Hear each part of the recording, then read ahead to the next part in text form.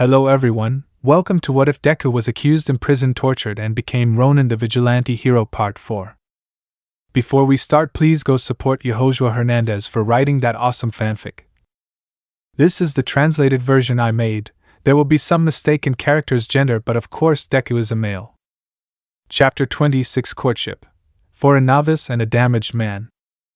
The day arrived, Sunday at UA. Nothing can go wrong, right? Apparently Class A did not know the word peace. The recreation room was a mess. Marks of explosions and blows, tape, purple spheres and other marks were everywhere. Some chairs were broken, the food table was on the floor and the food was scattered everywhere. On the ceiling was Mineta wrapped with tape like a mummy and stuck with it like a cocoon. Mina and Hagakure in a corner hugging, protecting each other. Bakugo passed out on top of Kaminari. In short, all the students, or at least the vast majority, were knocked out. But inside the dormitories in a freckled boy's room things were different. Sitting and leaning against the wall were two people hugging, Izuku Midoriya and Momo Yaoyorozu. The brunette rested peacefully on her beloved's shoulder. The night before Yaoyorozu had been the first to fall asleep. Izuku took out his blanket to cover her, and then he fell asleep. The raven-haired girl woke up shortly after. Her eyes slowly getting used to the lack of light until she realized that despite the feeling of cold she didn't feel that much. The girl noticed the blanket and smiled tenderly, and then looked to her side and found a slightly trembling Izuku. Yaoyorozu, you knew you'd be cold, yet you still covered me up? You may be different from your old self, but you still care about others. The brunette smiled and kissed her boyfriend's forehead. She uncovered herself and now covered both of them. She created a pillow and put it on Izuku's head, who leaned back better. The brunette smiled and now she could sleep better. The next morning the sound of the television still on woke them both up. Ronin, good morning, beautiful. Yaoyorozu, did you wake up in a good mood? Ronin, well, I have you by my side. Yaoyorozu, stop pretending. Ronin, it had to sound cheesy, right? Yaoyorozu, I don't think it's necessary. Ronin, well? Yaoyorozu, it's okay that you're my first boyfriend, but I don't think you have to be like that. You know, I liked you for the way you are. Ronin, idiot, shameless and aggressive? Yaoyorozu, if you put it like that you have some points against it, but I think so, he. Ronin, so I don't have to be a mythological hero or a dragon slayer? Yaoyorozu, I don't think so. Your rude and sadistic version is the one I like. A little idiotic, but you're also a hero. Ronin, just don't regret it. Yaoyorozu, don't make me regret it then, The freckled boy smiled and approached the brunette to kiss her, but she was thinking that he would hug her and extended his arms to her. Izuku surrounded her, but Yaoyorozu moved away thinking that he would carry her. Ronin, you are slippery.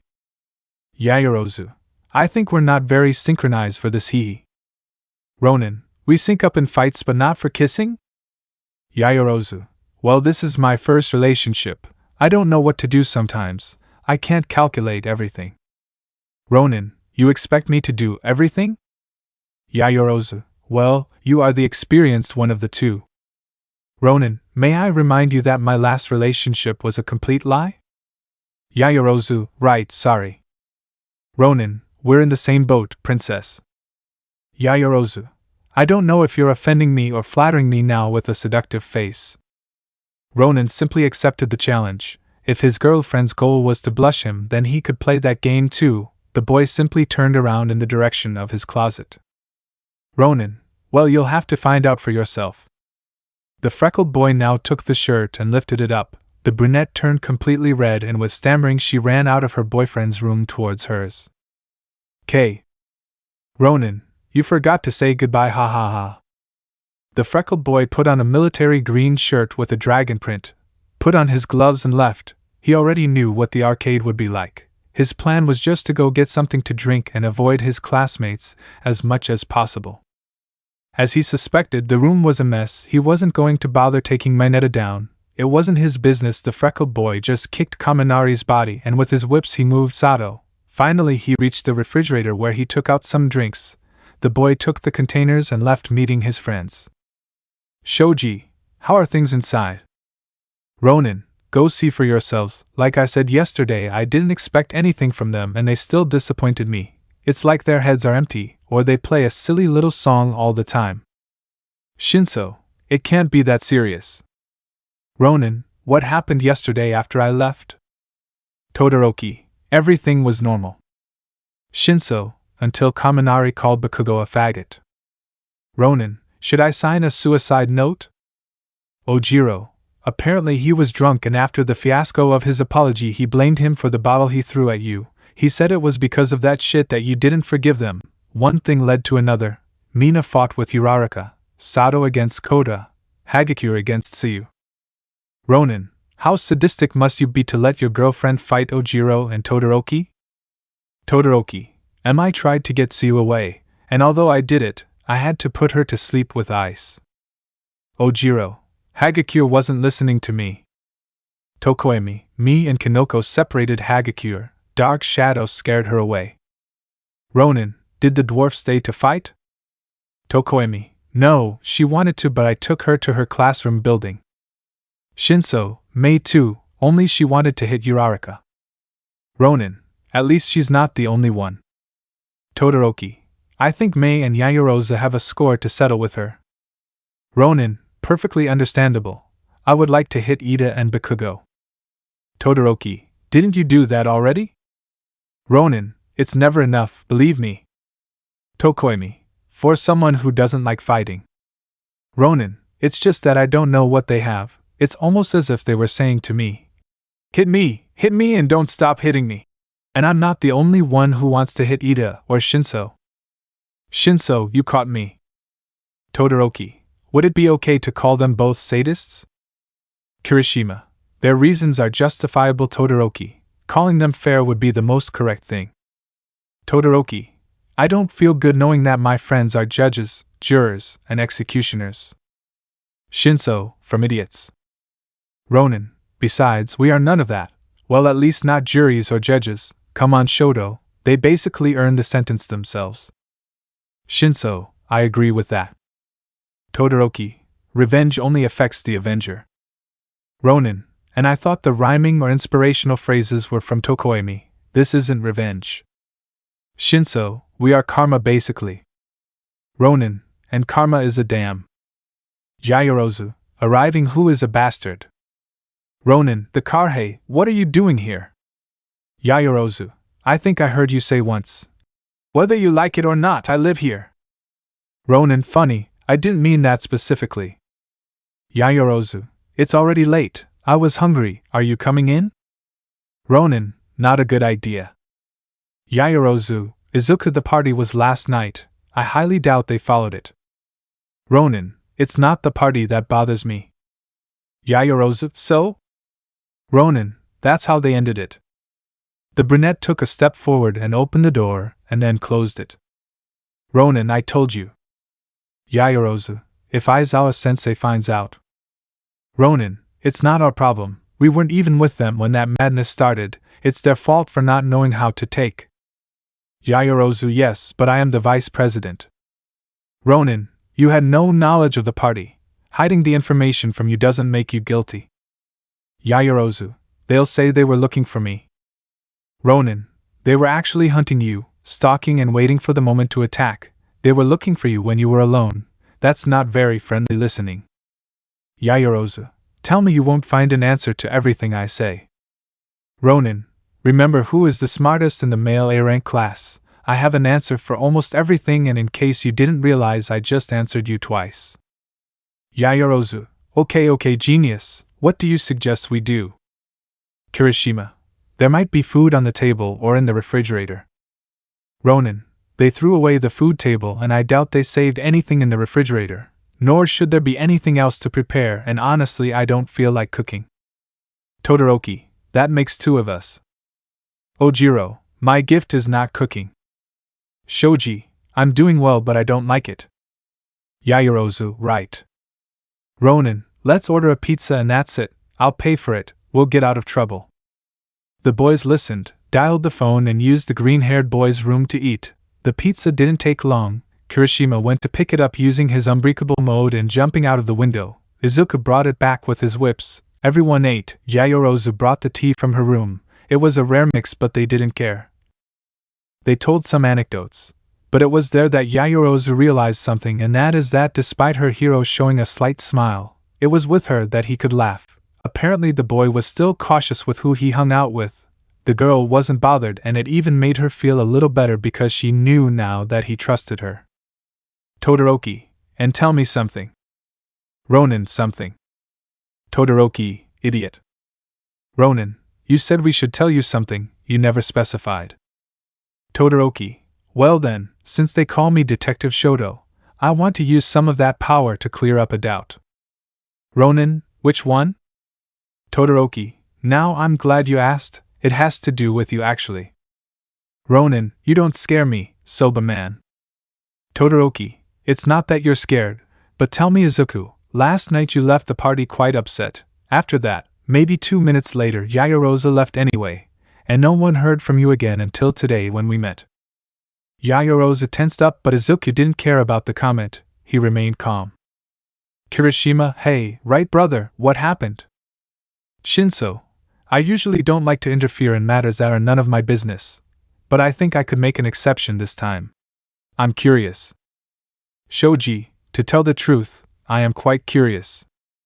Tokoemi, usually this kind of behavior is undesirable for me, but by majority vote I guess you have no choice, Midoriya. Ronin, I actually think so. What do you think, Ojiro? Ojiro, it's none of my business. The truth is something I'd rather avoid, although they're right that you disappeared. Well, both of them, and that's weird. Ronin, okay, so that's how you want it? Okay. The freckled man took out his black whips, 6 to be exact. Ronin, I give the order, and this will wrap around your necks until you faint, you decide. Yaoyorozu, Izuku, calm down. If you do that, they'll think you're agreeing with them. Ronin, I don't give a damn what you think. Yaoyorozu, Izuku, Midoriya. Ronin, it was a joke. I'm not capable of doing that to my friends. Todoroki, you just make us faint anyway. Ronin, you do know that a blow to an area of the head causes memory loss, right? The duration depends on the force. Yaoyorozu, but you won't. Ronin, exactly. Ojiro, then why don't they tell us? Ronin, there's nothing to say, I just went to my room and that's it. Momo took my drink and went to her room. It was that or wait for her to come back and kill Uraraka. Yaoyorozu, I wouldn't kill her, in fact I don't think I would hurt her. Ronin, nobody believes you. Yaoyorozu, everyone here knows I'm not aggressive. Ronin, how many of you think Momo would attack Uraraka the same or worse than at the festival? Yaoyorozu saw how even Dark Shadow raised his shadowy hand. Ronin, now how many of you believe that our vice president wouldn't hit Uraraka if her life depended on it? Nobody raised their hand. Yaoyorozu, come on, can't you really believe that, Kirishima? Kirishima, I saw you fight at the festival, that's male brutality but brutal. Yaoyorozu, Tokoemi, you are the most sensible of all, why don't you have an opinion? Tokoemi, it's not fair to comment on something I know isn't true. Yaoyorozu, do you really think I'll hit Uraraka? Everyone turned their heads, whistling discreetly. Ronin, see? Me hitting Iida or Bakugo is normal now, but who knew you were so aggressive? Well. The girl took a pillow and hit the freckled man in the face, silencing him. Yaoyorozu, you are hateful. Ronin, I know, they tell me that a lot. The freckled man smiled at her, and just moved his lips. No one noticed this except Yaoyorozu, who could read them at ease. Ronin, but you love me like that, princess, so don't complain too much. The brunette just blushed. They spent part of the morning talking, and in the afternoon everyone left except for the brunette, who excused herself by helping Izuku. He for his part got into his stubborn role, pretending to reluctantly accept. Todoroki, well then we're leaving, I'll go see how Tsuyu is doing. Shinso, I think I'll mark May. Ronin, how long have you been together? Shinso, we're not getting broccoli. Ronin, you're taking too long. Tokoemi, I don't think you can talk much about that. Yaoyorozu, and what about you, Tokoemi? When did you and Komori start dating? Tokoemi, we're not dating, I'm going to my room. Ojiro, I'll go to the arcade for Hagakure. I hope she's not still there. but I'll make sure first. Kirishima, I'll go with you. I'll see Mina too. Everyone left. Yaoyorozu began to pick up the teacups while Izuku arranged everything with his black whips. Outside in the corridor, the eyes fell on Tokoemi. Tokoemi, how much do they see me? Todoroki, we are still in shock at seeing you and Komori. Tokoemi, for the last time we are nothing more than friends. Shoji, you don't have to hide it with us, much less with Midoriya. We understand everything. Tokoemi, but seriously, we are nothing. Kirishima, ha ha ha, this is what you get for not telling us. You know we don't judge hugging the bird boy. Tokoemi, wretches. Shinso, he at least that didn't happen to me. Ojiro, we saw you with Hatsum many times before everything happened, you know. Shinso, don't even remind me. Sometimes I want to send Iida to jump off a cliff. The boys walked until they separated. Back in Izuku's room, they were both outside on the boys' balcony. Izuku looked at the sky. Yaoyorozu looked at him and put her hand on her boyfriend's. Ronin, what's up? Yaoyorozu, that's what I should say to you. You've been very quiet. I mean, I know you're not the best person to express your feelings except when you're with me, but it's weird to see you so quiet. Ronin, I wonder if this is really okay. Yaoyorozu, again with that? Ronin, don't get me wrong, I love it. I don't regret it, but you and I come from different worlds. Yaoyorozu, I guess that makes us unique. Imagine being with someone you share everything with. I feel like it would be boring.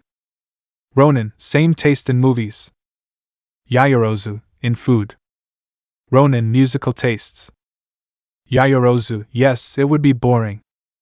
Ronin, hey, a lot of girls want that.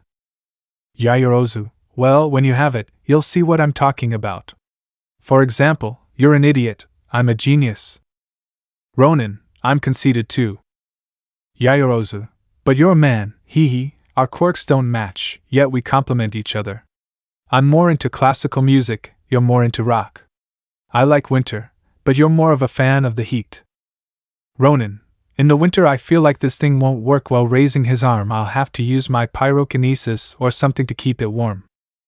Yaoyorozu, they must have fitted some regulator. They can't be geniuses if they don't think about that. Ronin, I suppose you're right, but besides the snow, what's the benefit of the cold? You freeze, your bones hurt if you're old, but in the heat you're warm, you sweat, allowing any illness to come out. We can swim, drinks taste better, you're more awake. Yaoyorozu, you say that because your quirk is heat. Ronin, so why do you like the cold? Yaoyorozu, I like winter clothes, hot drinks taste better, and I can be hugged by the warmth of family or in my case hugged by you. The girl hugged Izuku's shoulder and leaned on his shoulder. Ronin, you're only saying that because of my quirk. Yaoyorozu, partly yes. The freckled man activated his quirk without generating flames, just hot enough to make the girl snuggle closer. Ronin, you look like a cat. Yaoyorozu, shut up, do you want a rabbit? Ronin, I can't be a rabbit, because if so then I'm lost next to you. Yaoyorozu, choose another animal then. Ronin, the lion? Yaoyorozu, he will think about it later. Aizu. Ronin, we've already talked about pet names. Yaoyorozu, we never said anything about the code names. Ronin, it's okay my sweet booger. The girl immediately created a needle from her neck that stuck into the boy's shoulder, who did complain. Ronin, ouch, hey that hurt. Yaoyorozu, that was the gold genius. Ronin, aren't you worried that some gossip might pull out a phone or camera and capture such a touching scene? Yaoyorozu, I would be worried if I didn't know that my boyfriend has a stab in his head that can help us detect danger at any time. Ronin, sting? Yaoyorozu, I'm not stupid Izuku. I realize that you can dodge our attacks without problems. You're smart, and you know how to hide it, but even so you move a little before we attack. How else would you know this if not by warning? I figured out that the only way that's possible is that you've either spied on us or something inside you warns you. The most obvious was number 2, so I already know you have your sting. Ronin, don't tell him. Sting. Will you? Yaoyorozu, so? Ronin, I call it predator sense.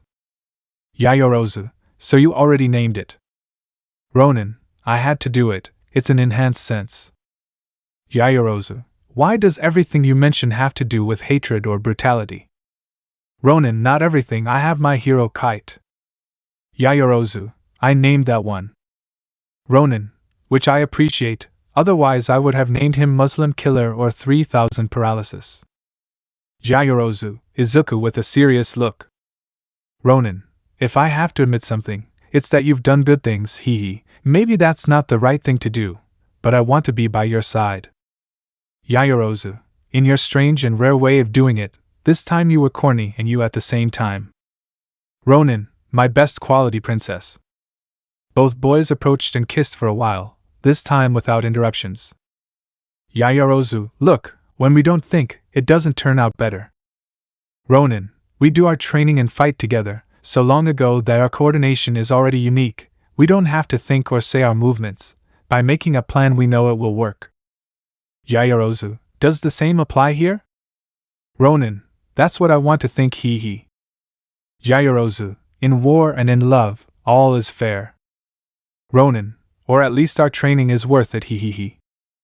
Yaoyorozu, hee, I think so. Hey Izuku, I know it hasn't been long but we haven't heard from them. Do you want to go see what happened in the arcade? Ronin, don't tell me you're scared. Yaoyorozu, you don't know or you haven't realized, but I'm more of a president than a vice president. I don't know what's wrong with Iida. Aizawa doesn't seem willing to do anything like that, so if something happens. Ronin, understood, let's go. The faster we get there the faster we'll realize and then we'll know what to do, okay? Remember that with my black whips I can make everything easier. Yaoyorozu, yes, yesterday it was clear with the kissing while hanging upside down. Ronin, come on, we'll see what to do later, okay? Yaoyorozu, can we not train today? Ronin, you read my mind. We haven't been here long, but I'm still not completely used to it. Yaoyorozu, we have also trained a few times with everyone. Ronin, yeah, I just hope Class B doesn't try anything. Yaoyorozu, last time you tried it you punched Momo in the nose. Ronin, it wasn't a great loss. Yaoyorozu, Izuku, you broke his nose. Ronin, really? Wow, but I didn't even hit him that hard, how do you know that? Yaoyorozu, Kinoko told me yesterday. She said that when they took him to the infirmary, recovery girl, she asked them what had happened. Kendo took the blame. Recovery girl said that they broke his nose. Seriously, you almost broke it. Ronin, I'll try harder next time. Yaoyorozu, Izuku, you know I love how you are, but I don't know, couldn't you act more human? Ronin, hey, the last time I did that, they sent me to hell. Technically, I'm dead, a ghost, a spirit of vengeance. Yaoyorozu, a deadite? Ronin, basically. Yaoyorozu, you can at least smile, right? The freckled man stared at her, and suddenly a smile appeared that Momo found more disturbing than joy. Yaoyorozu, let's leave that for later, okay?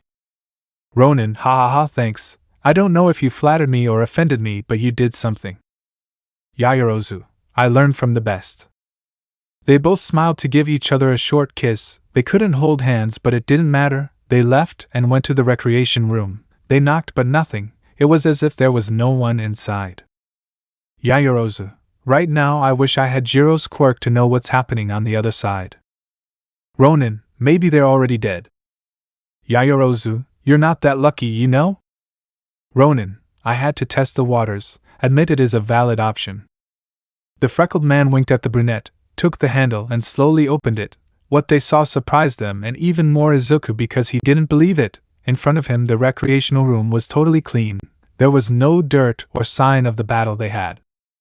Ronin, they're all about winning your appreciation. Yaoyorozu, or yours.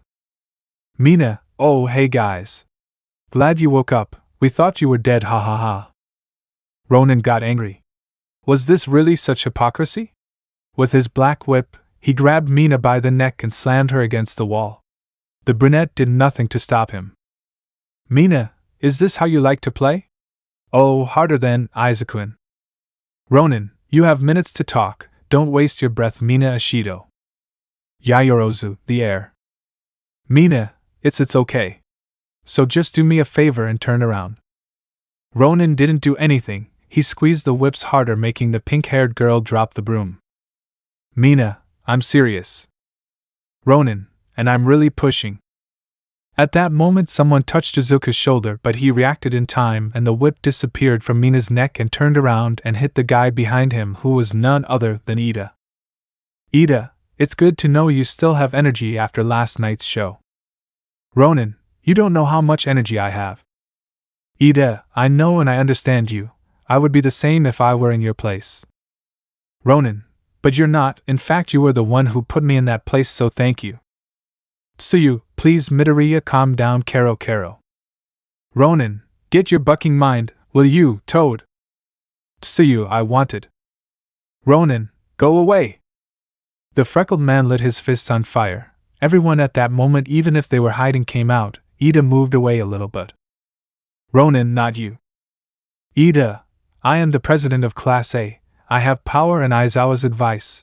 I don't want to threaten you because you are not my enemy Izuku, but do you have any idea what I could do to you? Ronin, seriously? Are you going to act all tough after the shit you pulled last night? Now listen to me, you have 10 words, just 10 to explain to me why the Bucky let me do something so stupid that also included alcohol. Call me old-fashioned, but when I thought you were the respected Iida, I didn't think you did this crap. Now use your words carefully, because if I don't like what you're going to say, I'll break your nose and you'll fly out that damn window, and there will be no Uraraka to save you because she will be too late. Iida, you can't threaten me, and by doing that you'll get into a lot of trouble with. At that moment Izuku hit him hard in the face. Ronin, how many words were there? Yaoyorozu, 12. Ronin, wow, really, that many? I didn't even realize you spoke too fast. Okay, let's be fair. I'll give you one more word, just one. Iida remained silent. Between the slight fear and nervousness, he felt he couldn't speak, but that was why Izuku hit him again. Ronin, really? Iida, Mina. It was Mina's idea. Ronin, keep talking. Iida, when they saw what happened at the festival they felt sorry, and after seeing what Kirishima did they felt worse, but Mina thought that doing this would be a nice way to fix everything. She thought it would be a good idea because we would be rewarding you and paying off our debt to you for 4. Ronin, betray me and send me to hell. Iida, we got permission from Aizawa with the promise of not including alcohol. At that moment Ronin hit Iida. Yaoyorozu, why was that? Ronin, because he was an idiot, he betrayed his ideals and lied to a teacher. Iida, Izuku, please leave me. Ronin, yes, I will leave you, but wrap like a mummy for a long time. Iida, now Uraraka. At that moment Izuku was covered. Yaoyorozu was surprised to see how Izuku was covered by a dark green suit. Long white gloves, black lines adorned the torso. The rabbit ears fell, meaning something his old suit. Izuku took it off and looked at it for a few seconds. He clenched his fists. Uraraka, surprise my love. Ronin, my old suit. Iida, I admit it. We hurt you, but for a long time I was thinking about doing this to you. Only until now I was able to finish it. It was made by my brother's agency. It is made with the same materials as my armor and an alloy to be cloth. A unique suit for you. There will never be two alike. Brother, I know your mother died, but now you can be a member of the Iida family, as we said, right? Best friends, even in suits. Iida knew that plan couldn't fail. Izuku always admired the blue-haired boy before. He had even asked him for advice on how to use his full cowling. Now with that suit he didn't talk to the boy who hit brutally. Having his suit in his hands he spoke to his best friend. Momo looked with annoyance at Uraraka, who was jumping for joy. The brunette was tempted to take Izuku's hand and cover him with kisses like in the past. Yaoyorozu created a loaded gun. Blue-haired and brunette looked at Izuku, waiting for the reaction of that humanitarian green-haired boy they wanted to see back so much. Ronin, do you want to wash your debts, Iida? Iida, I want my best friend back. Ronin, first you hit me, then you talked about me behind my back, then you messed with my girlfriend without telling me, even though you knew I could have broken up with Uraraka so they could be happy. And when you could, you hit me. When I came back, you didn't ask yourself why and you just attacked like an animal, so you want to wear this as pajamas. Maybe that way you can dream of a world where you didn't cheat on Mei. Where you were not a shitty person and where she will still respect you. The freckled man grabbed Iida by the neck and began to drag him. The blue-haired man was shocked. He wanted to move, but his legs wouldn't help him. Uraraka wanted to go for her boyfriend, but then she felt a shot in her shoulder. When she turned around, she could see Yaoyorozu, who was aiming at her. Her gun was smoking. Uraraka, what? Yaoyorozu, ah. No, don't even think about it. The brunette hit him once in the stomach and once in the face. Iida, being dragged its weight, no. Stop, say you said to tell you the truth, you wanted the truth. The freckled boy picked him up and threw him against the window, shattering it, but with his whip he prevented him from hitting it, but he caught him near the ground, so after a few seconds he let him go. The boy turned around and went to his room. Yaoyorozu, wow, how did you know I would say everything? Ronin, I didn't know that. The brunette went after the boy who, upon reaching his room, took his sword. Ronin, wipe the blood off my hands. Yaoyorozu, what are you doing? Ronin, I meditate, so I can be calm, serene, I'm not a killing machine. Yaoyorozu, I know Izuku. The brunette hugged her boyfriend and they both sat down. Izuku knew there were things she didn't know about him that could ruin their relationship, and that scared him. Ronin, Momo? Yaoyorozu, what's up? Ronin, and if I weren't what you expect? Yaoyorozu, what? Ronin, well, you think of me as a hero and the truth is that I want to be one, but what would you say if a lot of what I learned, the way I mastered my quirks, comes from teachings from villains? The brunette was surprised, but after a moment she adopted a calm and loving gesture. The girl was new to this relationship thing, but she knew that to calm her Izuku down she would do anything. The girl laid him down on her legs and stroked his hair gently. Yaoyorozu, it was about time we talked about that, don't you think? Ronin, you already knew? Yaoyorozu, I'm not stupid, Izuku. I remember you well. A year ago before you left, your skills were things you learned on your own, some advice from Iida. You knew how to move, but your techniques weren't good enough to kill. Now you do. You've shown that you can quickly leave your opponent out of combat. Not liking it is different. I was thinking about how it was possible for you to go from being a sweet and naive boy to a brutal hitting machine. Then one afternoon I heard Kendo mention the history of some of your techniques. Ronin, so? Yaoyorozu, but I don't care. The techniques don't make you a villain or a hero. You do it, and look how well you did it, hee. The freckled man smiled and snuggled deeper into his girlfriend's legs. Yaoyorozu, maybe we're not ready to know each other's entire past yet. We barely know a few things. But I guess in a relationship that's important. Learning about each other over time, discovering all of that step by step. Ronin, you sounded like an expert. Are you sure I'm your first boyfriend? The amused brunette gave him a small pat on the head. Yaoyorozu, very confident. Ronin, Sinesh, part of me is analyzing whether it was right for us to do this. Well, you know, keep this a secret. Yaoyorozu, and what conclusion did you come to? Ronin, I realize that it's okay. At least for now. I mean, if Uraraka is determined to get me back to where I was, don't you think she'd use such cowardly tactics as making up lies about you to get me away? Yaoyorozu, or vice versa, you're right, for now it's fine like this. Besides, we don't have to brag. Or well, for now I don't have the urgency. Ronin, neither do I. Yaoyorozu, although I think I would have to tell Mei. Ronin, really? Yaoyorozu, Izuku helped me a lot to gain courage, she's a good friend. Ronin, I think I get the point. Well, do it, but only she should know, you know what I mean. Yaoyorozu, yes, don't worry, hey, but won't you tell anyone? Ronin, did not create. Yaoyorozu, what about Todoroki?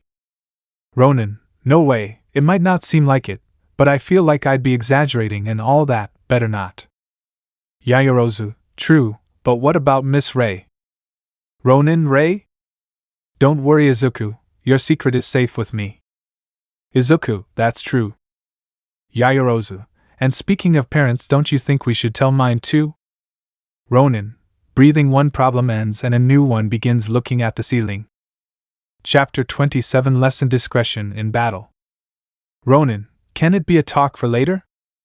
Yaoyorozu, come on, Izuku. Ronin, if I'm honest, it's a bit difficult for me. Yaoyorozu, but you met Uraraka's people. Ronin, yes, but it wasn't easy, and also remember that your parents aren't that big of fans of mine. Yaoyorozu, I would say otherwise, but I would be lying to you. Ronin, see? Even you admit it. Yaoyorozu, you also admit that you didn't make a good first impression. Ronin, in my defense. Yaoyorozu, Izuku, you choked my father the first chance you got. Ronin, in my defense I can say that I didn't know him, and that I also felt intense about getting Momo out of school. I reacted by instinct. Yaoyorozu, nobody acts like that because forget it, you do, but look, although I appreciate that you protect me, I have to say that your way of doing it was somewhat rude. Ronin, you didn't say that last time in the alley. Yaoyorozu, shut up, that was different and you know it. Ronin, hey, but I'm seriously not ready for that. Yaoyorozu, well yes, I suppose you're right about that, but hey, calm down, although it would be fun to see how you two fight again. I have to say that it's not something that is planned or agreed upon yet. Izuku makes me nervous too. It will be the first time I introduce my boyfriend and I don't know. Ronin, look, we have to plan it better and when we're ready we'll do it, understood? We could even go with Miss Ray. Yaoyorozu, yes, I guess you're right, thanks Aiza. Ronin, I think this time I should thank you Momo. Yaoyorozu, and what do you want to do now? Ronin, I don't know. I think we have the afternoon off, we've already taken care of them, we just had breakfast with the boys and there's no homework so. Yaoyorozu, homework damn Izuku. Ronin, what? Yaoyorozu, yes there is homework. Ronin, don't joke. Yaoyorozu, of course I don't you remember? It's Aizawa-sensei's homework. Ronin, damn it's true, okay new plan, I'll go get food, you go get your things. Yaoyorozu, and what exactly will you make for dinner? Ronin, I don't know, but I'll come up with something, that's for sure. Yaoyorozu, I'll wait for you in my room. Ronin, we will study here. Yaoyorozu, I'm not going to argue who has the authority at this very moment Izuku. Ronin, you said it, they accused me of kidnapping, do you think it would be nice if they saw me enter your room? What about Uraraka? Yaoyorozu, right, I'll see you there in 10 minutes or however long it takes you to prepare something. Ronin, there will be more than 10, but didn't you hear what I said? Yaoyorozu, yes, but listen, they can't take the photo if they don't see you come in. Ronin, I don't understand the point. Yaoyorozu, don't go through the front door. At that moment the freckled man came up with a way. Ronin, smiling, I'll see you there. The brunette left, but before that she hugged her boyfriend and took her things, who just looked at her with a smile. Ronin, she is special now, what will I prepare? The freckled boy decided to do something quick. He knew that if he made katsudon it would take at least minutes. The onigiri's were fast, but the memory of Uraraka made him quickly abandon the idea. Ronin, damn, I really liked onigiri's. The tired boy was thinking, he had little time and no ideas. He quickly took his phone, there was someone who could help him. Talking to him would waste more time than he had available, but he could help him and it was worth it. He quickly dialed the number, praying that it was not too late or too early. Ray, hello? Ronin, Ray? Ray Izuku? Boy, it's been a while since I talked to you. You're so mean. Ronin, excuse me, some things have happened. Ray, anything to worry about? Ronin, why do you always have to assume the worst with me? Ray, right, that sounds racist. Ronin, but well, I suppose he has reasons. Ray, what do I owe the call to, son? Ronin, surprised by the term well, I needed quick cooking recipes. The woman breathed and asked the boy for a few minutes. The mother would take out her recipe book. Minutes later Izuku in the empty kitchen knew what to do. Quickly, and using his black whips, he managed to finish instant ramen prepared in a different way, and some kushiags were the dish that the freckled boy chose. His ramen had no broth, so he couldn't spill anything. The boy covered the food perfectly, and using his black whips he went out a window and swung to his girlfriend's room. It didn't take long to land and touch the window. Yaoyorozu smiled and opened it quickly. Ronin, if it weren't for the fact that I'm a hero, I could work as a messenger, fast and efficient service. Yaoyorozu, hee I know, but for now that is limited to bringing us food. Ronin, well that's true, but I also have to go get my things, so if you'll excuse me, I have to go. I won't be long. Yaoyorozu, you don't need it. Ronin, What do you mean, no? Girl, do you see a notebook anywhere? Yaoyorozu, your things are there, pointing to her small desk. The freckled man was nervous. How had he managed? Ronin, where did you? Yaoyorozu, I took my things from your room. Ronin, so what? Yaoyorozu, did you ever see me take my things to your room? The freckled man realized that what the girl had taken was not hers but his. Yaoyorozu, I knew something like this would happen. I wanted to avoid you having to go around twice. Ronin, you are the purest and kindest person I have ever met. The brunette just clung to her boyfriend's arms and pretended to fall. Yaoyorozu, what would you do without me? Ronin, honestly? I think they would have buried Iida and Bakugo by now. You know, something like those stories where I turn bad and destroy everything. Yaoyorozu, first of all, you are exaggerating. Secondly, what would you do after destroying everything? Ronin, I would sit and rest and watch the dawn of a grateful universe. Yaoyorozu, well then I'm glad to bring out your human side. Ronin, he exaggerated. What do we have to do? Yaoyorozu, sit down, I explain to you. So the afternoon and the rest of the day passed for both hero prospects who enjoyed each other's company. On the other side of the arcade, Iida and company were arguing heatedly. Iida, this is your damn fault, Mina. Mia? You and that stupid Uraraka just made things worse with your idiotic games. Uraraka, maybe if someone hadn't gotten drunk and started saying and treating Izuku like a dog, this wouldn't have happened. Bakugo, it's just nonsense. Iida, you can't talk. Who the buck would throw a bottle at Izuku? You basically screwed up. Bakugo, of course, it's easier to blame my not stupid 4 eyes. What about your stupid plan? Did you really think that by giving him a suit he'd come back? Iida, that's better than threatening him every day. Bakugo, sure, brilliant idea. We should give him a suit and call him brother. Uraraka, listen, you can't even have an opinion. Bakugo, who the buck do you think you are, talking to me like that, round-faced? They should call you marijuana. Uraraka, why? Bakugo, because everyone's already tried you and you know what's bad. That no one likes you. The blonde smiled with a sly smile. Uraraka began to cry with sadness, fury and helplessness. Iida hit her in the jaw that knocked the blonde off his feet. Iida, you're a son of a... Uraraka then sat down on the floor, suddenly alerting Iida. Iida, Oka-chan. Uraraka, it's nothing, I'm just a little dizzy. Iida, can you get up? Uraraka, yes, but please bring me that chair, darling. What Yaoyorozu shot at me was strong. Mina, it's surprising that Yaoyorozu, being the calmest, shot you with such a powerful tranquilizer.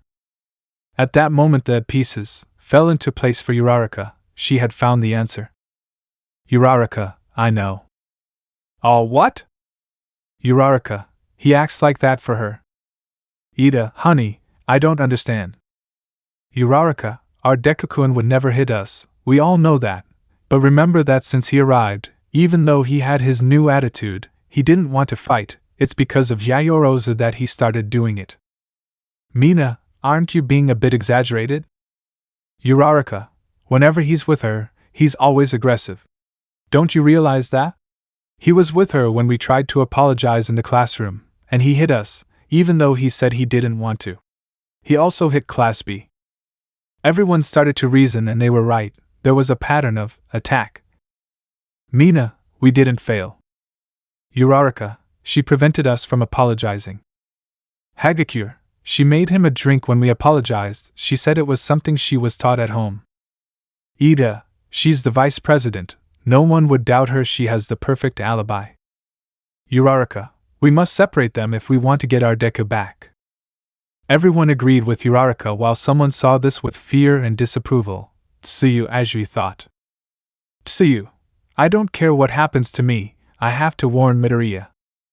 The little frog slowly walked away until he reached the door where he went out in the direction of Izuku's room. When he arrived he began to knock incessantly but no one opened, and this was because the freckled boy was in his girlfriend's room. They had already finished doing their homework, now they were finishing eating. Yaoyorozu, seriously Izuku. Ronin, I mean it. Yaoyorozu, no way you can. Ronin, oh no? You saw me throw Iida out of a window, and you don't think I'm capable of hanging Bakugo from the flagpole?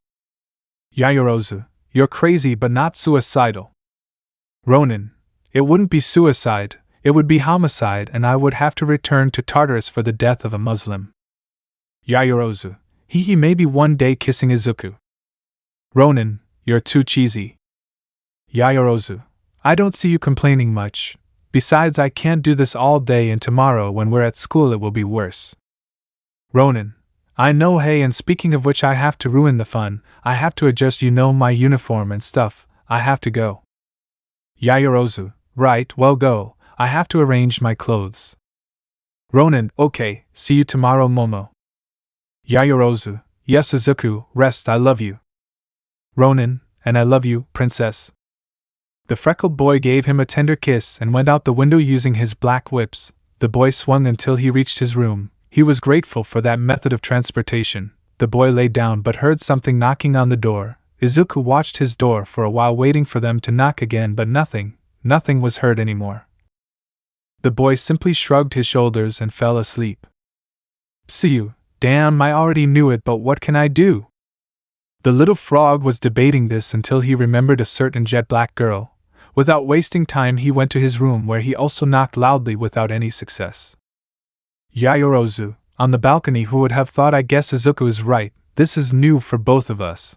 Or at least for me. I think not so much for him, but I promised him that I would be different from Uraraka, and I'm going to show him that. The girl was so excited and deep in thought that she didn't hear Tsuyu knock on the door. The little frog gave up. She knew she wouldn't open it. They distrusted her just like she distrusted Izuku and later Yaoyorozu. She didn't blame them, but now how could she tell them both? The frog girl stopped her thoughts when she collided with Uraraka. Tsuyu, Oka Uraraka? What are you doing here? Kero. Uraraka, Tsuyu? Hehe, hello friend, nothing, I came from Deku's room. As you heard, I said that we have to talk to him when he's not with Yaoyorozu. I knocked on his room door, but I think he's asleep. He didn't open it, but it's understandable. He's always giving his all. Tsuyu, yes, it's uncomfortable, Kero. Uraraka, who would have thought that we would be the only two of us? We haven't talked for a while, haven't we? Tsuyu, I think so, Kero. Uraraka, but we're best friends, right? Hey, it's even occurred to me that you and I could work together to talk to Deku and get him back, remember? When the world was perfect. Tsuyu Ochako, I don't want to sound rude, but if you get Deku back, it would be as a friend, right? Kero. Uraraka, he is my Deku-kun. Tsuyu, sorry to butt in, but isn't Iida your boyfriend? Kero. Uraraka, my Deku-kun is someone understanding. We will reach an agreement, I am sure of that. The brunette smiled widely. Tsuyu felt a chill run down her spine. She decided to walk away and warn her partner. Tsuyu, well, and then I think I'll go to my room. Tomorrow we have classes, see you, Uraraka. Kero. Uraraka, rest, Tsuchan, I'm glad we're friends again. The brunette walked away happily. Tsuyu, on the other hand, didn't hate to hold it in any longer. She wanted to cry, burst into tears and run to Izuku, tell him the truth, that she was a coward, that she doubted her own actions, and that even though she thought the freckled boy was incredible and admirable, she betrayed him. Tsuyu wanted to tell him that she was an idiot, but she stood there for a few seconds until he started walking and went into her room to go to bed. Tsuyu, it has never been difficult for me to tell the truth. I have always been honest even if it hurt, but then so why can't I be honest with Midoriya? The little frog saw her table where she had framed photos. There were several. Some were upside down like one she had with Uraraka and the one she had with the rest of her class. But without Izuku, she kept the first-year photo up where the smiling freckled boy was still. She had photos with her boyfriend Todoroki and others with their families, but she had one in special, one where that freckled boy with a destructive power and her were, she remembered. It was the day they went to buy gifts for Uraraka's birthday and the welcome to UA for Eri. Tsuyu had that photo in a frame that said best friends. The frog girl couldn't help but shed a tear. She had lost someone dear, her best friend. Everyone in UA was finally asleep, but then something happened. A gas began to spread everywhere. Nobody noticed. The gas put them to sleep more. They were knocked out. They didn't feel anything. Izuku's predatory sense alerted him, but the boy was knocked out because a much bigger concentration of the gas was placed only in his room. A group of people entered each bedroom. I love you all. Interior of One for All.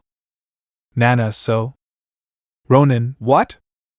We can see the former owner of One for All talking calmly with Izuku. Nana, what happened with that? She deserves someone better, she'll have no future with me, blah blah blah. The woman was cutely teasing Izuku, even making movements as if she had a sword. Ronin, it's not funny, Shimura. Nana, oh, the boy got serious. My name is Shimura. Ronin, old woman. At that moment the beautiful woman hit Izuku on the head with her fist, but he couldn't dodge it. Ronin, Nana cursed, rubbing the blow. Nana, I'm not old. Ronin, do you respect your elders and grandparents? The brunette was close to giving him another one, but instead she pulled him closer and hugged him maternally. Nana, I'm very happy for you, Izuku, for both of you. You both deserve to be happy. Ronin, I know. I think I still don't know if he deserves to be with me. Nana, Izuku. Ronin, but I will always fight to make her happy. The black-haired girl just smiled happily, ruffled Izuku's hair, but then put on a serious, tense face. Her accustomed body went into fighting mode. Izuku was startled by this. Ronin, what's wrong with you? Nana, something's not right. Ronin, what do you mean? Nana, your One for All is not responding. Ronin, wait, what? Trying to use his One for All, that's true. What's going on? Nana, the quirk must flow even when you're asleep, especially in your case because of your predatory sense. It should be a natural response, but now the most logical answer. Ronin, unconscious shit. Nana, the answer to get out of here is easy, you have to do it suddenly. Ronin, suddenly? Nana, like with that purple-haired boy, Shinso, you have to use incredible strength to wake up. Ronin, incredible strength, I have an idea. The freckled boy stood on guard. If One for All didn't react by his will, he would make it work by force. The boy began to gather energy while releasing immense heat. The black whips also emerged. The rays began to appear slowly, weakly. Nana, it's working, Izuku. Ronin, I know, I'll explode my power at once, that should be enough. Nana, yes, I think so, Izuku. Ronin, what's going on? Nana, take good care of her. Ronin, with my life. The freckled boy smiled and opened his arms. One for All was forced to wake up. Quickly the boy's figure disappeared. Nana was left alone, but with a smile. In the outside world the boy opened his eyes surprised. He was in free fall. The boy was breathing heavily. What the hell was going on? Izuku could notice that he had his hero suit on, but on top of it there were some straps, a backpack. There was some kind of button on his chest. The boy began to press it. Pure blows, but nothing was activated. After a couple of seconds he thought he didn't have time. The ground was getting closer and closer. He had his suit. That meant his sword too. The boy used his pyrokinesis, and it ignited on his back, burning the backpack and the straps. The parachute never activated. Izuku took out his sword and lit his eyes. The blade began to glow in its red color, reacting to the wishes of its bearer. Ronin, okay, so that's how you want it? Better for me, don't let me down. Ryujin no Ken Wakuri. In the air the huge dragon appeared, again in a green fire, and with the huge rays surrounding it. The boy had begun to practice to master it. This was a good opportunity. Ready, but it cost too much. Izuku felt that if he lost control the dragon would go against him, but he managed to turn around. The enormous figure crossed the air and went down in a way that would not be a dive.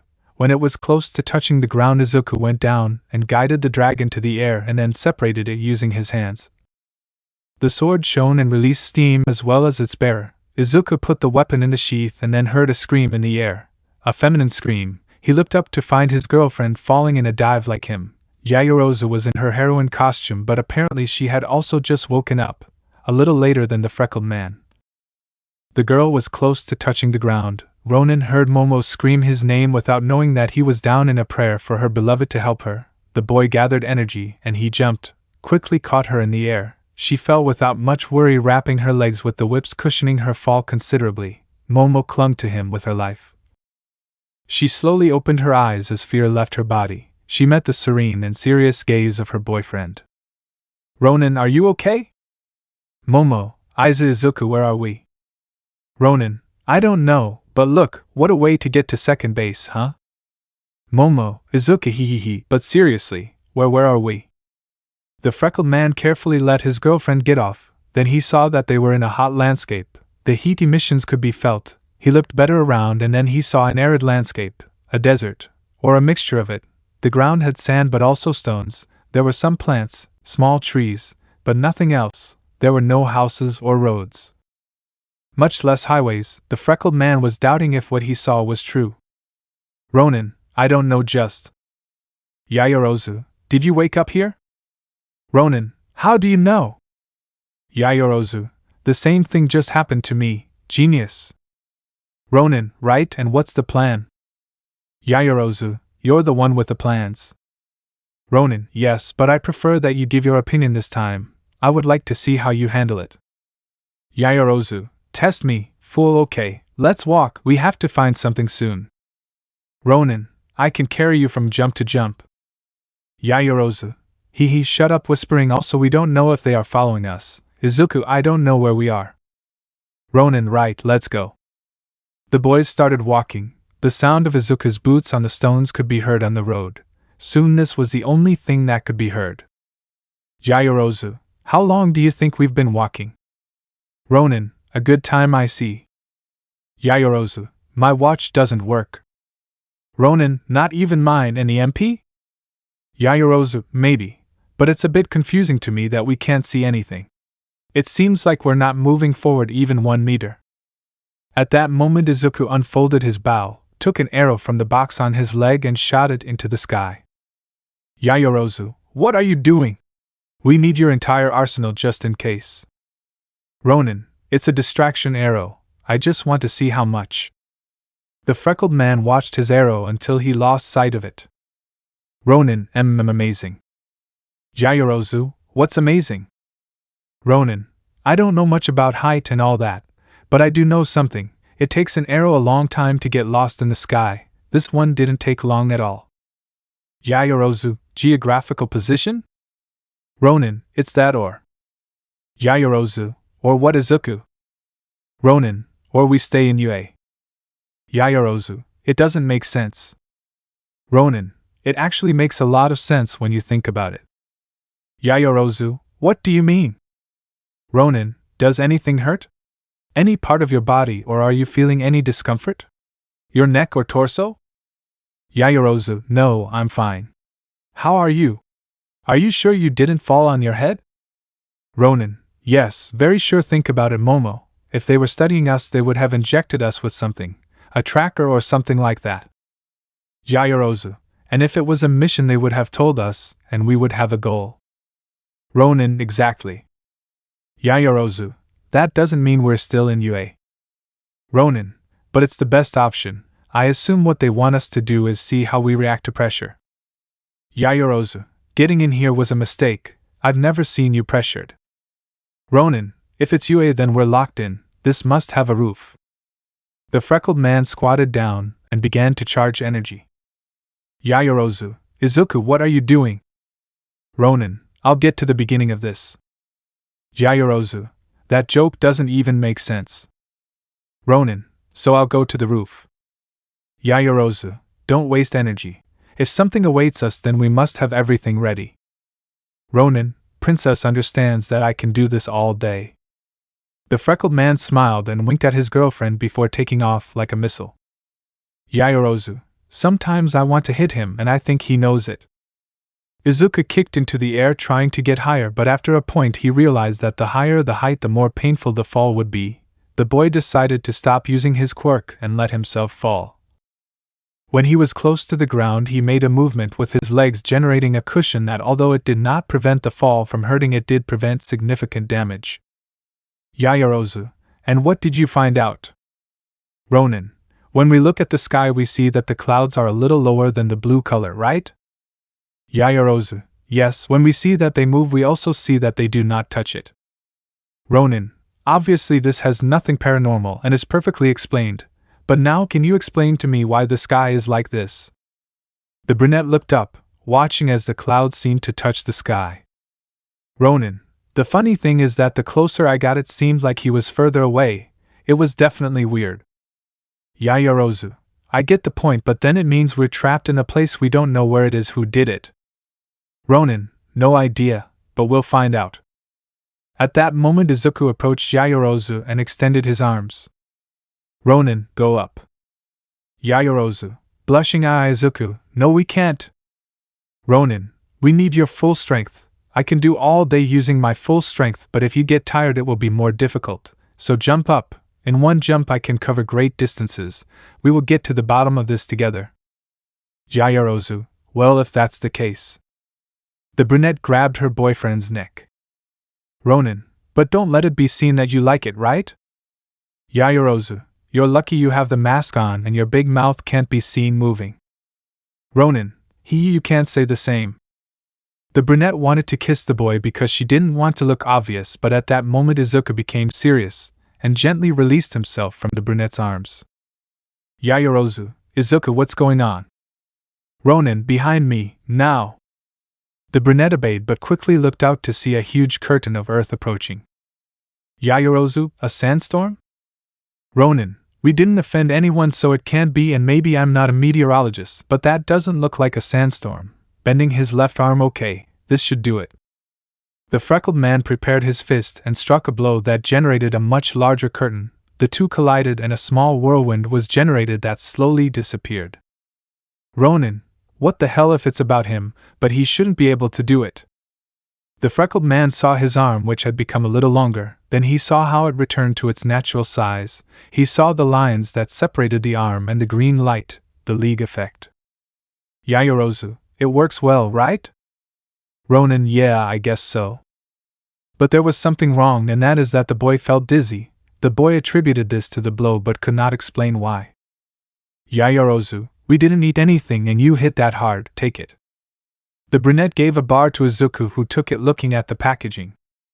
Ronin, a cereal bar? Yaoyorozu, attachments to my suit. I have to eat for my creation to keep working. Remember that it works based on my lipids. But you also need it, take it. If I don't worry about my boyfriend, then who? The brunette made sure to whisper the last thing but blushed as she said it. The freckled man took the bar and was about to open it when something hit them, and at an incredible speed snatched the bar from Izuku. Ronin, so it was you. I was wondering where that came from. Almight. Yaoyorozu, Almight? The blonde stood up with his smile on his face. Almight, ha ha ha, you caught me, young Ronin, I am here. The brunette looked at the symbol of peace. He was wearing his golden age outfit, but there was something strange. There was no hint of sadness he had after his fight against All for One. Now he seemed animated, happy, excited. He was an All Might who was in his glory days. Ronin didn't understand. How was it possible? He quickly stopped thinking about that to hug Momo and protect her from a blow from the symbol of peace that pushed them both. Ronin, this can't be. Yaoyorozu, instead of thinking that it can't be, think about the fact that you have to defend yourself. Are you okay, Izuku? I'll hit you twice. Ronin, he lost the ability to use his quirk after his battle against All for One. Yaoyorozu, All for One? Ronin, during my stay at Sir Nightie's agency I discovered the name of that villain he fought against in Hosu. That's all I could find out. There's nothing else. No real name or quirk, but you saw what he did. He's dangerous. Yaoyorozu, yes, Izuku, look at me. If this is happening it's because he can use his weight. Ronin, what? Yaoyorozu, see his forehead. The freckled man turned his attention to his rival's forehead when he saw the same device that David's shield had made on Island and that Wolfram had stolen. Yaoyorozu, it's the Island device. Ronin, Professor David, who did? Midnight, he doesn't come alone. The black-haired girl approached her partner. Her whip was lashing. She walked seductively. She had her full suit. She hadn't used her quirk yet. Ronin, oh great. The American Dream and the Lady of the Night. Yaoyorozu, we can fight both of them. Midnight, I don't doubt that, but do you think they do it while asleep? The brunette activated a button and behind them a sphere that had been placed thinking of the boys exploded, dispersing their gas. Immediately Izuku covered his mouth, he couldn't allow it. Midnight, clever but useless kid, that wall of dust had my smoke and you breathed it in when you dissolved it. Ronin, that's why Momo you can still. The brunette was knocked out, she fell to the ground without being able to avoid it. Almight, I would have liked a face-to-face fight but you're finished. The boy loosened his black whips, it was true, he was dizzy. Midnight, who do you think knocked them all out? Obviously I had to use more on you, a concentrate so you couldn't wake up. Boy, you're strong, but you're just a boy. Almight, sleep well, son.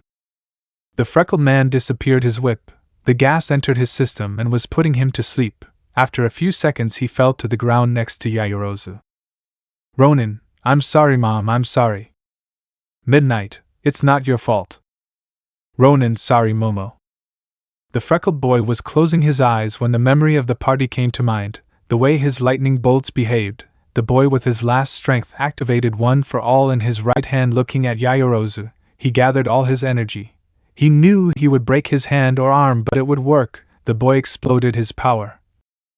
He felt his bones break but also as if an electrical energy ran through him. The pain and the feeling woke him up. The lightning bolts on the other hand were also channeled into the brunette, who was electrocuted forcing herself to wake up. Yaoyorozu, what the hell? Ronin, it's good that you're awake. Yaoyorozu, what happened? Ronin, gas, sleep, they brought us here, ready to fight? Yaoyorozu, right, understood, what do you need? Ronin, a plan and make it quick. The freckled man returned a blast of air to All Might, who looked surprised by the boy's awakening. All Might, we'll have to fight, my love. Midnight, that created me Toshi. The woman lashed her whip which unfurled several thorns. Ronin, oh hell. Yaoyorozu, I have a plan Izuku. Ronin, I think me too. Yaoyorozu, I'll take care of the midnight symbol. Ronin, I of the Lady of Peace. They both nodded and started running against their rivals who were on guard. All Might, ha ha ha, that won't work, standard tactic, man against man, woman against woman, is it revenge, young man? Ronin, revenge is an emotional state, a response and an escape route, this is not revenge, this is justice. The freckled man launched a blast from his fingers that All Might was able to dodge, he prepared his arm when Izuku jumped. All Might, that won't stop me, young Midoriya. Texas. The blonde was about to finish his scream when Yaoyorozu, don't forget my All Might. All Might, but what? The girl had created a huge cannon which she fired, hitting the blonde in the stomach, dragging him with it. Midnight turned around in fear. Midnight, Toshi. Ronin, don't get distracted. The black-haired girl looked up when she felt whips wrap around her shoulders and lift her up, receiving a knee to the face. Ronin, you won't know how good it felt to do that, Momo. Yaoyorozu, then you tell me or believe me, maybe I'll find out. Oh no, wait, I felt it at the festival against Uraraka. Ronin, then you tell me you shot Uraraka. The brunette received a whiplash from Midnight that she was able to block with a protection on her arm. Yaoyorozu, you need to eat Izuku. Ronin, after finishing the fight we will go eat calmly, this will not stop me. The blonde approached at full speed, beating Izuku. All Might, wow, so this is how it feels to be me again, now I know what Wolfram felt, ha ha ha, I really envy him. Ronin, you're going mad with power. All Might, I have to thank David for this. Ronin, okay, I'm going to like this a lot more now. The freckled boy approached at full speed as did All Might. Izuku knew he could beat him if he used his strength, but he wanted to play with All Might a little. They both ducked a little. Izuku hit All Might's side and covered himself from another one that the blonde wanted to give him. All Might stood up and kneed him in the ribs and wanted to hit him in the face, but Izuku used his whips as a shield covering himself and spun around and then came back and elbowed his rival in the arm. Turned around and hit the blonde in the face, pushing him away. Izuku quickly unfurled his bow, took out an explosive arrow and shot it, hitting All Might's chest, who was blinded when it exploded. Izuku threw himself like an arrow, knocking him down. The blonde got up only to receive blow after blow to the chest and then an ascending one to the jaw that knocked him down again, but he got up quickly and hit Izuku in the ribs, then a knee to Izuku's chest. He covered himself from a blow from the freckled man and threw him to the ground, and then lifted him into the air. Slammed him against the ground and threw him against the ground again. Yaoyorozu. Hitting Midnight. Izuku remembers that you have more than one quirk. Izuku then remembered his whips. All Might whipped him against a rock and went towards the All Might. Things shouldn't have been this way, son. Ronin, I'm not your disgusting son. The freckled man used his left hand and sent his whip to All Might's face, and then brought him closer to hit him hard on the jaw. The freckled man hit him again, and then threw his whip at Midnight so that Yaoyorozu hit her in the stomach, and with his steel bar hit her in the jaw. Yaoyorozu, thank you. Ronin, stay calm, we're a team.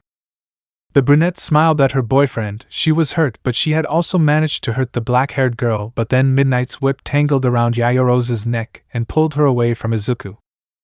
Ronin, Momo. Thinking, damn, that stupid gas affected my nervous system. My predatory sense is damaged. The boy wanted to use his whips, but All Might was faster. All Might, if he has her, then he will create things to help her. She is dangerous. The freckled boy was nervous. He knew what All Might would do. He quickly jumped, but it was too late. They were right. Yaoyorozu was dangerous, but then All Might hit her in the face while Midnight choked her, making her faint. Izuku was distracted by this vision, which All Might took advantage of to grab him by the face and slammed him against the ground and then started to step on him. All Might, you have strength, young Midoriya, but you are weak. You do not have the necessary strength to be number. You did not even have it to save your partner or your mother. You do not deserve that power. That is why now you are going to fall. The blonde released the stomp, but Izuku stopped the blow with his hands. He was furious and his eyes showed it. The boy removed his foot, destabilizing All Might. Ronin with his whips brought his rival towards him and hit him away. Midnight was surprised. Ronin, listen to me carefully, symbol of stupidity, because I will not repeat it. Standing up, you can break my soul, betray me, turn your back on me, ruin my life, hit me and hurt me. But if you touch her and talk about my mother, consider yourself dead. The black-haired girl looked at the boy with fear, nervousness and excitement. Now she knew. Yaoyorozu is the boy's girlfriend. All Might dead? I've never felt so alive. It's your end. The freckled man didn't listen anymore. He unfolded his bow and took out an arrow. He had the wind against him. His arm was broken and recovering. He was shaking. The blood accumulated in the mask made it difficult for him to see, but he had a shot. He took out his arrow, tensed the bow and shot. Midnight wanted to stop the arrow with her whip, but she couldn't. The arrow hit the device on All Might's forehead, which threw out sparks. An EMP from Izuku turned off its operation. The device exploded. All Might was covered in smoke. Midnight approached her partner when she turned tense, hearing Izuku's footsteps. Ronin, you say I'm weaker than you? And who decided that? You say I didn't have the strength to save Momo? And who decided that I'm the only one who decides? All Might, seriously? You can't even stand up.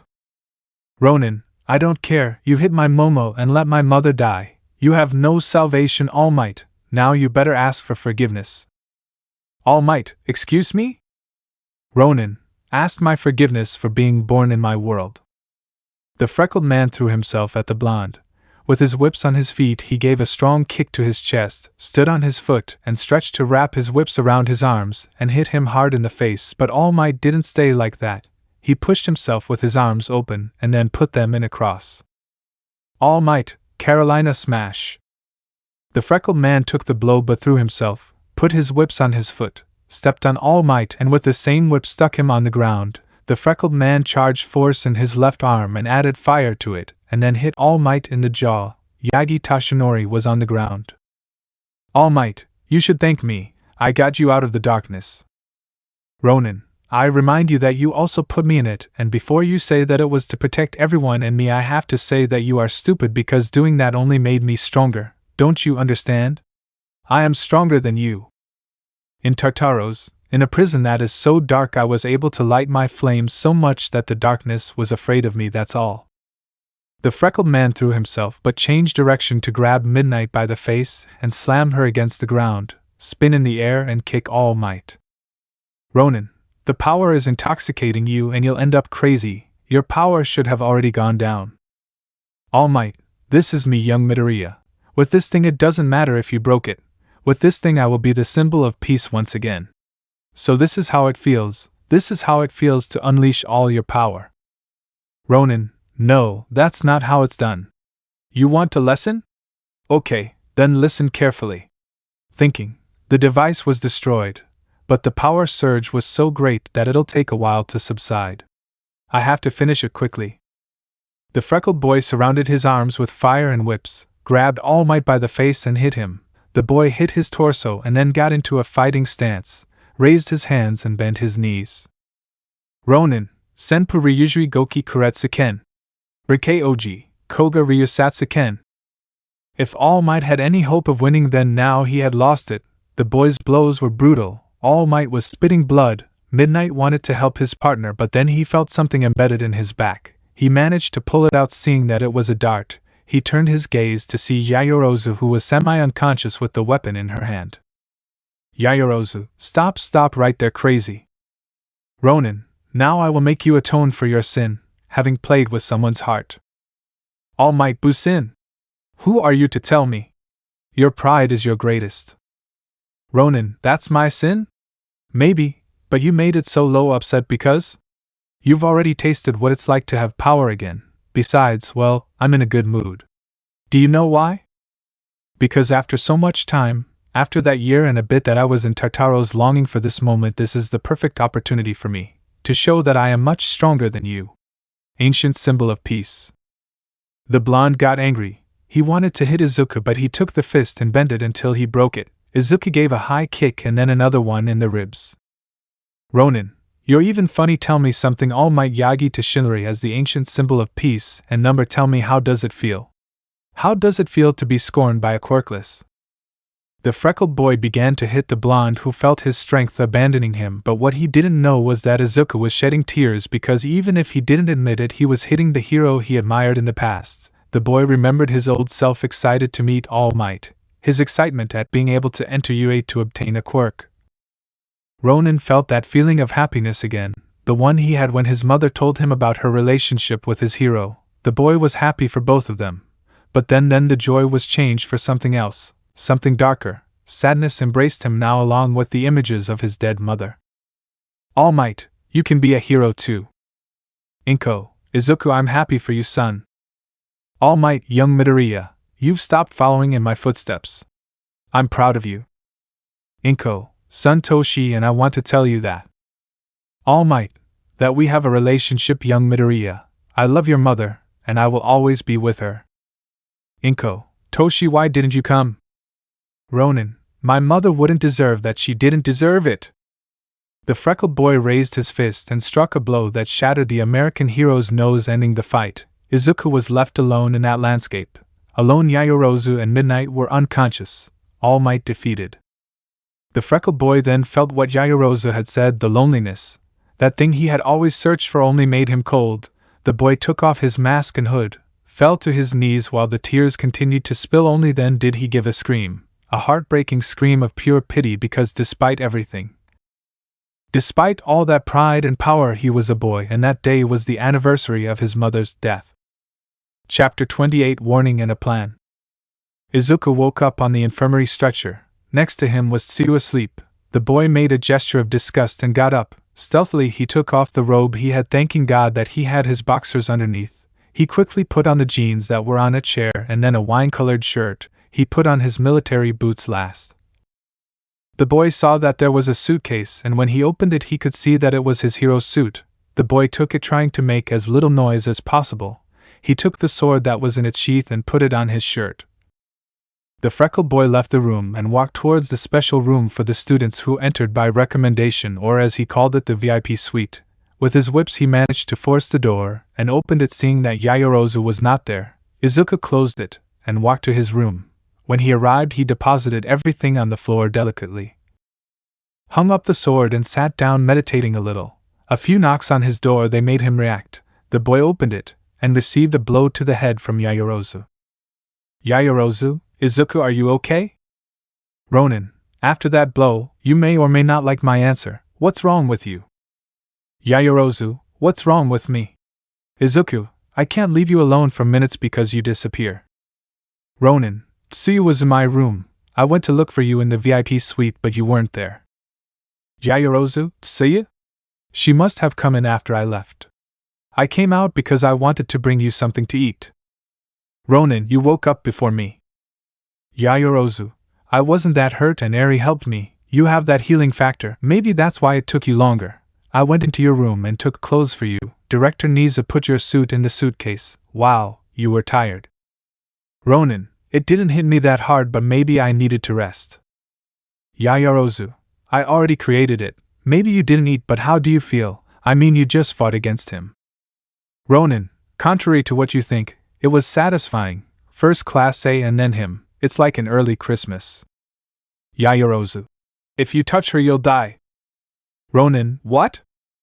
Yaoyorozu, you said that when you were fighting. It's the most romantic thing I've ever heard you say out loud.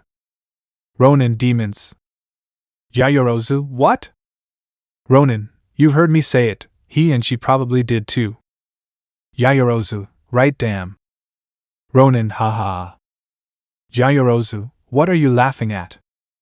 Ronin, you rarely swear, haven't you noticed? Yaoyorozu, really? Ronin, yes, polite young lady. Yaoyorozu, you also say few.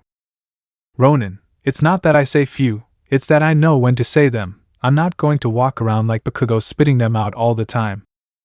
Yaoyorozu, you're right about that. Ronin, hey, aren't we supposed to have classes?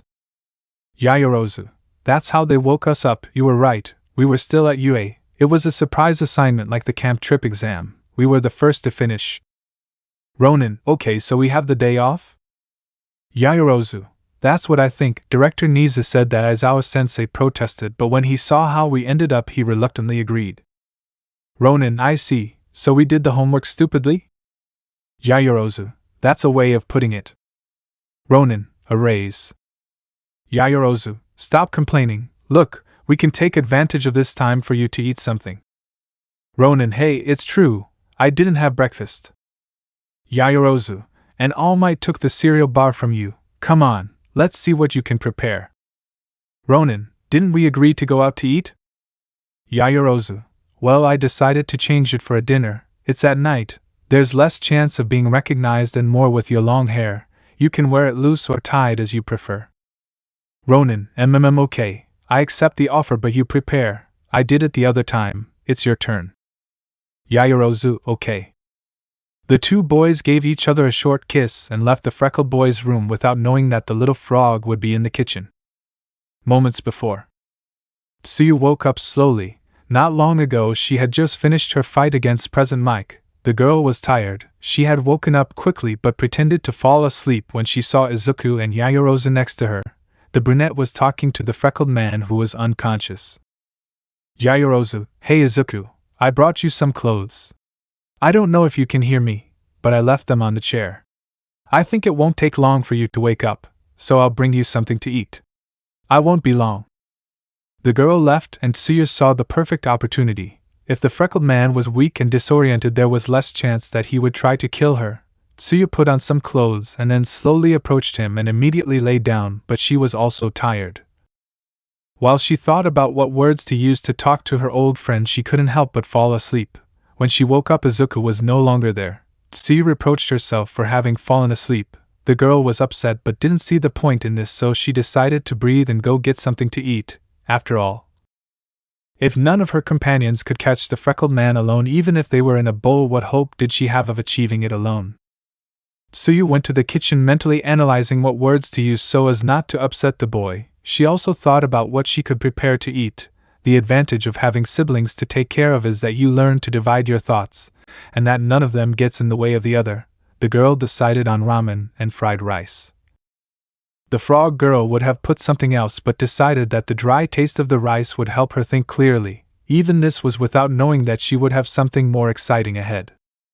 Current time. Yaoyorozu, how did you come up with the way to wake me up? Ronin, I improvised, I didn't know if it would work, is it good that it worked or not? Yaoyorozu, I think, are we supposed to win or pass?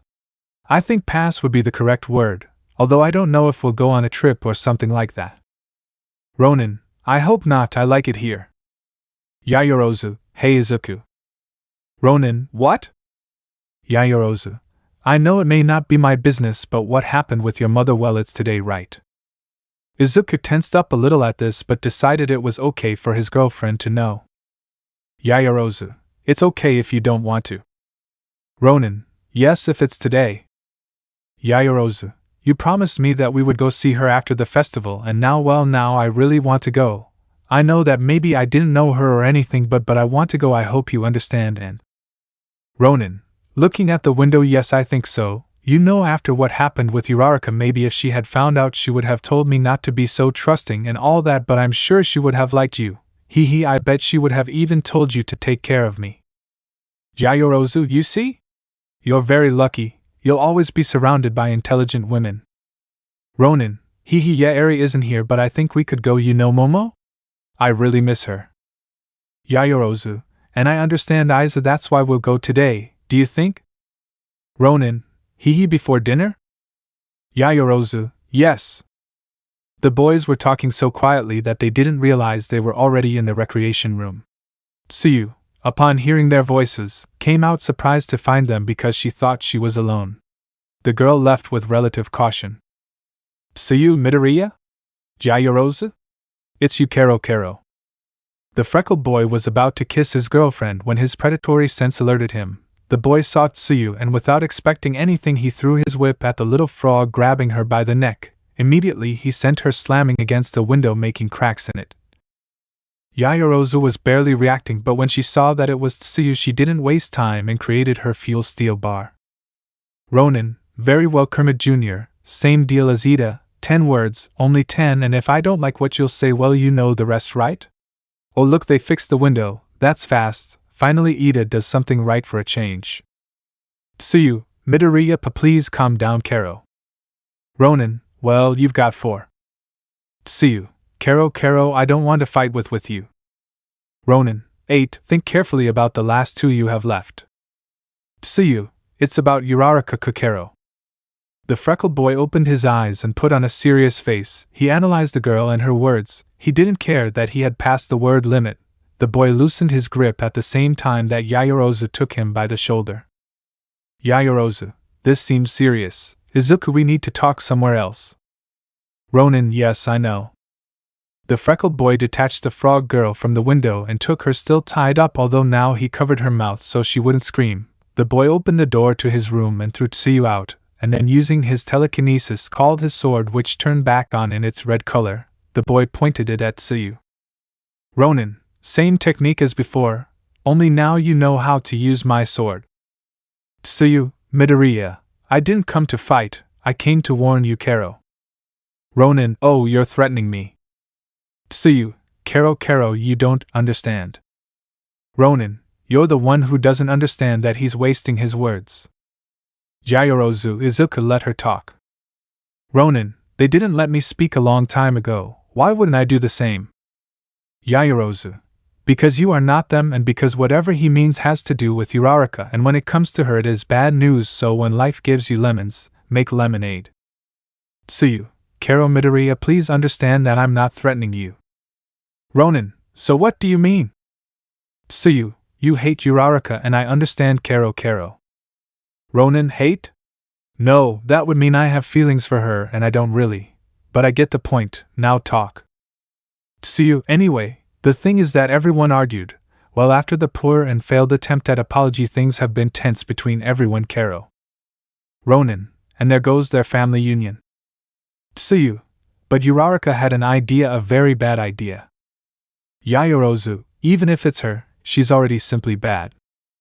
Tsuyu, she thinks that if you are aggressive it is because of Yayorozu, pointing to Yayorozu. That was when the brunette changed that mocking smile towards the brunette to a serious and annoyed face. Yayorozu, what? Now I'll kill her. Ronin, oh, calm down, weren't you just telling me that? Okay, you saw how he got, now you better explain things, Ajri. Tsuyu, she ordered everything in her mind. She said that it was because of Yayorozu that you attacked everyone. That you were aggressive in your way of being but you didn't hit anyone. Ronin, really? If I didn't beat them all up all the time, it's because I didn't want to get kicked out of UA as soon as I arrived on the first day. Tsuyu, well, tell her that, actually Izuku, well, they want to separate them. Izuku opened his eyes along with Momo. They wanted to do what? Ronin, wait, what did you say? Tsuyu, what they want. Ronin, I wasn't serious, damn it, do you really want to earn a pass to hell? Yaoyorozu, Izuku, calm down, they shouldn't even know. Ronin, I know, but that's not exactly what I meant. The freckled man was annoyed but turned his gaze back to the frog girl and pointed his gun once more. Ronin, okay, in case it's true and we believe you're her friend, you tried to hit me and you turned your back on me. Why the buck am I supposed to believe you? What's stopping me from kicking you out of here? How do I know you're not just messing with me so I'll beat you up and look like the bad guy again? Tsuyu, I know you have your reasons for hating me and they are totally valid, but… Yaoyorozu, or if it's true, why didn't you tell Todoroki? It would be faster, he'd protect you, he'd say he overheard it by chance. Why tell us directly?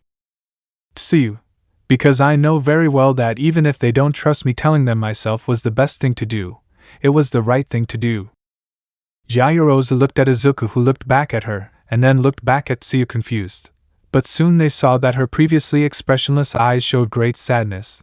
The girl began to moisten her eyes, and soon this turned into light pearls of tears that ran down the face of the little frog and then formed full tears. This vision brought a fleeting memory to Izuku, one from a long time ago. I always say what I think, sometimes without thinking, but there are also times when I don't know what to say. Remember what I told you at the hospital when you were talking about rescuing Bakugo? At that moment I empathized with you, but the words I chose were very harsh. When I heard everything you had been through this morning, I was stunned. I felt frustrated by the cowardly attitude I had when trying to stop you, and many other negative feelings began to accumulate. I had no idea what I could say to you, and that's why I didn't think I could have fun with you again, but that made me very sad. That's why I wanted to say it even if I couldn't find the words, so I could talk and have fun with you again. Izuku remembered all this. Yaoyorozu too, had they forgotten? She was always the one who carried the pain, and now she was doing it again.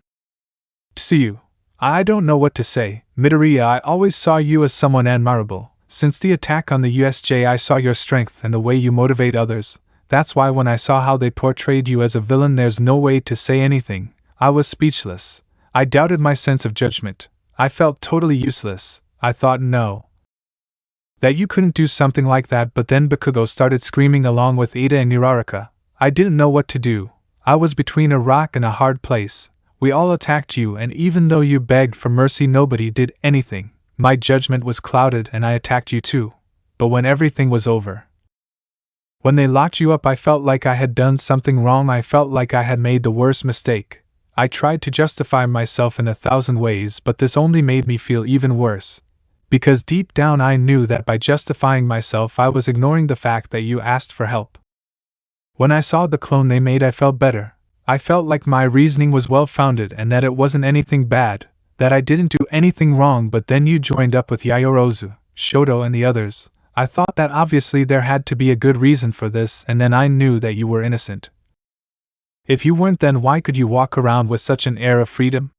And then when the sports festival happened, I felt relieved but also terrified because I knew it was true. You never did anything wrong and I attacked you. I knew you would never forgive me and I felt bad because you were my best friend. I had lost you because of a stupid thing and I didn't want that. Tsuyu began to cry as she finally exploded. All the anger, pain and other negative feelings in her finally erupted, surprising both boys. Seeing Tsuyu cry was something that hurt because they knew that she was the most honest and sincere person in the world. She didn't cry to pretend or to be accepted again, but because she truly felt it. She was truly sorry. Izuku thought things over better. As heroes we are obliged to do good, that's what our profession is about, but we must also understand that those who do not want to be saved cannot be saved, but we can also make a difference, one day at a time, because we are heroes, because we can do anything. Because we can make mistakes but also redeem ourselves. Because although we cannot save everyone, we can make sure that people have a better future. Let's be a hero for everyone, even with the smallest actions. Inspire others because we can all be heroes. The only thing it takes is the courage to put the cape on the sword. Ronin Ajiri. Tsuyu. I know I'm leaving now. The little frog was about to leave. She passed by Izuku and Yaoyorozu, who turned to look at her boyfriend. Ronin, thinking, I understand her perfectly. She felt very worried, frustrated and uncomfortable. She was trying to get rid of those feelings. I didn't see it before, but she was really trying hard to make things between us go back to how they were before. Yaoyorozu Izuku. Ronin, hey Ajiri. Tsuyu, what's wrong? Ronin, when did I say you were leaving? Tsuyu, Midoriya, I understand when it caused trouble, you don't have to make fun of it. Ronin, you know, despite my appearance, or my attitude, there are things that I still have perfectly marked, things that are engraved in me with iron and that I will never be able to forget. My mother taught me to defend justice, she taught me about honesty and those things. Me as a villain is something that goes against all that, and although my methods are not the best, I always try to do the right thing, and I think you know it. Yaoyorozu, Izuku, what are you? Ronin, I defend truth, justice, I believe in redemption, I believe in second chances, but above all, Tsuyu, I believe in my friends. Tsuyu was surprised. The boy had he had. Tsuyu Midoriya? Ronin, let's do our best, let's strive together, Tsuyu. The green-haired girl burst into tears again, but this time happier, and approached her friend, hugging him. Ronin, yeah, patting and stroking his head. Frogs, you're so sentimental, hee. Yaoyorozu approached and joined the hug. Tsuyu hugged her friends until her crying stopped. Tsuyu, thank you, Midoriya. Ronin, I guess you can tell me, Izuku, don't you think, Tsuyu? Hee. The little frog just smiled. Yaoyorozu, welcome back, Tsu. Tsuyu, thanks Momo, and sorry for everything. Yaoyorozu, calm down, I'm not like the ninja lord next door. Ronin, heh. The freckled man just smiled as he looked out the window, but then he had an idea. Ronin, Tsuyu, have you spoken with Uraraka recently? Tsuyu, yes, we had stopped talking, but yesterday I ran into her when I was coming back from Momo's room. Yaoyorozu, my room? Tsuyu, I wanted to warn you both. Yaoyorozu, I see. Tsuyu, she said it was okay for us to be friends again. Ronin, I see, then we can take advantage of that. Tsuyu, take advantage of what? Ronin, I have a plan, but I need your help, Tsuyu. The freckled boy looked at the frog with a smile. Tsuyu looked at her friend with a certain touch of nervousness. That smile was something new, but on the other hand, Yaoyorozu knew that smile did not bode well. Tsuyu, what do you need? Ronin, okay, here's how it is. Izuku spoke to Tsuyu, who, as if infected by Izuku's malice, also smiled. The frog girl accepted. Tsuyu, okay. Ronin, you are the best of the best. Yaoyorozu, isn't it a little risky? Ronin, yes, it would be for you or any of the guys or even Maid, but for someone like Tsuyu who doesn't show expressions and is hard to read, then this is a piece of cake. Tsuyu, then I'm leaving, see you later, friends. Ronin, goodbye, Tsuyu. Yaoyorozu, very carefully. The girl turned around and hugged them both. She still couldn't believe she had gotten her best friend back. Tsuyu, thank you both.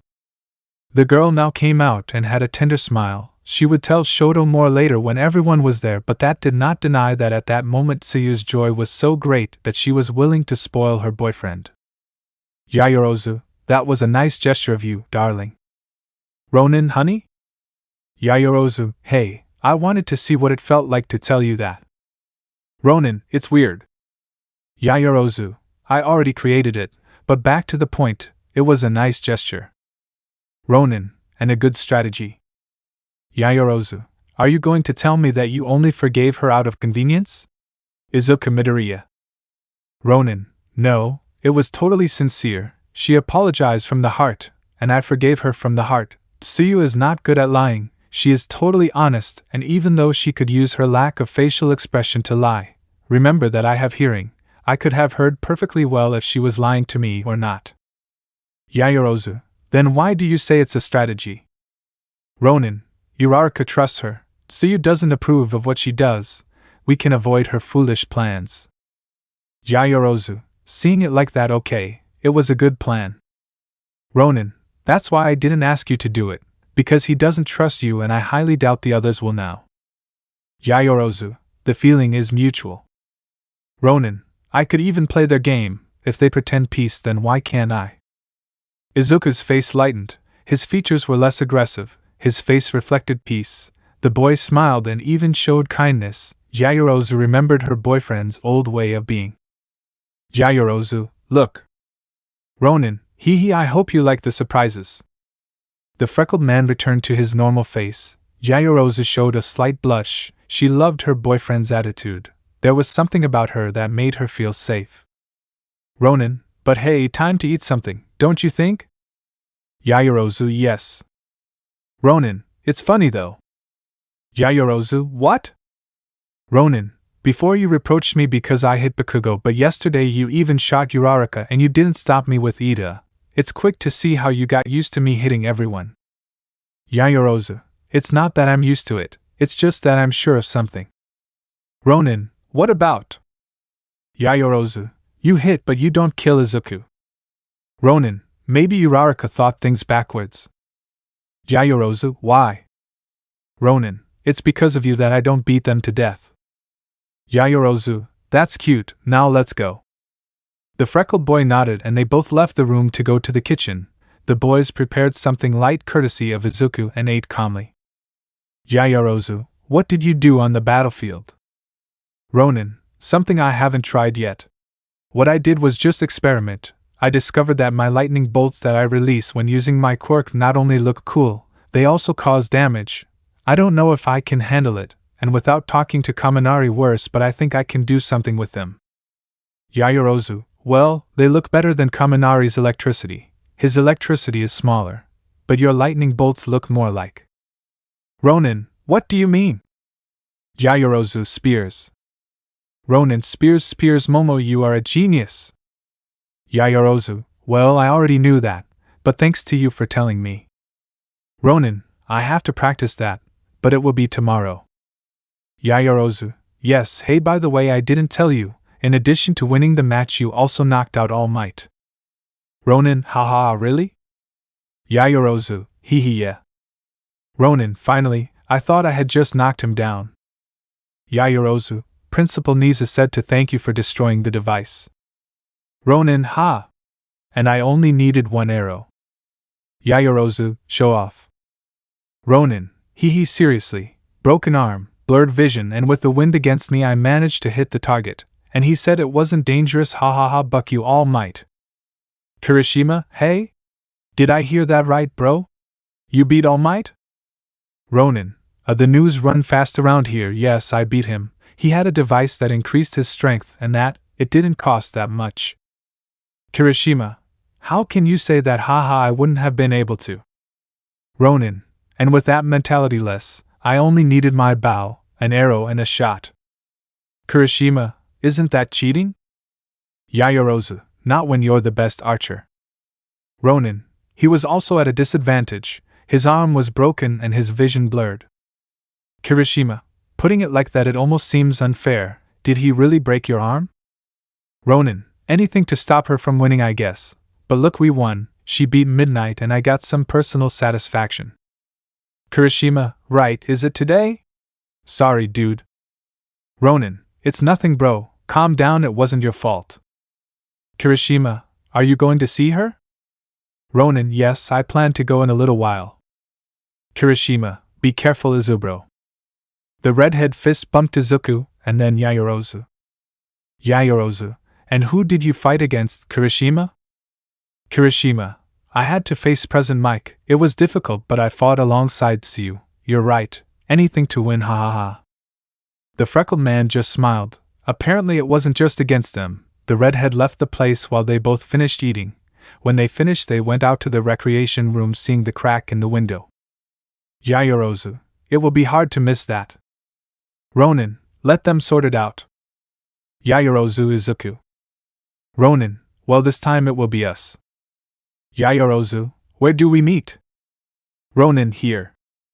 Yayorozu, if you know the reasons why she's a.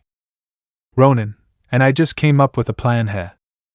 Again that smile. Yaoyorozu found it attractive in a way but also dangerous. Yaoyorozu just bowed her head, accepting the fate that smile would bring to both of them. The boys went to their rooms. Izuku left his girlfriend in his and returned to his. They both took a bath in their room.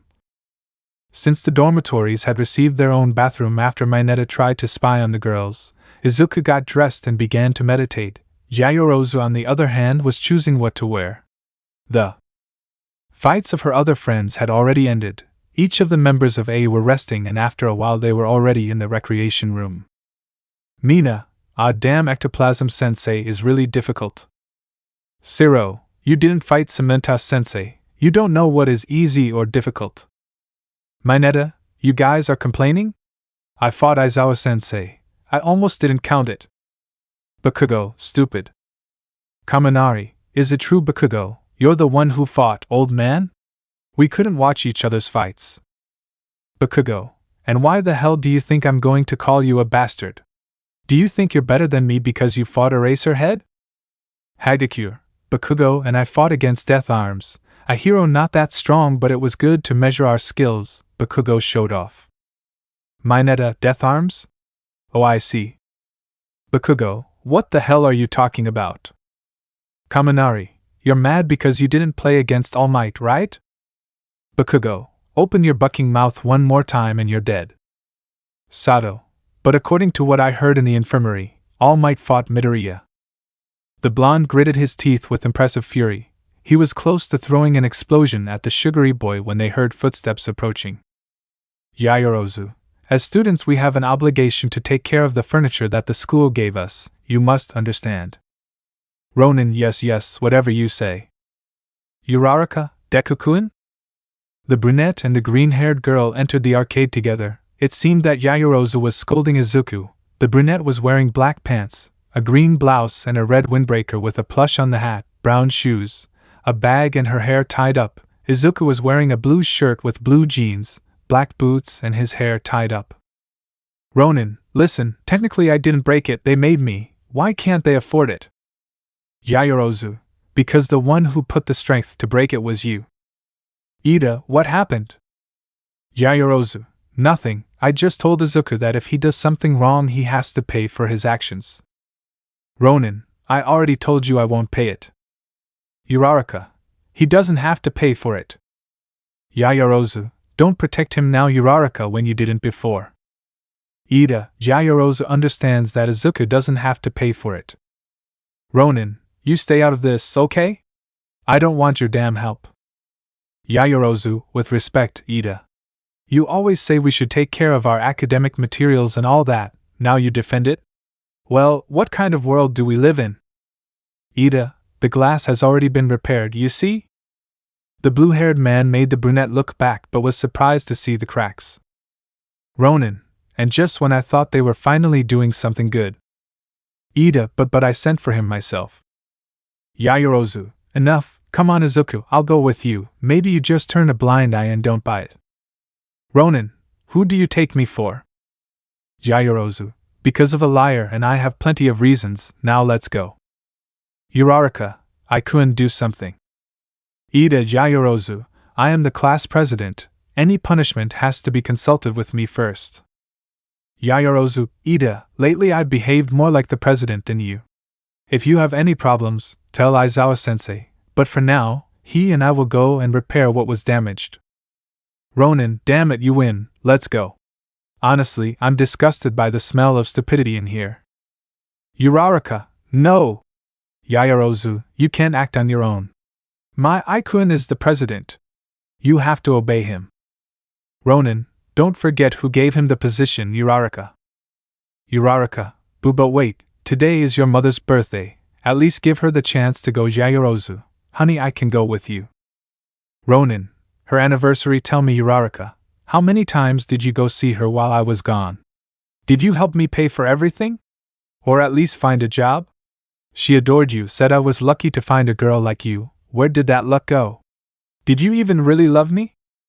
You just lied to her, just like you lied to me. How many times did you make excuses to go and sleep with Iida? How many times did I have to excuse you and put on my idiot face just for you? You don't even deserve to know where I buried her. The freckled boy advanced with Yayorozu behind him. The girl had a smile that Uraraka couldn't help but overlook. Iida, seeing how his girlfriend began to shed some tears, got upset. Iida Midoriya, that's no way to talk to Ochako. Ronin, and which one is Iida? With cheesy, stupid nicknames? Doting on her and following her lead, or obeying everything she says like a lapdog? No thanks. I may be an idiot, but at least I still have some dignity left. How much of that can we say about you? The freckled man advanced, but Iida, trying to impose authority, put his hand on his shoulder, stopping him. Ronin, take your filthy hand off me. Iida, you don't have to make things complicated. Now apologize to Ochako and let us accompany you too. The blue-haired man couldn't even react in time. Izuku took his hand, turned around and with his fist hit him in the chest, pushing him hard backwards, taking several of his companions with him, including Bakugo. Ronin, can we go now? At least the people outside aren't so hypocritical. The freckled boy was finally about to reach the elevator with the brunette when in a reflex he managed to see Bakugo standing up ready to hit Izuku. The girl just stepped aside. Yayorozu, this is going to have a great ending. The freckled boy felt his predatory sense. He dodged a blow from Bakugo that was going to his head, just tilting it a little. The blonde tried to do something more, but Izuku took his hand and pushed himself forward. With speed he managed to turn around and slam him against the ground. Izuku had Bakugo face down. He put his foot on the blonde's back and the other in his other hand, tangling his whips in it so that the explosions would not affect him. He took the hand where he had pushed him and raised it. Ronin, okay, Bakugo, I hope you don't forget this. Bakugo, you're just barking, you don't have the balls to. Izuku didn't let him speak. He grabbed his arm tightly and stretched it. Everyone heard something crack. Izuku wrapped his hand in his whips and using more force he pushed his arm down, making another crack be heard. Bakugo screamed loudly on both occasions. Ronin, you know what I did? I just got your arm free and adjusted. Come grab my balls again, and you know what I'll do? I won't just get it free, I'll break it, okay? The blonde didn't respond. Izuku used his other hand and with his whip he made a hood on the blonde's head and forced him to nod. Ronin, it's good that we get along so well. The freckled man made the whip thicker and slammed Bakugo's face against the ground. Ronin, and remember this everyone, try something as stupid as your ridiculous little party again, and well you know the rest, right? The freckled man moved forward and finally reached the elevator. Yayorozu approached him. The doors opened and they both entered. The elevator went down, but everyone in the recreation room was silent. Uraraka, we definitely have to separate them if we want to save Deku. But what the brunette didn't know was that in the elevator they were both laughing. Her plan had worked. Flashback. Ronin, I just came up with a plan. Yayorozu, every time you say that it's something good and bad. Ronin, they think I'm aggressive because of you, right? Yayorozu, yeah? That brings us to? Ronin, let's make them believe it. Yayorozu, that doesn't make much sense, you know? Ronin, I hit 2 or more and you intimidate Uraraka. Come on, we both win. Yayorozu, am I supposed to trust that plan? Ronin, that would be a good idea. Plus we can both go out without having to make a scene. Yayorozu, can you think of a good excuse? Ronin, I don't know about you, but I saw a broken window. Yayorozu, you are quite a naughty person. Ronin, come on my lady? Yayorozu, my lady? Ronin, he has more class, admit it. Yayorozu, I think I'll agree with you, okay, let's go. They both smiled and with that smile they knew that everything was agreed upon. Current time. Ronin, that was so satisfying. Yayorozu, after hitting Iida, Bakugo and what happened with Uraraka, I think so. Ronin, well but I had a point, let's go to the Momo cemetery. Yayorozu, yes. The two walked calmly. Yayorozu put on the windbreaker cap because of the strong cold that was felt. It was not completely dark yet, but the cold could already be felt. Izuku for his part used his pyrokinesis on his arms, thus keeping himself warm. Yayorozu, I highly doubt you and Todoroki will be cold around this time of year. Ronin, I don't know about him but I'm fine. I just have to focus on staying that way because otherwise I can show my quirk, and although I wouldn't break the rules of quirk use, I don't want to have problems with anyone. Yaoyorozu, hehe, that's true. Ronin, it won't take long if we pick up the pace. The brunette nodded.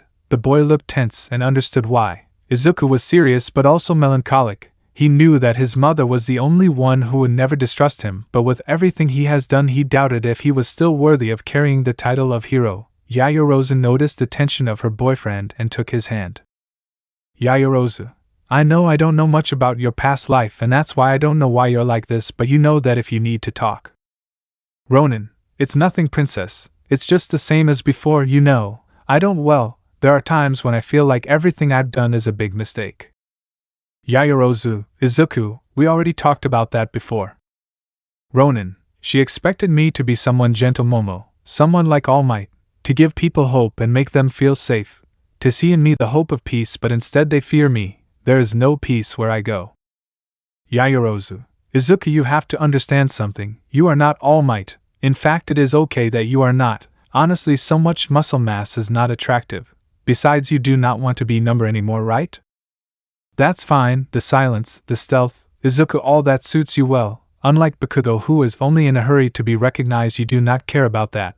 Besides, I do not fear you. With you I have more peace than you think. I love you. I feel protected with you, my hero. The freckled man showed a slight blush that grew bigger as his girlfriend smiled at him and approached to grab his cheeks with the clear intention of kissing him. Ronin, oh hey, no, we can't do this here. Remember, we agreed that. The freckled man then opened his eyes in surprise. At what moment had the girl let her hair down? Ronin, hey Momo, when? Yaoyorozu, you're not the only stealthy one, Izuku. The freckled man smiled, took the black girl's hat, and pulled it towards him so he could give it a kiss. Ronin, I needed this. The brunette smiled and took a red ribbon out of one of the pockets of her windbreaker and tied it in a bow on her head. Yaoyorozu, so nobody recognizes me. Ronin, even more security. The boys held hands and with that they continued walking until they reached the cemetery. Izuku quickly knew how to guide himself, and with his girlfriend he arrived at his mother's grave only to realize that his girlfriend had a bouquet of flowers. Ronin, okay. That technique for pulling things out of your sleeve is starting to scare me. Yaoyorozu, Izuku sells them back there. It wasn't a lie, a lady was selling the flowers. Ronin, okay, that answers my question. Now well, maybe you see me strange. Yaoyorozu, go ahead, I won't judge you. The girl gave a short kiss to her boyfriend, who smiled at her and walked towards the tombstone to kneel down. Ronin, hi mom, well it's weird. And yes, I know it's been a long time since I've been here, sorry for that. With everything that's happened, well, you should know what's going on better than anyone, right? Hehe, but if I have something to say is that they finally realized, ma, finally I'm innocent, at least they already said that, hehe, but, and well, that's the first news, hehe. The second is, well, do you remember my friend Shoto Todoroki? Well, he and his family took me into their home, his mother Rei. I'm sure you would really like her. I can even bet that you would be friends, hehe, she. Well, I think she adopted me like a son, at least in a way. Actually, I don't know how to say it, but she adopted me. She saw me not as a monster but as a son, like one more of her family, and it feels good, you know. Obviously nothing and no one is going to supplant you or surpass you. There was no one like you, but well, I have to say that I'm fine. The truth is I'm very well. The brunette looked at her boyfriend with tenderness. Without a doubt, within that layer of idiocy and indifference that the boy had, there was someone kind, who cared about others. Ronin, in fact I have to confess something, although I still believe that you already know it, he. Ma, you already know what happened with Uraraka, right? I'm sure you do, nothing ever escaped you. Well, she's become a very annoying bug, nothing to worry about. I know I can take care of her at any time, but what I do have to say is that I met someone. Unfortunately you could never meet her, but just like with Shoto's mother, I'm sure you would get along well. Mom, I want to introduce you to my girlfriend. The freckled man stood up and hugged the brunette by the waist, surprising her. Ronin, Momo, Yaoyorozu, she also doesn't see me as a monster. In fact, she's the one who has helped me not to be just a machine of blows and anger, I'm grateful for that. The brunette knew she had to say something. It wasn't mandatory, but she felt the need to do it. The girl breathed, took a deep breath, and just like her boyfriend approached. Yayorozu. Oh, hello. Well, I must admit that this is good. Complicated. It's the first time I do it, and well, I'm afraid to say something stupid. Okay, here I go. Mrs. Midoriya, your son introduced me. I am Momo Yayorozu.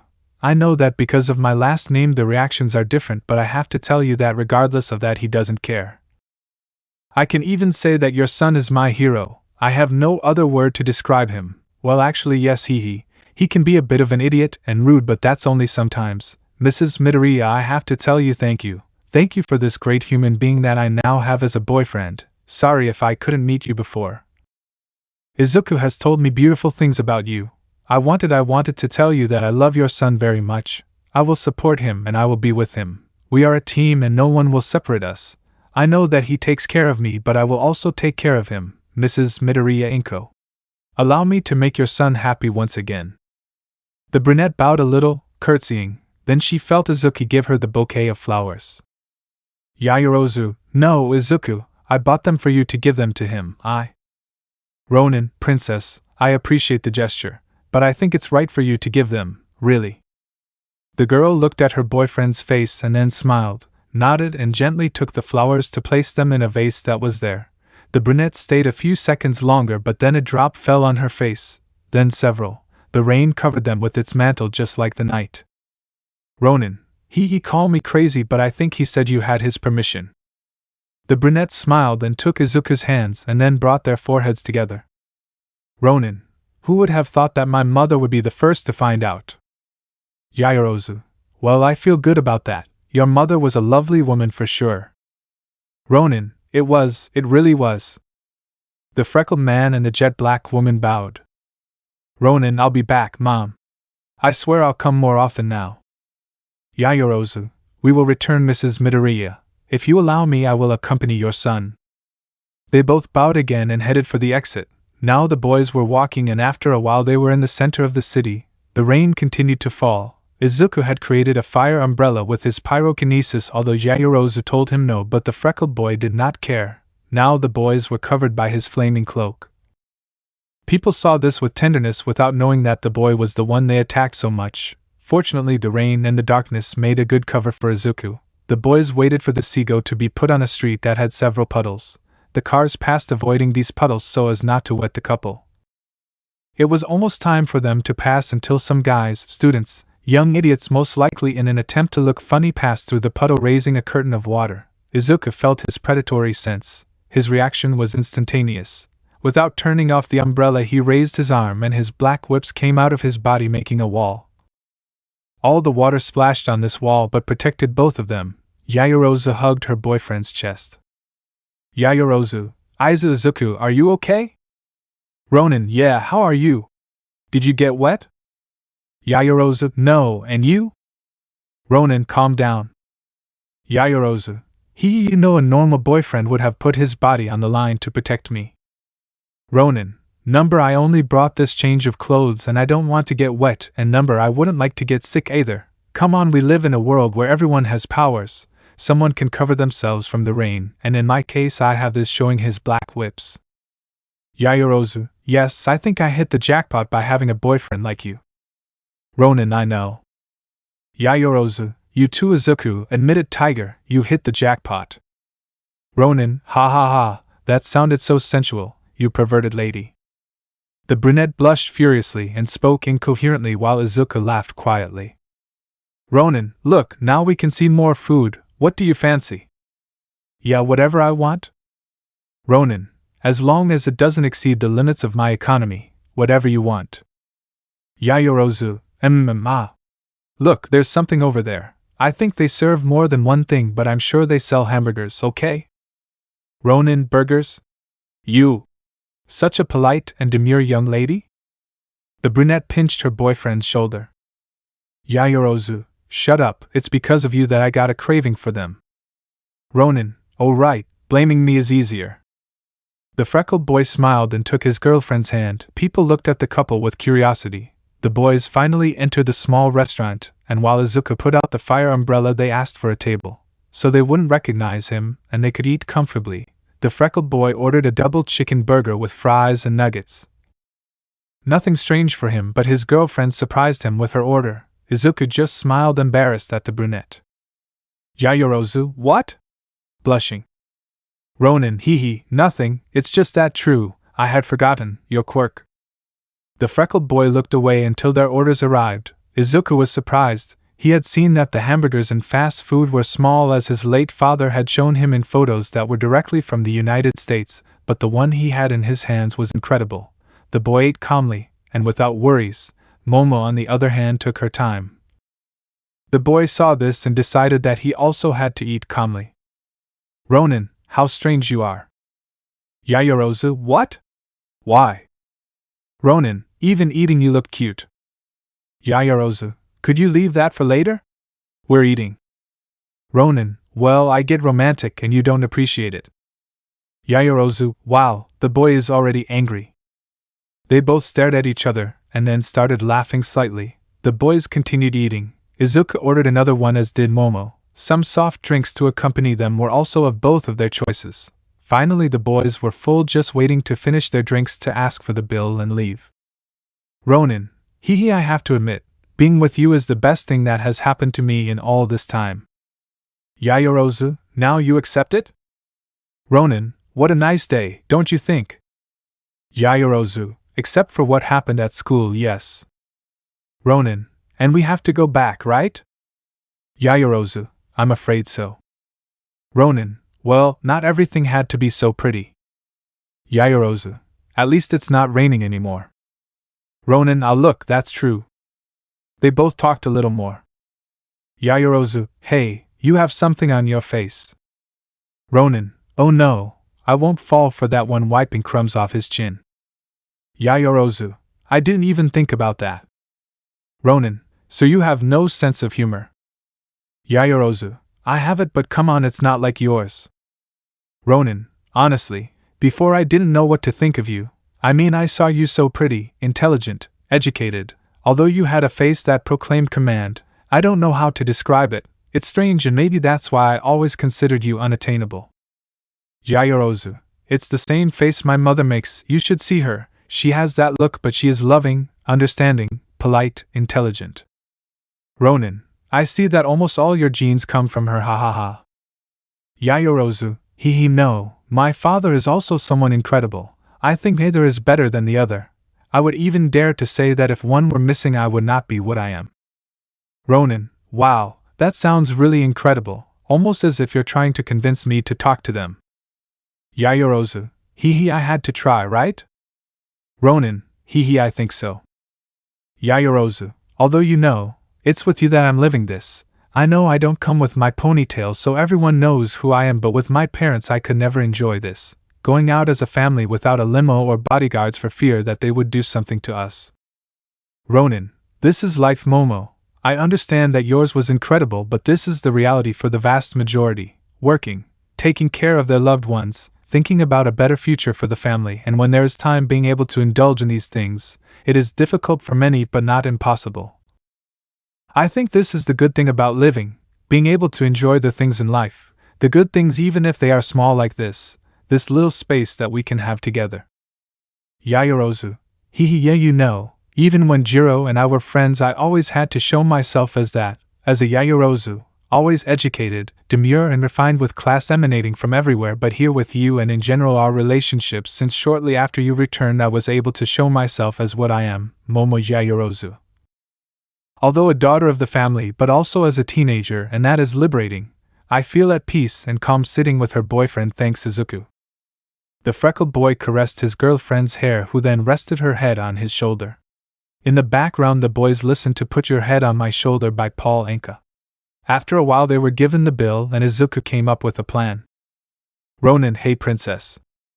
Yayorozu, what? Ronin, something crazy just occurred to me. Yayorozu, what thing? Izuku? Ronin, let's go. Yayorozu, pay the bill. Ronin, that's what my crazy idea is about. Yayorozu, oh no, and definitely not. Ronin, come on, just say that with me you'll get rid of your rich girl chains, come on. Yayorozu, Izuku, we are heroes, we can't. Ronin, actually we are not yet professionally.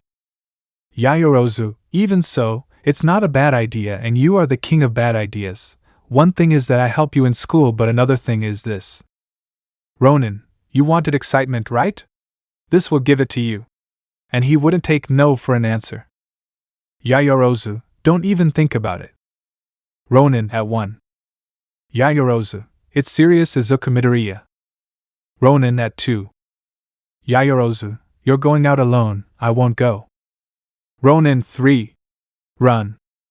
The brunette was pushed by her boyfriend. The girl didn't want to, but feeling her boyfriend's emotion was like she was sharing it with her. Excitement and adrenaline. Yayorozu ran out, Izuku behind her. The table was empty, but then a black whip appeared, leaving the money from the bill and the tip on the table. This obviously without Yayorozu knowing. A secret, a joke to the girl, but that Izuku would never tell her. Both boys finally arrived outside. Yayorozu felt like her heart was going to jump out. She had done something wrong, but it didn't stop it from being exciting. Although now that she had done it, she knew she would never do it again. Ronin, and how was your first time, bad girl? Yayorozu, I'll never do it again in my life, but it was exciting, ha ha ha. Ronin, I know, now what do you think, a race to UA? Yayorozu, no, Izuku. We just ate and got out of there.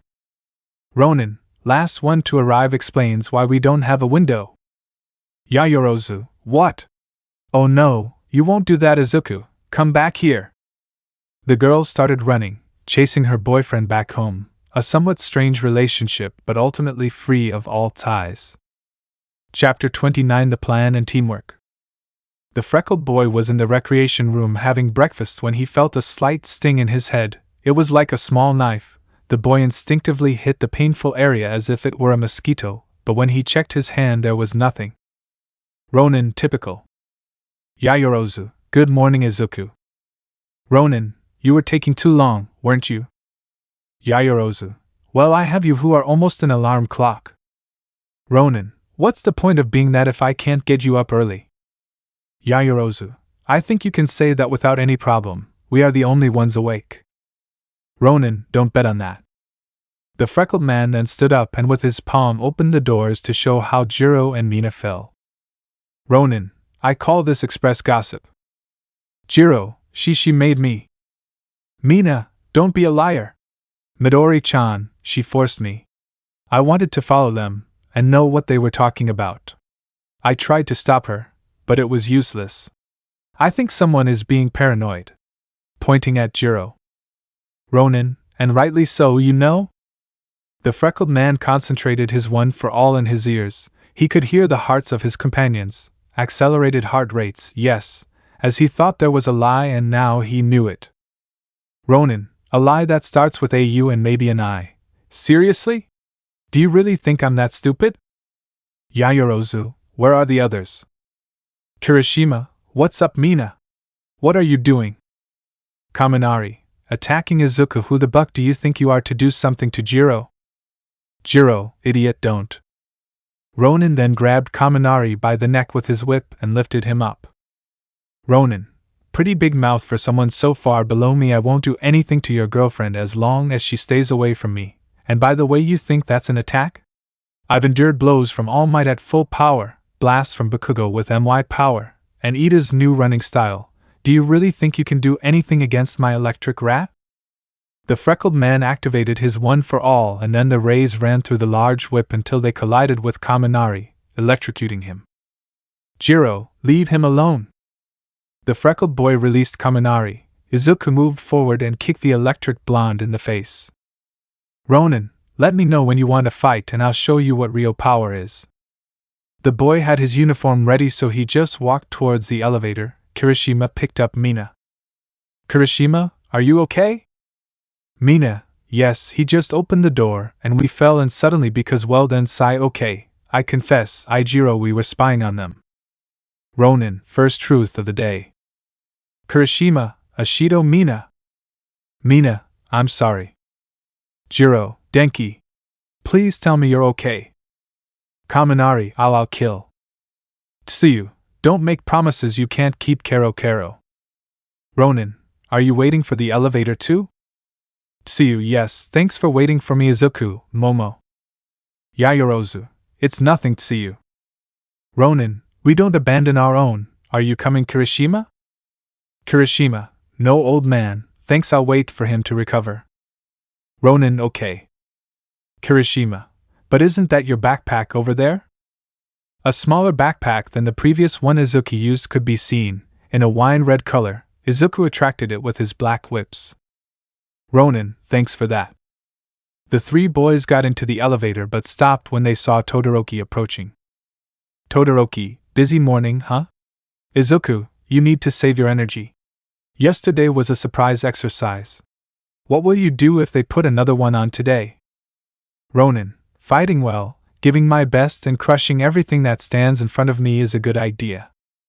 Tsuyu, Shoto kissing Todoroki. Todoroki, after the kiss, thanks Izuku for. Ronin, I just had to talk. Tsuyu is my friend and she and I know how to fight together, right? Tsuyu, that's right, Kero before, well, you already know what happened, before that Izuku and I had coordinated attacks. I think now we would have to change that a bit to adapt it to your new fighting style. Ronin, slight variations, but if with those plans we could beat even Todoroki now, it would be no problem to beat a pro hero. The freckled boy and the green-haired girl bumped fists like friends, but Yaoyorozu pinched Izuku on the arm. Ronin, ouch! Tsuyu, is something wrong? Ronin, no, just a muscle pain in my arm. Todoroki, are you sure that's it? Ronin, yes, but wait, don't you think it's a little hot in here? Yaoyorozu, strange that you say that, but I think you're right. Izuku, lower the temperature, please. Ronin, but I'm not. Tsuyu, Shoto Kero. Todoroki, the atmosphere felt very cold, sorry. Ronin, sure, doubtful. The boys finally got off and walked away. Izuku stayed behind with his girlfriend. Yaoyorozu, you think that? Ronin, I feel like the same thing happened to him as to you. Yaoyorozu, what? Me what? Ronin, I only have eyes for you. Momo, calm down. Tsuyu is just a friend, the best I have I can say. Yaoyorozu, I'm sorry. Izuku, sorry. Ronin, well, I saw that you pinched jealously and Shoto turns up the atmosphere. Ha, what a pair. Yaoyorozu, don't make me feel worse, okay Izuku? Ronin, calm down, better go with optimism and encouragement. We are about to start another day. We already saw that Uraraka spies on us. That gives us more opportunities to avoid her nonsense. We also have Tsuyu on our side, so we can have greater security. I think we have this well under control. Yaoyorozu, are you seeing the bright side now? Ronin, well, I'm still a little stressed. Yaoyorozu, because of last night? Ronin, I was really worried seeing you do that. Yaoyorozu, exaggerated. Ronin, understand that it's not very normal to see my girlfriend pull glass out of her back. Yaoyorozu, you know I can make that green? Besides, it's technically your fault. Flashback. Ronin, ha! I beat you. The freckled man using his quirk jumped from roof to roof, thus managing to arrive first, but he had the decency to wait for his girlfriend at intervals of time so that nothing would happen to the girl. Yaoyorozu, you never said we could use our quirks. Ronin, it's a trick, darling. Yaoyorozu, you know I want to hit you sometimes, right? Ronin, yes, but... The freckled man entered the ground floor of the High Alliance, and pulled his girlfriend with his whip to kiss her. Ronin, I also know that most of the time you want and prefer to do this.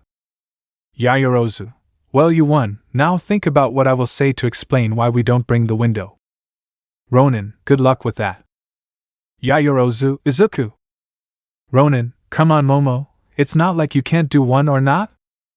The brunette looked at her boyfriend in surprise and then smiled. Ronin, understood. Wait, can you do that?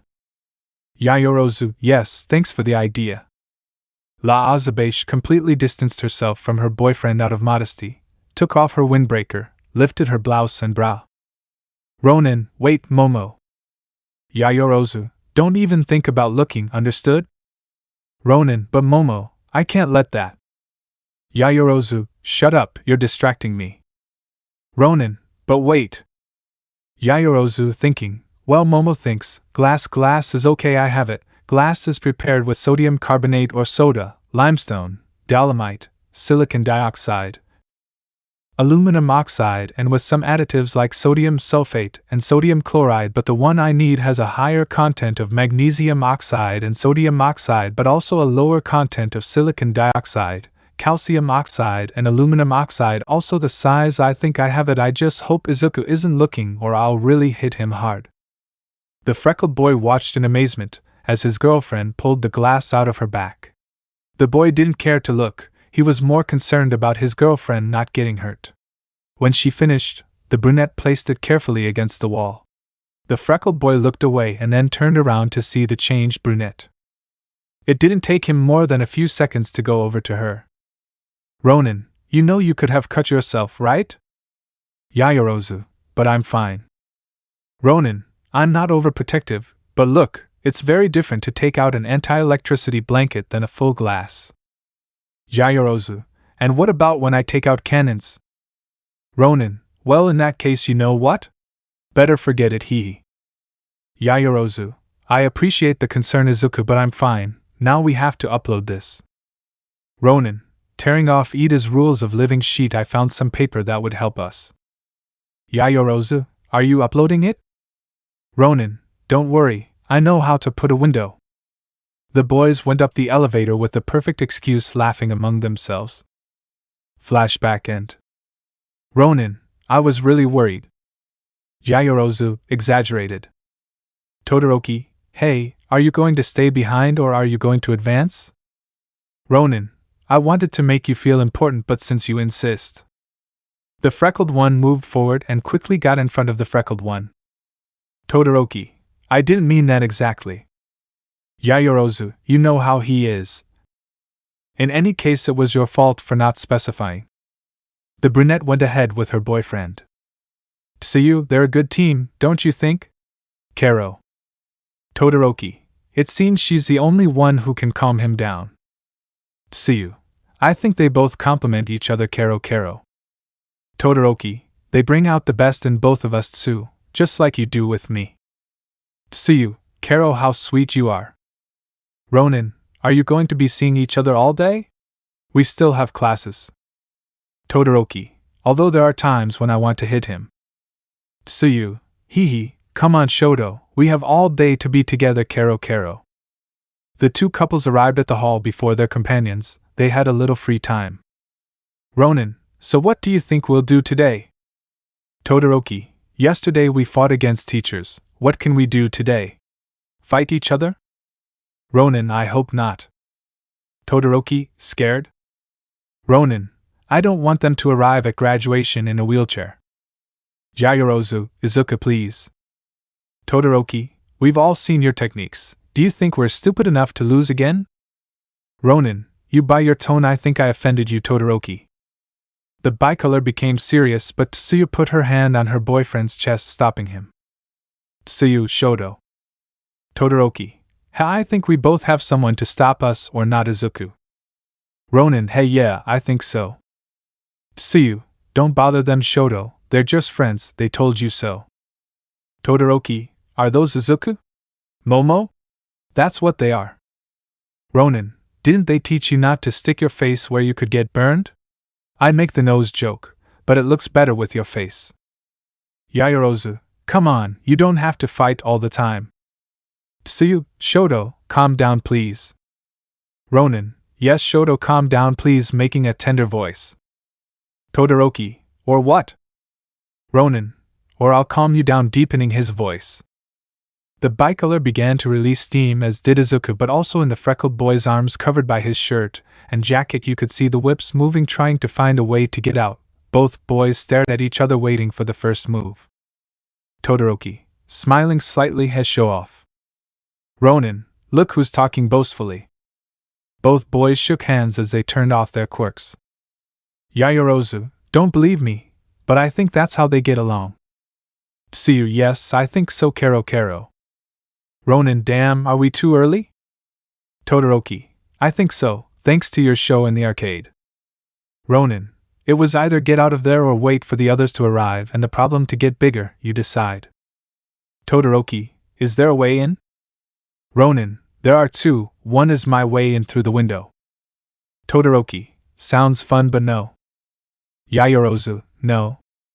Tsuyu, it's a bad idea, Kero. Todoroki, what's the other one? Ronin, allow me. The freckled boy extended a finger and a whip formed. Izuku molded it until it took the shape of a lockpick. The boy put this into the door lock and after a while the door opened. Todoroki, either my father nor Ed Shot taught you that, not even Snipe. Ronin, no, I learned it myself, now you can come in. The freckled boy took the door and opened it slowly. The boys thanked him and went over to sit in their respective seats. Momo sat down and Izuku next to her. The freckled boy did not change his seat and had no reason to do so, but as the others entered he felt somewhat tense, as if anxious.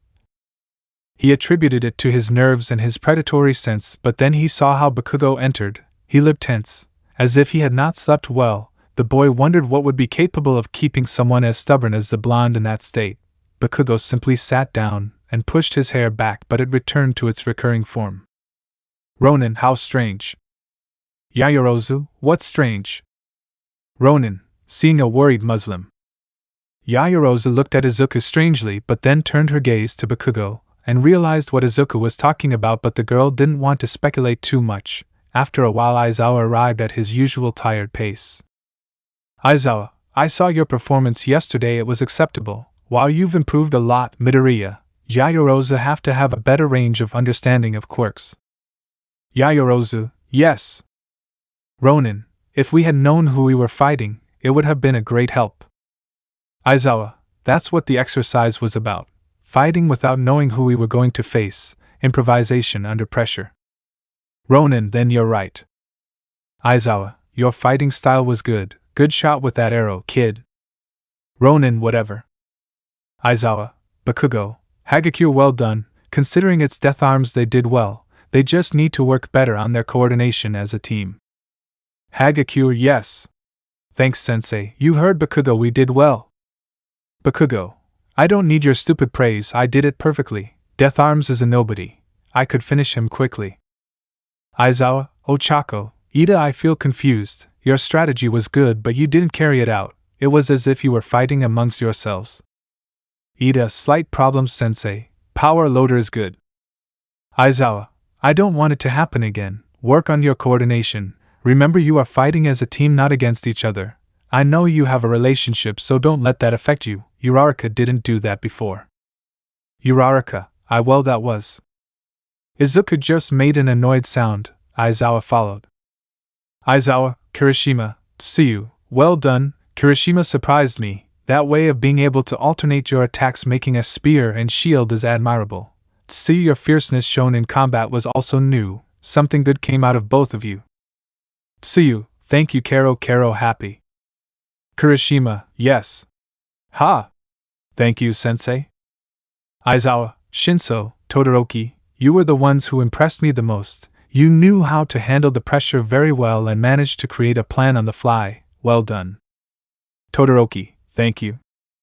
Shinso, thank you, sensei, bowing his head a little. Ronin, whispering Claro, praises the protege. Yaoyorozu, Izuku. The brunette nudged the boy. Aizawa continued giving points to everyone. There were good and bad points, but after a while he finished. Aizawa, well, now that I'm done talking about that, I have to tell you that yesterday was just the beginning. Ronin, beginning of what? Aizawa, their first big evaluation of the second year. These in the finals will be complimented to get their final grade. During this week they will be tested under different surprise exercises to demonstrate their knowledge learned at school and in the fights they had the other year. Obviously it is also based on their experiences. Hagakure, surprise evaluations. Mina, is that even allowed? Aizawa, the director gave the order, you always have to be ready. Ronin, ha, sounds interesting. Aizawa, don't fail, understood brats. Everyone, Ronin, yes, Aizawa sensei. Aizawa, good, because today they will have a surprise exam. Mineta, stop doing that. Kaminari, don't be inhuman. Aizawa, they said they'd be ready and wouldn't fail, right? They better comply. Yaoyorozu, this will be difficult. Ronin, always keep your eye open, it makes things easier. Niza is the director and the smartest person. He also enjoys doing this kind of things. It's not so strange once you think about it.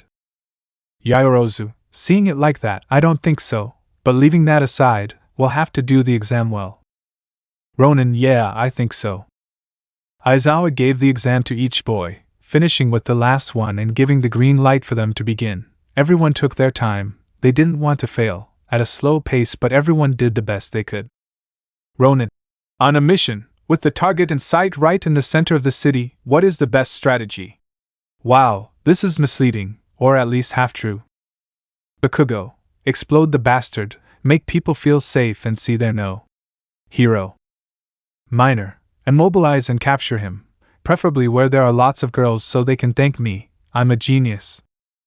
Kaminari, lead him to a metallic or electrically conductive place to knock him out. Yaoyorozu, have a plan in mind and know how to execute it well, so that you do not hurt civilians, and if you have a team, use the organization and assignment of tasks to each one so that cooperation is effective. Ronin, prioritize targets. If you know who the target is, you can make a plan in advance. Following the target can give us a look at his hiding place, and on that basis we can draw up an attack team. But in case it is an attack done with improvisation, you must avoid collateral damage as much as possible.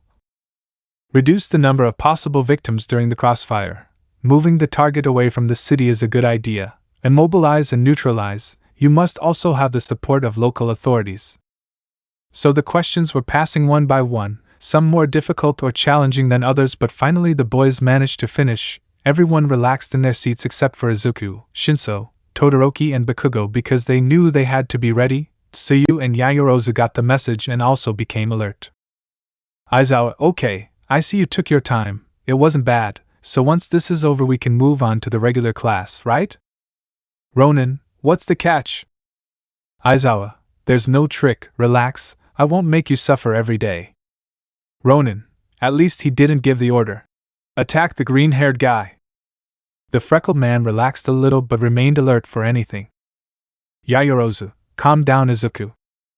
The classes went by naturally, just as Aizawa had said, although the freckled boy couldn't help but feel a little nervous.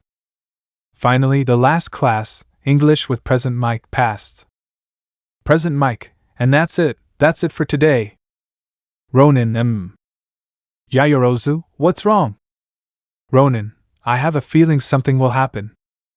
Yaoyorozu, stop being so exaggerated, will you? Classes are already over. It's probably because of them, but we can avoid them, just don't.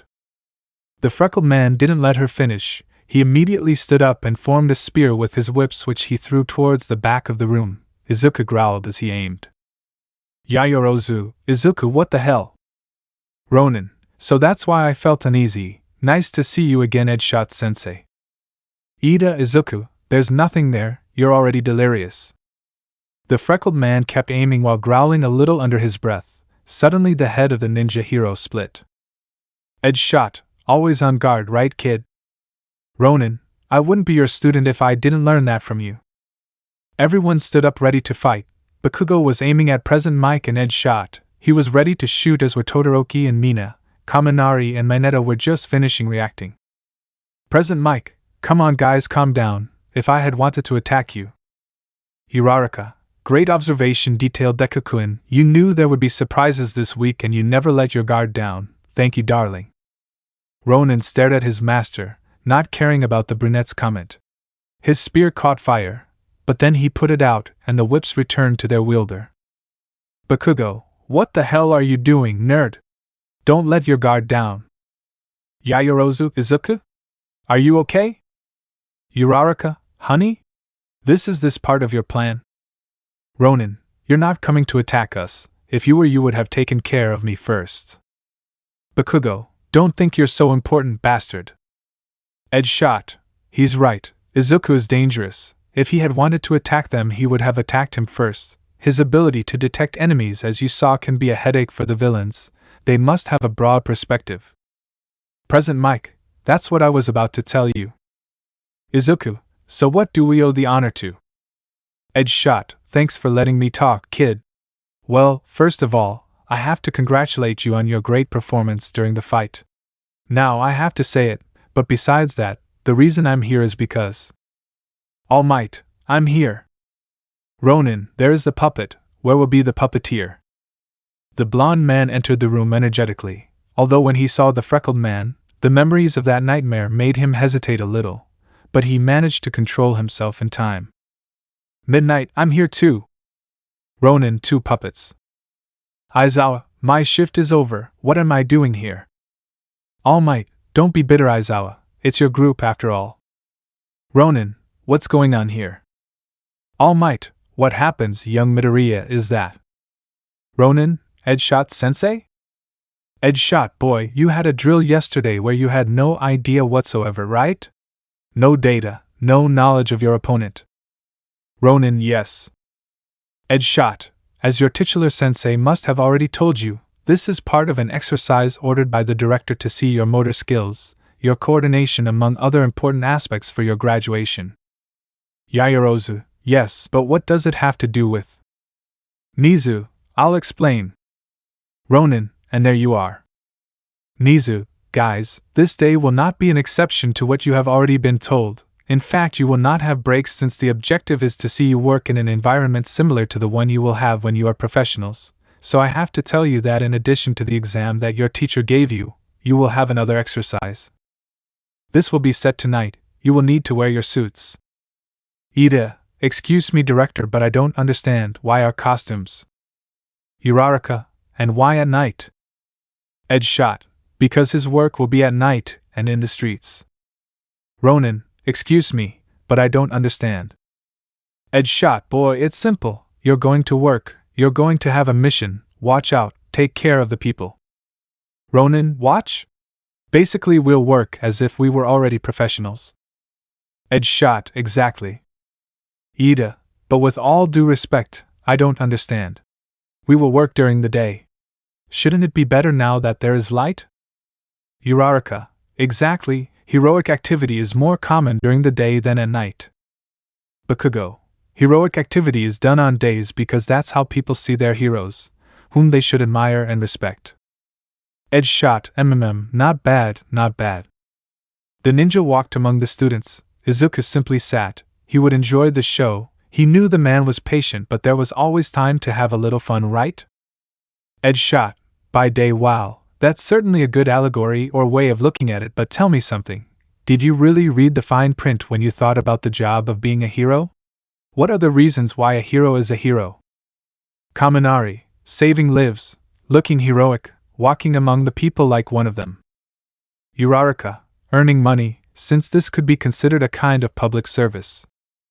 Iida, to be recognized. Bakugo, prove that we are above them. Mineta, getting girls. Edgeshot, wow, somewhat surprised recognition, power, hegemony over women and money, is that what young people think today?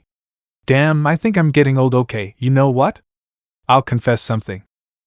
In my time we were heroes for something else, for the common good, because if someone had to save the people then it should be us, not because we felt superior to others. In fact, the idea of using our power to gain fame, money and get girls never crossed our minds. We became what we are because we had these abilities.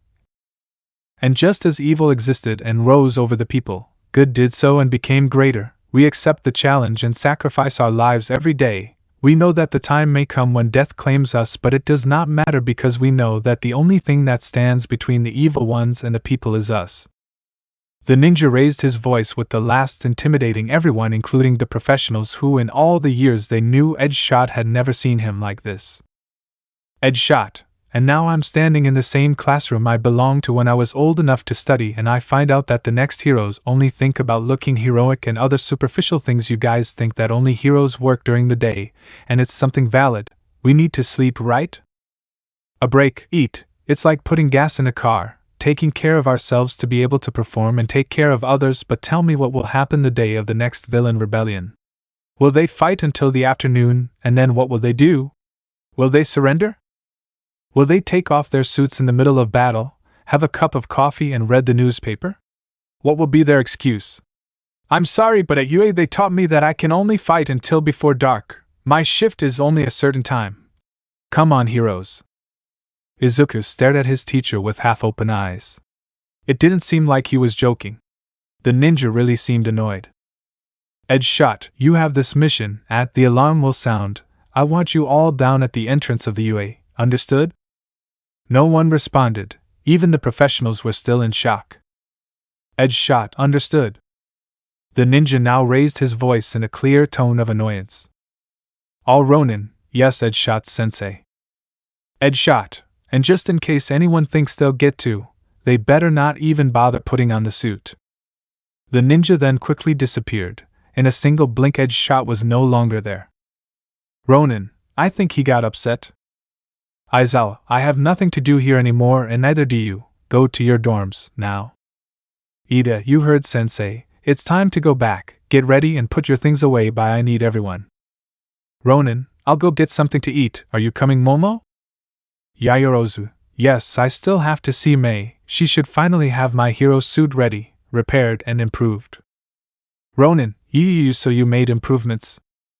Yaoyorozu, little things. Ronin, with you nothing is small and you know it. Yaoyorozu, well, you might not even recognize it. Ronin, yes, of course. Iida, hey, didn't you hear? I need everyone. Ronin, yes, I heard you. The usual blah blah word, order and all that shit word blah blah blah, that was all, right? Iida, this is serious, Izuku. Uraraka, honey, we don't have time to play.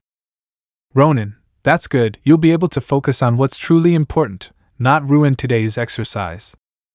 Bakugo, stupid piece of shit, you seriously have balls. Ronin, really, Bakugo? Go on, you damn Muslim, say it. I think you have a really big snout for someone so small. Now listen to me carefully.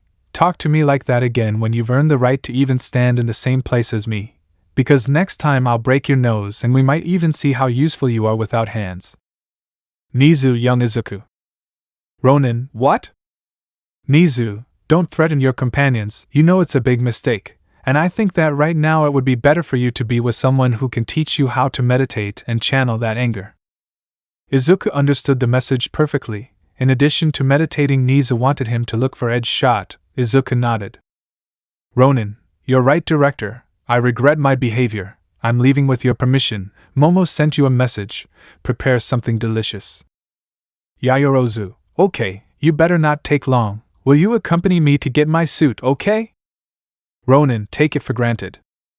The freckled man retreated while All Might headed towards Bakugo.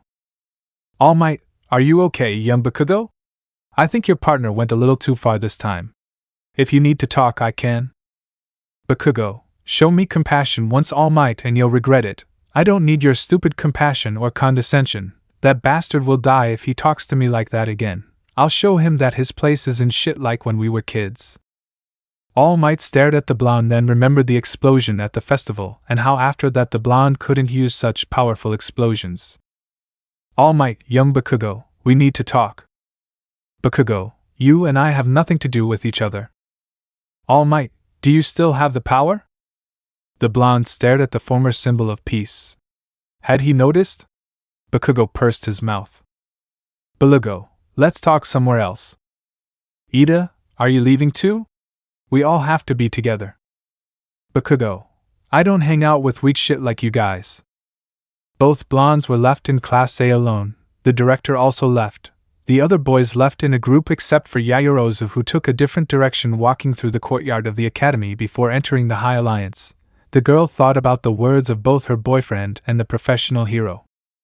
Yaoyorozu, I must be better if I want to be the best heroine. On the other hand, the freckled boy looked for his sensei with extreme care but couldn't find him. Izuku used the skills that Edge Shot had taught him to move in stealth, but nothing. The boy was about to give up when, in the only place he hadn't checked, he took strength and in a single jump he reached the roof of the academy, where he finally found him. Edge Shot was leaning on the flagpole with a half-finished bottle of apple juice. Ronin, so Edge Shot was here, sensei. Edge Shot, in all schools in Japan, or at least the ones I know that it is forbidden to go up to the roof, because of the suicide rate and all that. With the discovery of the quirks, this has increased too much. Ronin, and with the discovery of the Quirkless too. I know a good way to get a quirk. Go up to the roof and throw yourself off and hope that in your next life you're born with a quirk. Edge Shot, yes, but in my time there were fewer Quirkless, boy, although you have a point. The fact is that although at UA people were always respectful about that, they also prohibited climbing here. but for guys with quirks like mine or similar ones that allow them to fly or climb, this was a good place to skip classes, study in peace, or practice some movements. Ronin, who would have thought, the stealthiest hero, a student rebel. Edge shot. I didn't do it very often, so it doesn't count, but you know, what I said in your classroom was true. The reasons why each of us became a hero varied, although we all agreed on one thing. Even if evil seems impossible to defeat, there will always be that %, and if with that probability I can save everyone, it will be worth the risk. We don't think about fame or fortune, we think about the collective good and protecting the future from future threats. The freckled boy looked at his teacher strangely. Suddenly Edge Shot laughed a little. Ronin, what's so funny? Edge Shot, the place where you sit. Ronin, what's unusual about it? Edge Shot, I don't know if they changed it or it's still the same, but I remember that was my place when I was your age. Ronin, haha, really? Edge Shot, yes, it was so many years ago. I don't remember who my teacher was, but I remember that he wasn't a professional hero. Before it wasn't possible, heroes had to be on the streets. I don't even remember his quirk. I think that if time passed. Ronin, I saw. Edge Shot, anyway, you better go downstairs, do what you have to do, and I'll wait for you in the field. You better not be late, okay? I'll stay here. I have a better view and no one knows about this place. Ronin, understood. The freckled boy jumped down from the roof while his sensei watched him. Edge Shot, that guy is amazing. The freckled boy was swinging until he received a message from his girlfriend. Yayarozu, I'm going to the support workshop now, where are you? Ronin. On the way, do you have anything to eat? Yayarozu. Yes, I think you'll like what I prepared. Ronin. I know you are princess, I'll see you there. Yayarozu. Come carefully and don't text while swinging. Ronin. Wait, how do you know that? The brunette sent him a photo from a window where the boy could be seen. Izuku just smiled and put away his phone. The freckled boy didn't take long to get to the workshop. Yayarozu, you took longer than I thought. Ronin, I was about to get to the dorms when I got your message, I had to detour. Yayarozu, look how you seem to be doing it twice. I'll give you a spin, what? Oh crap, I'm sorry, Izuku.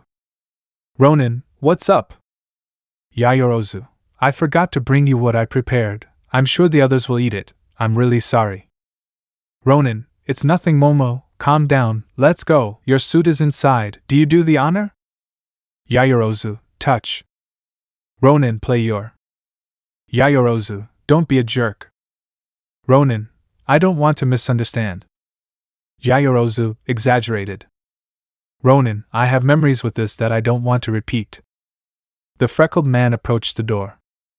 Ronin, let it be known that I warned you. The freckled one touched but nothing. He was more confident because he knew that his predatory sense would alert him, but nothing happened. Izuku touched again, but nothing. Once again, nothing happened. Yayarozu, but he told me he would be here. Ronin, he practically lives here. The boy pressed his ear to the door and amplified his sense as much as he could. Hatsum, it's wait. I think someone knocked. I told Momo I'd have her outfit ready. Can you wait a little longer? Hatsum, we agreed to keep this hidden. The freckled one took off his ear. Yayarozu, what's wrong? Ronin, you told me you wanted to tell me about us? Yayarozu, yes, why? Ronin, smiling maliciously, they will be secret companions. The freckled boy took the handle of the sliding door, used one for all and pulled the door. The plate was destroyed and the door opened, revealing Hatsum stuck to the arms and kissing Shinso Hitoshi. The freckled boy smiled with amusement, while Yayarozu opened her eyes in surprise. Ronin, I saw why they wouldn't open. Hatsum opened her eyes in surprise and fear. She immediately let go of the arms of her now-known boyfriend, who upon seeing Izuku could only be amazed as well. Ronin, surprise. Shinso, no, it's not what you think. Ronin, oh, of course it's not what we think. He was probably drowning, and you gave him mouth-to-mouth resuscitation, right? You're a great friend. Hatsum, no, he just this. Yayarozu, I'll guess you were crying and he hugged you to comfort you. How sweet. Ronin, the possibilities are many, you know? Shinso, okay, maybe. Hatsum, if that's what you're thinking. Ronin, although if I'm honest I didn't expect this, but you know what they say. Yaoyorozu, there's always a broken one for every sewn one. Ronin, not exactly, but you get the point. Hatsum, I wanted to tell you we wanted to, but. Shinso, after what happened with Iida, the truth is it was my fault. I didn't think about her but about myself. I didn't want problems with him because if I were to fight there's a chance they'll send me back to general courses and I don't want that. I like being in the hero course and I want to earn my license. At that moment Izuku tapped him on the shoulder. Ronin, relax Shinso, I understand. Hatsum, sorry Momo, after what I told you with Midoriya, well. Yaoyorozu, don't worry Mei, to be honest I understand you. Hatsum, don't do it Momo, I'm really sorry but you don't have to pretend. Yaoyorozu, but I'm not pretending Mei, I really understand you. The girl made her companion look up and turned to see Izuku who was talking with Shinso. The boys had moved away a little. Mei looked at Izuku and then at Yaoyorozu who smiled shyly. The girl looked back at Izuku and then at her friend. Hatsum, wait Tsuyu. Yaoyorozu, nodding, do you understand? Hatsum, and the. Yaoyorozu, I'm surprised how long it took you to realize. Hatsum, but when? How? Okay, you have to give me a lot of explanations. Yaoyorozu, I know but that's why I'm telling you. I know perfectly well how you feel, you don't have to think that I'm lying, we're friends right? Hatsum, thanks Momo. Yaoyorozu, calm down, Mei. I don't know if it's too awkward to ask, but. Ronin, Momo. Did he give you your suit yet? The freckled man raised his voice enough for both of them to hear him. Yaoyorozu, well you heard it. Hatsum, yes, and in fact here it is. The pink-haired girl handed her a small bag that had inside what looked like red cloth. Yaoyorozu, hey, you didn't have to bother dubbing it. Hatsum, I thought it would be a nice detail. I hope you like it. I made the modifications that we worked on together. Yaoyorozu, all of them? Hatsum, all. Yaoyorozu, I assume that's some. Hatsum, don't worry, they were tested and with the consent of Power Loader. Yaoyorozu, I was going to say I hoped you put your own spin on them. Hatsum, also Yaoyorozu, that's the important thing, then he took it to me, thank you very much Mei. Hatsum, whenever you want, just remember that we have to talk, you and I, about I assume that's also a secret. Yaoyorozu, you know that yes, well we're leaving now, Izuku is ready, let's get something to eat. Ronin, you know what, we have some free time, we'll see you later, old man. Shinso, sure Midoriya, we'll see each other later. Ronin, you heard sensei, don't be late, hypnosis kid. Shinso, couldn't you think of something better? Come on, Todoroki, you make better jokes. I feel offended. Ronin, I could call you something else, but I prefer to keep your friendship. The freckled man and the brunette left the workshop. Ronin, I'll close, don't worry, keep doing your thing. The boy took the heavy door and closed it again. Ronin, the good news is that it's too heavy to be moved normally. Yaoyorozu, and the bad one? Ronin, being too heavy, it had a mechanical system which I broke when I opened it, but I bet it can be repaired. Yaoyorozu, do you think I can do it before? Ronin, she's the best inventor I know along with Melissa. Well, I think Melissa is just one step above her, but the fact is that they're the best I know obviously, after you. Yaoyorozu, ah how cute. Ronin and resourceful. Yaoyorozu, let's get out of here before they notice. Ronin, haha yes. The boys left quickly. Yaoyorozu prepared something for the boy since she had forgotten to do it when they left class. The girl prepared a surprise for the boy. Ronin, what about food? I already made the water here. Yaoyorozu, okay Izuku, don't bother me about this. I saw what happened with the onigiri at the party, and I know how much you like them, so here it is. I hope I can well return your good taste for them. The girl extended a small tray of onigiri. Yaoyorozu, I hope you like them. Ronin, hey, you shouldn't have. Yaoyorozu, I know, But if you've taught me anything, it's that overcoming bad times is always better when you do it with someone special. Ronin, and they say I'm aggressive because of you? Here, I'll steal some. The freckled boy began to eat naturally, and after a while he had finished what he had on the small tray. Yayorozu, on her side, took out her tray of kushiichs. Yorozu, something light would be enough for this, or at least that's what I read, so it might be enough. Anyway, there are some more breaded ones. Ronin, I think so. Momo, thank you. Yayorozu, it was nothing. Izu. The brunette approached and slowly kissed her boyfriend. Izuku also reciprocated her kiss, but something strange happened. It was the first time something like this happened to them, because slowly the kiss became more passionate until the steps approaching made them return to reality. Ronin, Yayorozu, oh damn, look at the time, I have to run, see you later. Izuku. Ronin, yes. The brunette ran out, leaving the freckled boy alone, who took a few onigiri that he found and went to his room after a couple of minutes.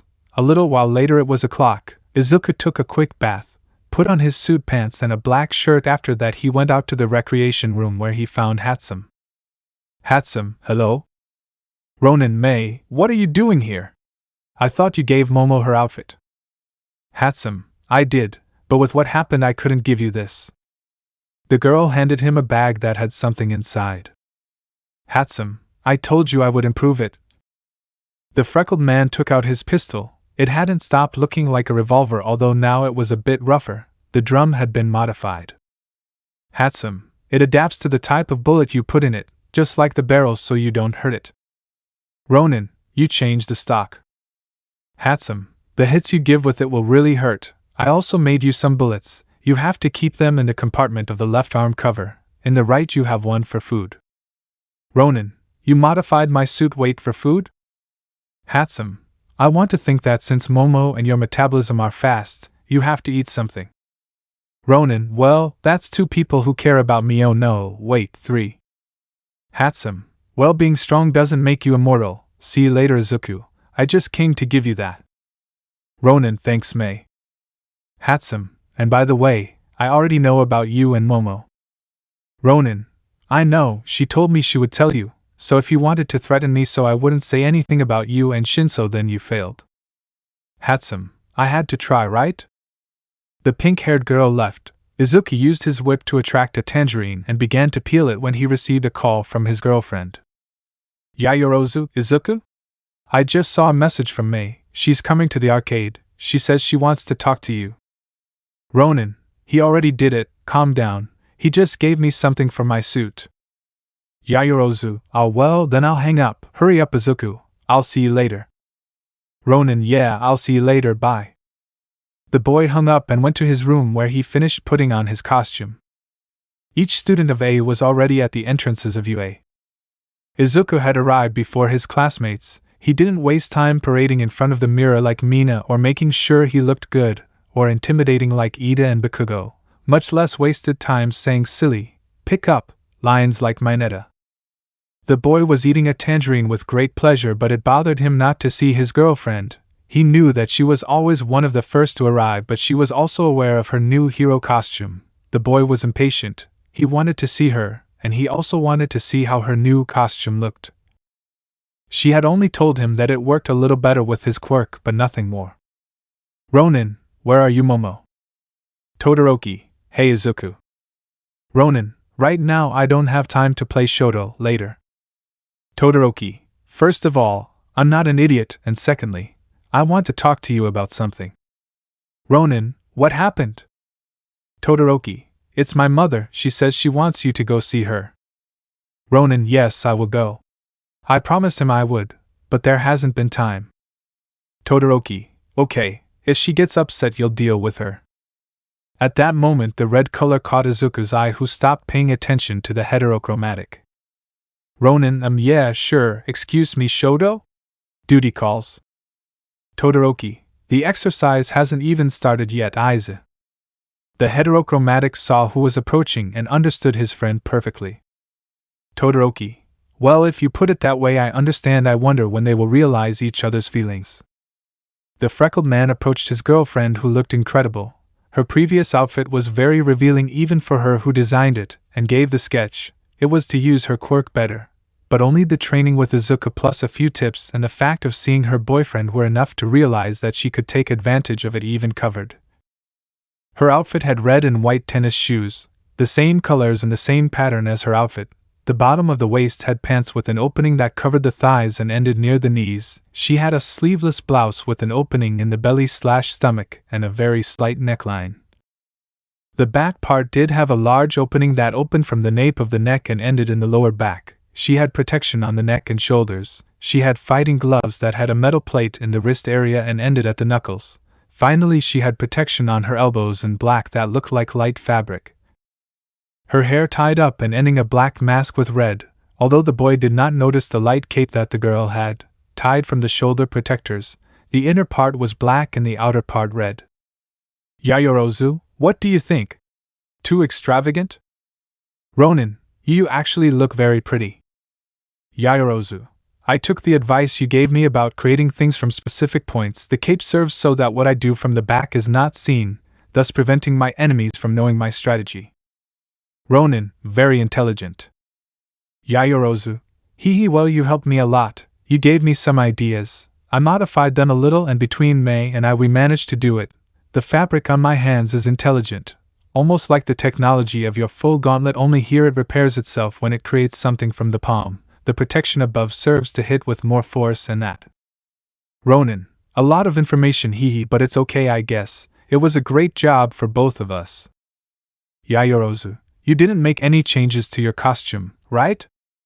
Ronin, slight changes, more resistant protections, the bow is on my knuckles making my hits stronger, adjustments and ventilation small things, my suit is already quite complete. Yayorozu, so what did May give you? Ronin, the true fit. The freckled man drew his gun and Doctor showed it to Yayorozu. Yayorozu, it looks different. Ronin, stronger and more adaptable barrel. The drum was also improved. It made me a few bullets. Being a revolver I have a more limited number of shots, but I know I can use them without spending that limit. Also the bark of my left forearm is a compartment for ammunition. In fact, observe. The boy took out the cylinder of his weapon and opening the armor he took out the necessary bullets and loaded his weapon. When he finished with a single movement he returned the cylinder to its original position and lowered the hammer to then put it back in its holster. Yayorozu, why did you carry her all at once?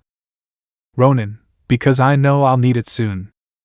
Snipe, I hope your shots aren't deadly, kid. Ronin, Snipe-sensei. The freckled man bowed to his master. Snipe, calm down, kid, he came to watch over them. Ed's shot is already on his way. He settled the matter with the director. But I see you changed your weapon. Ronin, I didn't change it. I just made some modifications giving it to the cowboy hero. Snipe, more resistant adaptable barrel and drum, this will prevent it from getting hurt by the shot. It is also more resistant, this will prevent it from wearing out quickly although it is not very heavy. Ronin, for me it's perfect. The freckled man took it and turned it over in his fingers before putting it in his sheath. Ronin, it gives me a much better balance. Snipe, back to the topic of ammunition.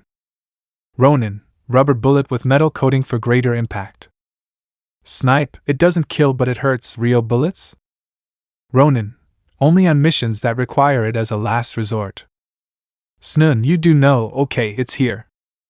At that moment the ninja hero unfolded his body. Ed shot, wow, I thought it would take longer. Listen guys, you've seen how important what I told you was. Everything you do now has a weight and everything you will be in the future. Now for this exercise I need you to form teams. Can you work alone? Yes, but preferably in a team. That will give you a greater perspective of working with a partner. Something we've already seen, right? Everyone nodded. Ed shot, well, the team can be as many people as you want. In doing so I need you to come here with me to give this showing a device the size of a pea the best in current communication. I along with other teachers will manage the frequency that corresponds to you. The job is to patrol, but if we see a crime nearby and we think you can handle it then we will send you, okay? Everyone nodded again. Ed shot, can you help other heroes even when we don't say so?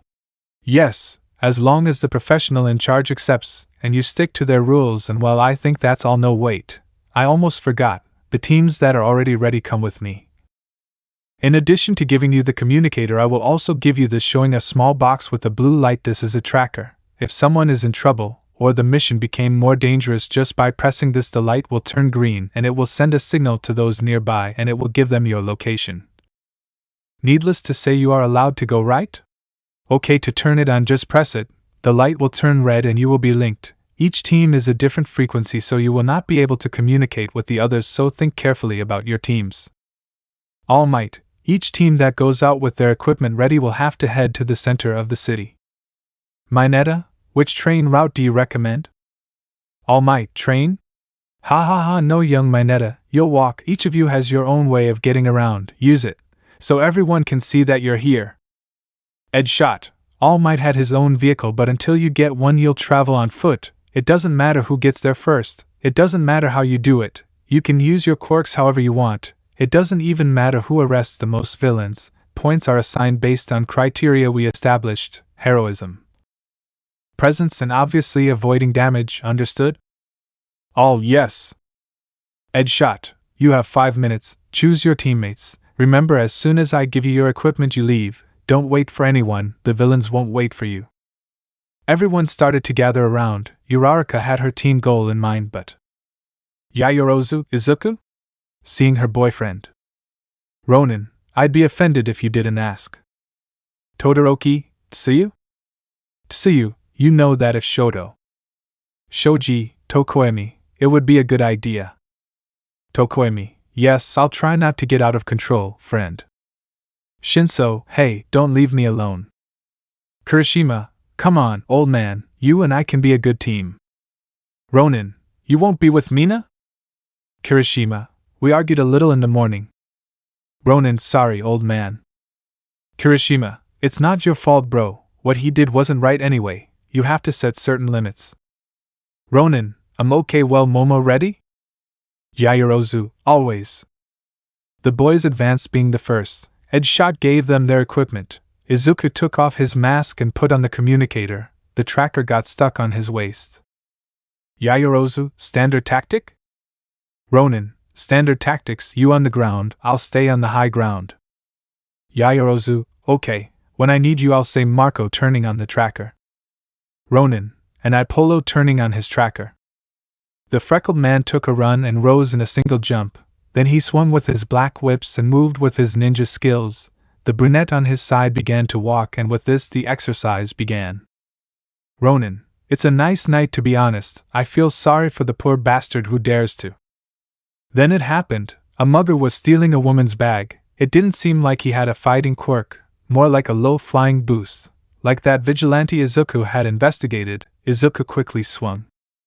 Ronin, well, I feel sorry for him. Izuku quickly positioned himself in front of him, swinging his whips. The poor man didn't have a chance to do anything, because as soon as he looked back to see his way he was greeted by Izuku, who with his legs lifted him in the air, kicking him. The thief ended up on the ground writhing in pain, holding his stomach. Izuku only put his foot on his neck. Ronin, you shouldn't be mean, even though you made my night, to be honest, haha. The police won't take long to come for you. The freckled man lifted him up and put him on the wall, but in that Edshot, Ronin, Kriati, are you there? Ronin, Edshot sensei? You're our spirit guide? Hee. Yaoyorozu, I thought it would be Almight, you know why? Edshot, well no, he had Bakugo and Mina. Ronin, for some reason I'm not surprised, but well, it's even good. Yaoyorozu, Mina and Bakugo working together? That's weird. Panin, I didn't mean that, but anyway, why did he call us sensei?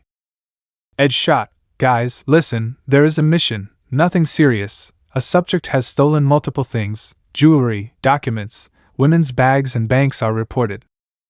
Ronin, okay, we have a guy who doesn't care what he takes. Yaoyorozu, for him it's just stealing for stealing's sake, I guess. Edshot, somehow the police haven't caught him, and they just registered another hit, this one in their area, as soon as they see him. Ronin, I'll go to high ground, it's easier to get a better view from there, climbing up with his black whips. Yaoyorozu, I'll cover you on the ground. Edshot, I'm counting on you guys. Ronin, thanks, over and out. Yaoyorozu, You know that last part wasn't necessary, right? Ronin, I had to say it, Momo, but tell me, have you done anything relevant? Yaoyorozu, to be honest, not so much. I helped with an evacuation, but they gave the big job to Iida and Uraraka. I arrested a guy who was harassing women on the subway. His quirk was releasing a hypnotic gas well, that was something big. I felt so angry with that jerk, but it was better that I found him and not. Ronin, I agree with that, I would have left him hanging by the balls. Yaoyorozu, that's what I mean. Ronin, nothing important on my part, I just caught a thief, I think he could just move, nothing relevant either way. Yaoyorozu, are you expecting a displacement quirk? Like that Vigilante's? Ronin, I think so. Yaoyorozu, hee poor you, but well Izuku, then let's wait for this villain to act together, okay? Ronin, of course, my lady. Izuku climbed the tallest building he had. He liked being covered in darkness. With his sense of sight enhanced by his one for all, the freckled man had a wide view of his entire surroundings. He quickly managed to find something that caught his attention, a black blur. He fixed his attention on that, and realized it was a guy with a quirk that allowed him to move quickly. He seemed to be escaping from something. Ronin, for some reason the police still haven't caught him. I think it's a quirk like Iida's, maybe, or well, not, I'm sure it's a weaker version. Heh! I got you, Momo, I already saw our suspicious man. Yaoyorozu, really? Ronin, yes, said Shot-sensei, there is a description of the suspect. I think I already found it, but I just want to be sure. Edge Shot, of course there is, let's see, okay, I have it now. Password. Izuku watched the guy while his sensei gave him what they knew about him. Soon he saw he was the same guy. He seemed normal. He struggled to look normal like everyone else, but then he saw how he stole a woman's bag without her noticing. Izuku just smiled. Ronin, movement, good quirk, but well, I'm ready, time to go to work. Momo, are you ready? Yaoyorozu, always wait, are you chewing? Ronin, no. Yaoyorozu, Izuku Midoriya, what are you eating? Ronin, nothing, well, just an onigiri. May put this on my right forearm protector. I also have to eat, right? Yaoyorozu, we'll talk about that later, now you better tell me how long it will take to get to where I am. Ronin, minutes, it won't be long, I'll establish contact in about minutes. The freckled man saw his rival. It seemed that even if he were hiding among the people, he would not try to go unnoticed. His hands moved quickly, he took what he could, there was only 1 minute left. Ronin, establishing contact, you should be able to see it by now. Yaoyorozu, if I see him, I'll let him pass a bit so he doesn't get suspicious. Ronin, of course, it's not like seeing a hero makes him nervous. Yaoyorozu, how much for contact? Ronin, seconds, wait, he jumped, seconds to contact. The brunette was ready to catch him or execute the plan, but they didn't count on. Bakugo, move over, you crappy extras. The next issue is going to happen. I didn't need to follow your orders, Almight. The villain froze when he saw the ash blonde. He quickly turned and jumped towards a street, moving away from the brunette. Yaoyorozu, damn it! Ronin, Bakugo, you son of a hitch, you're stupid. Yaoyorozu, Izuku, he's escaping, go after him now. I'll catch up with you later. Ronin, you don't need to say anything more, precious. The freckled man threw himself face down. After a few seconds he raised his body and threw his whip, beginning to swing. The boy was about to use the same tactic he used with the other guy, but then the rival came back for another turn. Izuku didn't want him to discover him. He could lose him. The boy went into the next street. Big mistake. Because it seemed that the buildings were connected, clothes on a clothesline, stairs and other metallic objects were what were getting in the way. The boy moved with mastery and agility between all those things and finally managed to get out, although he was upset. Yaoyorozu, Izuku reports. Ronin, unsheathing his weapon, I'm about to finish this guy off. The boy aimed and shot, hitting the subject right in the back, who winced. When the man turned around, he saw Ronin, who landed in front of him, clearly annoyed. Ronin, the police can't catch you and pro heroes don't think of you as a threat, unfortunately for you. I'm not a pro hero and I'm not a cop either, so I'll beat the hell out of you. Izuku discreetly loaded his weapon and quickly got into range, only to see the guy disappear and reappear in the building above. Ronin, son of Yaoyorozu, Izuku, what's wrong? Ronin, he's a slippery son of a hitch. His quirk wasn't like Iida's. This idiot can move through space, a kind of portal just for him, short but significant distances, up or down. That's why they couldn't catch him. Well, at least he handles his quirk well. Yaoyorozu, I'm already on my way. Ronin, and I'm about to finish him off. The freckled boy saw how his target climbed up using his quirk, so he decided to do the same. He charged strength in his legs and in one jump he reached the top. The boy took out his weapon and shot at the hand that had his enemy's loot, making him drop it. Villain, damn. Ronin, you know, landing, I feel like you could tell a lot about a woman just by looking at her purse, but you make me sick. The subject then pointed his hand at Izuku's face. Villain, hey tall hero, you don't even know who I am, come closer and… Ronin, so what? Dude, you don't have another quirk, and even if you escaped you'd go down. I can grab you before you jump and kick you in the same direction without problems. You know, I ate squashing a bug. Tell me, do you seriously think you can win this fight? Izuku's real objective was to buy time. He waited for his girlfriend to arrive, but the truth is that while he was talking he put a bullet in the cylinder of his revolver, an electric bullet, enough to knock him out. The boy was about to shoot again when a fist came out of the shadows, hitting his opponent in the jaw with enough force to knock him out. Ronin, knockout that will leave a mark, don't you think, Momo? Yaoyorozu, I think so. Ronin, you're late. Yaoyorozu, oh, you very early. Ronin, and you knocked out my prey. Yaoyorozu, I was just doing my job. Ronin, my work. Yaoyorozu, aren't we a team? Ronin, when one steals another's prey. Yaoyorozu, I just wanted to give you a hand. Ronin, you took advantage of the situation. Villain, hey dude, she attacked first. Izuku shot the electric bullet at him. The guy fainted again. Yaoyorozu, I sound like a bad girl if you put it like that, but the truth is that yes, I was distracted. I had to take advantage to make my move. Ronin, that's cheating. Yaoyorozu, you know, as I saw it, you have to be more, as they say? Oh yeah, flexible. The brunette kissed Izuku over the mask. With her quirk she created a hook gun, shot and jumped to fall elegantly on the ground. Ronin, whistling, at least he's no longer paralyzed by fear. Yaoyorozu, I heard that, you know? I already called the police. Take our friend down. The credit's yours. Ronin, how considerate, sarcastically. Edge shot, the exercise is over. Take down the villain and return to the academy, boy. Ronin, at your command, come on, you come with me, your carriage has arrived. The freckled boy wrapped his rival in his whips and then stuck another one on the roof before jumping. The boy slowly went down with the help of his whip. There was already a policeman waiting down below. Ronin, officer, good evening. I caught our elusive mutual friend. I believe he has some crimes against him. The boy opened his jacket, revealing some jewelry. The whip returned to his hand, bringing with it the thief's loot. Ronin, oh right, and I also had this. I'm leaving. Now it's your responsibility. See you later. The freckled man was about to leave when… Officer, hey wait, you're that guy, right? Ronin, there are many. Officer, that proves me right. So if it's you, that UA kid from the sports festival who was indicted. Ronin, I don't necessarily have to answer that. Officer, no, but I already told you. That just proves me right. You did a great job, kid, thanks. Ronin, it's all yours. Izuku was about to take the powerful leap when… Officer, by the way, well, you know, keep fighting for what's right, kid.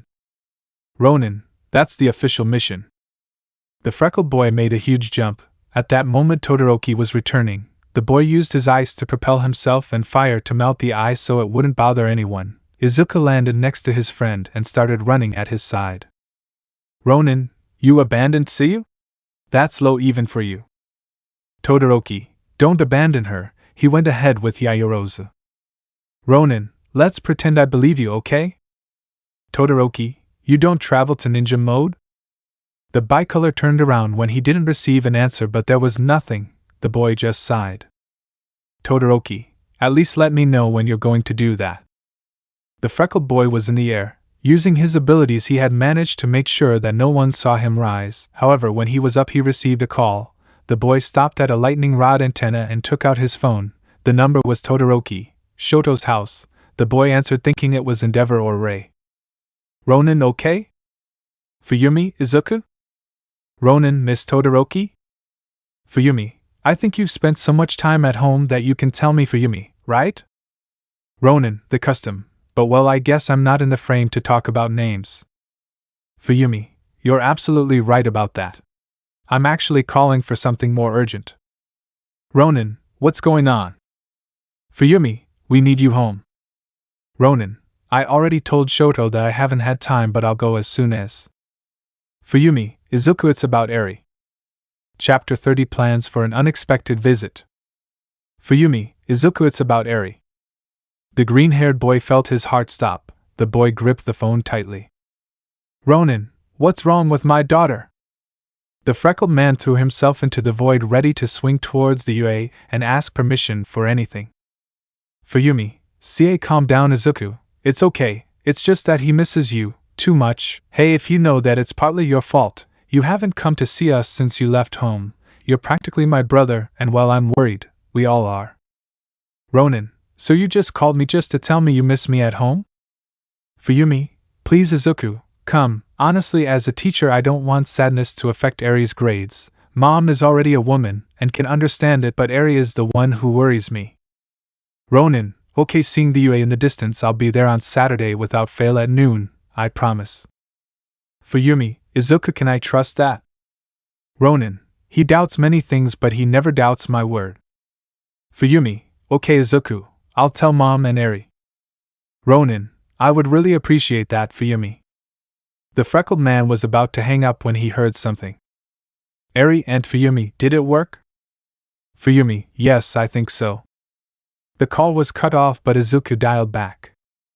Fuyumi, what happened, Izuku? Ronin, may I speak to my daughter? I want to tell her personally that I'll be there on Saturday. Fuyumi, oh sure, I'll pass it on to you. Eri, your father is speaking. The little girl took the phone. Eri, hello? Ronin, first rule, daughter, if you want me to go, just say so. Eri, boo, but how? Ronin, Eri Midoriya, you should wait for the call to end before telling us your plans. Eri, sorry, Dad, it's just that. Ronin, although I'm amazed at how I can still fall for that kind of trick, hehehe, you still have the touch. Eri, aren't you angry? Ronin, ha ha ha, of course not, you know I'm just joking, although you have to wait for the call to end. What would have happened if Momo answered you? Eri, hee, I think so. Hey, it's true, Dad, Grandma told me that as soon as I could contact you, I should tell you that if you have plans to come, you should bring Miss Momo. Ronin, wait, what? Damn. The freckled boy was close to the UA, but when he heard that his adoptive mother wanted them both to go, the surprise was so great that he didn't throw his whip. The boy was in free fall until he saw a pole. Without thinking, he threw his whip that got tangled in the tube. The boy by inertia rose with force. He felt his arm dislocate. Ronin, that's going to hurt. Eri, Dad, are you okay? Ronin, you calm down. Eri, Grandma told me you shouldn't talk and swing. Ronin, well, at least she's not the only one. Calm down, daughter, your father is fine. Now I just have to ready. The freckled boy landed on the school field. The green-haired boy did not cause any disaster despite the weight and strength. He saw how his girlfriend was on her back. The boy did not hesitate to approach from behind. He prepared his hands and grabbed her by the ribs. The girl's reaction was one of fright. By instinct, she created from her back a pillar of fence which hit Izuku's stomach, throwing him several meters back. Yayorozu, Izuku! I'm really sorry. Uraraka, what the hell is wrong with you, Yayorozu? How dare you do that to my Deku-kun? Yayorozu, this is none of your damn business. Uraraka, when she's with you she gets hurt. Yayorozu, listen to me carefully. When I was with you, you did nothing but deceive him. You slept with someone else when you said you loved him. Uraraka couldn't stand it anymore. She closed her fist and hit Yayorozu in the jaw, making her sit down. Yayorozu was furious. The brunette was about to get up, but Uraraka threw dirt in her face, blinding her. Yayorozu, damn cheater. Uraraka, let's see if you learn to keep quiet. The brunette was about to hit her when her arm was stopped. The girl soon began to feel pain. The brunette looked up and saw her ex-boyfriend, who did not have a very happy face. Ronin, touch her once more, Uraraka, and forgive me, but I wouldn't mind returning to Tartaros for making you disappear. Iida, you better back down now. Ronin, looking at the sky, I don't believe in you and you don't believe in me. I don't like you and I don't like you. Bakugo, what the hell are you? Ronin, but either you take them or I'll send them to you. Iida, you don't have to end everything with blows. Ronin, no, but you're forcing me to. Now either you get out of my sight or I'll make your practice grades go to 0 because you won't be able to use your quirk. The blue-haired boy looked at his partner with anger but did nothing. Uraraka, Deku-kun, please, she hit you. Ronin, normal human reaction to surprise, hers was instinctive. Uraraka, understand, I didn't mean for this to happen. I would never doubt you. Ronin, lifting Yaoyorozu, and yet you did it. Uraraka, why don't you understand that I love you? Ronin, why don't you understand that I don't? Uraraka, stop being a hypocrite. How many times did you think about Iida while you were with me? How many times did you think about all the luxuries he could give you but I couldn't while you were eating at my house? How many times did you lie to my mother's face? She said I had won the lottery by having someone like you more than a lottery. You were my damn downfall. Uraraka, Izuku, please understand that it was an accident. Ronin, carrying Yaoyorozu seriously?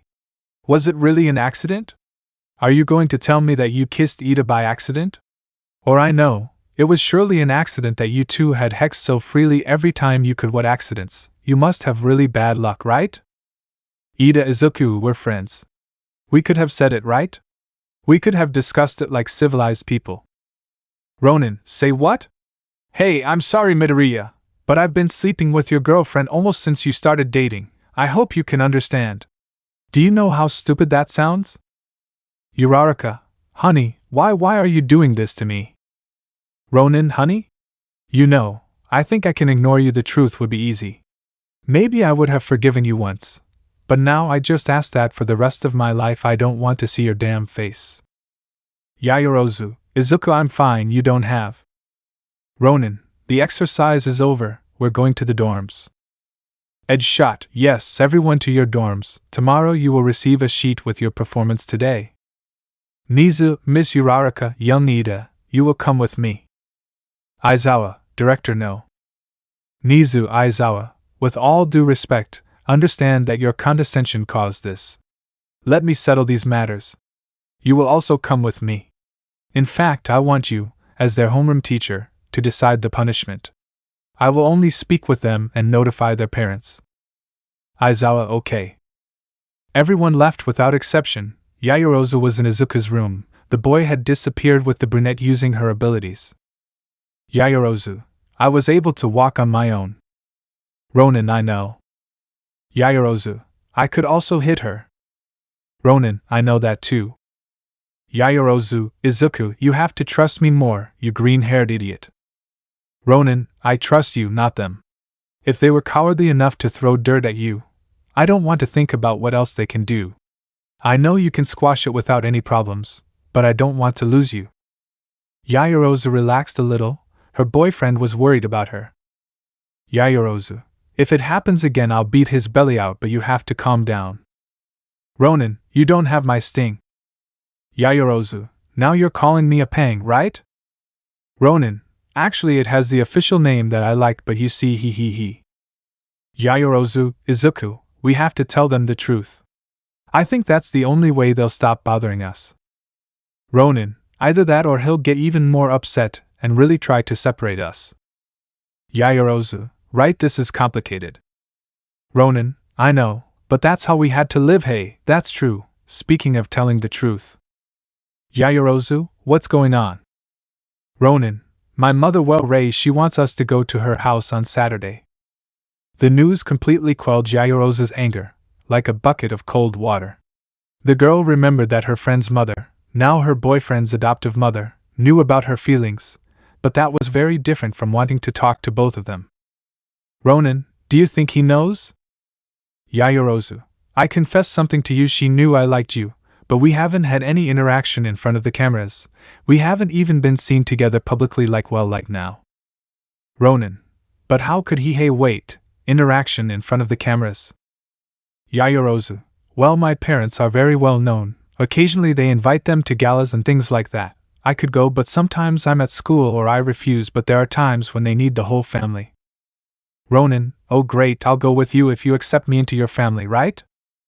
Yaoyorozu. It's possibly probable. Ronin. Seriously? Momo. I'll look ridiculous in a stretched out penguin suit. Yaoyorozu. Come on Izuku, it's not that bad. I even feel like you would look very handsome and attractive. Ronin. Attractive? Last time I saw you like this you ended up pinching my shoulder. Thanks but no thanks.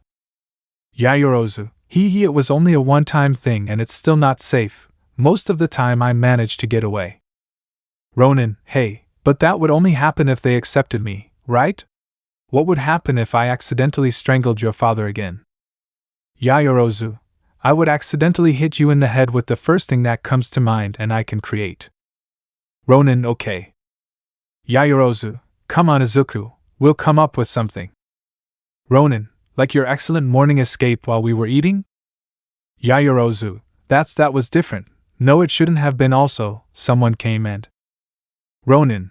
Of course, because it was very difficult to stop doing this.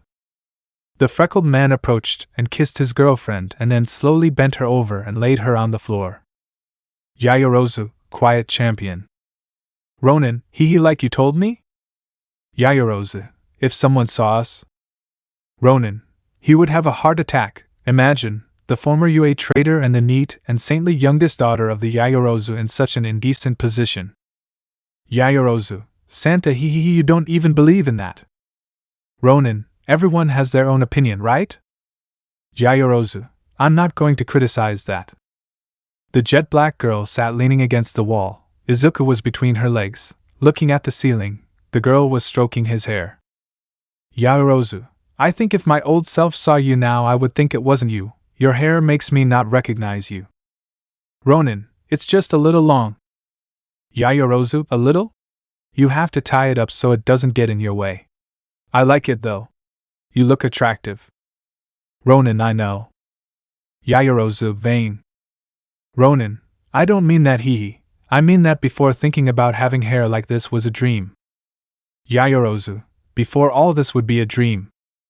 Ronin. Me with the most beautiful girl in UA? I think it's a dream. Yaoyorozu. You're romantic when you want to be. Ronin. Don't ruin the moment, enjoy the moment instead.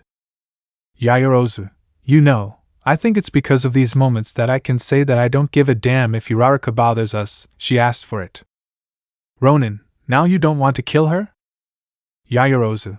But of course I want to kill her. It's just that I like knowing that she won't have this and I will. Ronin. That can be misinterpreted, but well, do you think we should do something tomorrow? Yaoyorozu. Tomorrow and the day after tomorrow and so on until Friday. Ronin. I wasn't talking about that. I was referring to whether it will be something like today. Yaoyorozu. I don't know, but whatever it is, we can handle it well, right? Ronin. I think so. And so it was, an exercise in pairs in the fake city. They had to rescue civilians from various disasters, earthquakes, hurricanes, volcanoes, etc. The boys chose a partner. Obviously Izuku is with his girlfriend. The duo of both remained perfect in the earthquake. Izuku's predator sense alerted him, and so he knew if any construction was fragile.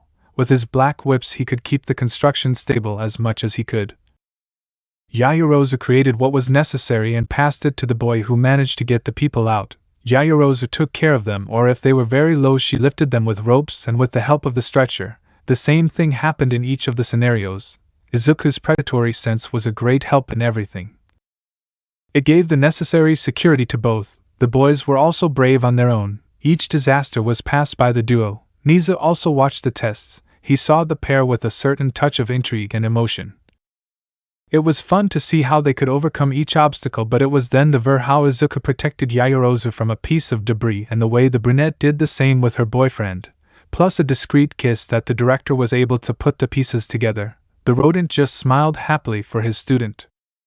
Nizu, now I understand it's funny. Good luck, guys. The day ended for the boys. Fortunately, the others did not try any of their silly plans. The couple was able to be comfortable even with their friends. Tsuyu showed her relationship with Todoroki and her great friendship with her friends. Ronin made arm wrestling matches against Shoji, managing to beat the giant.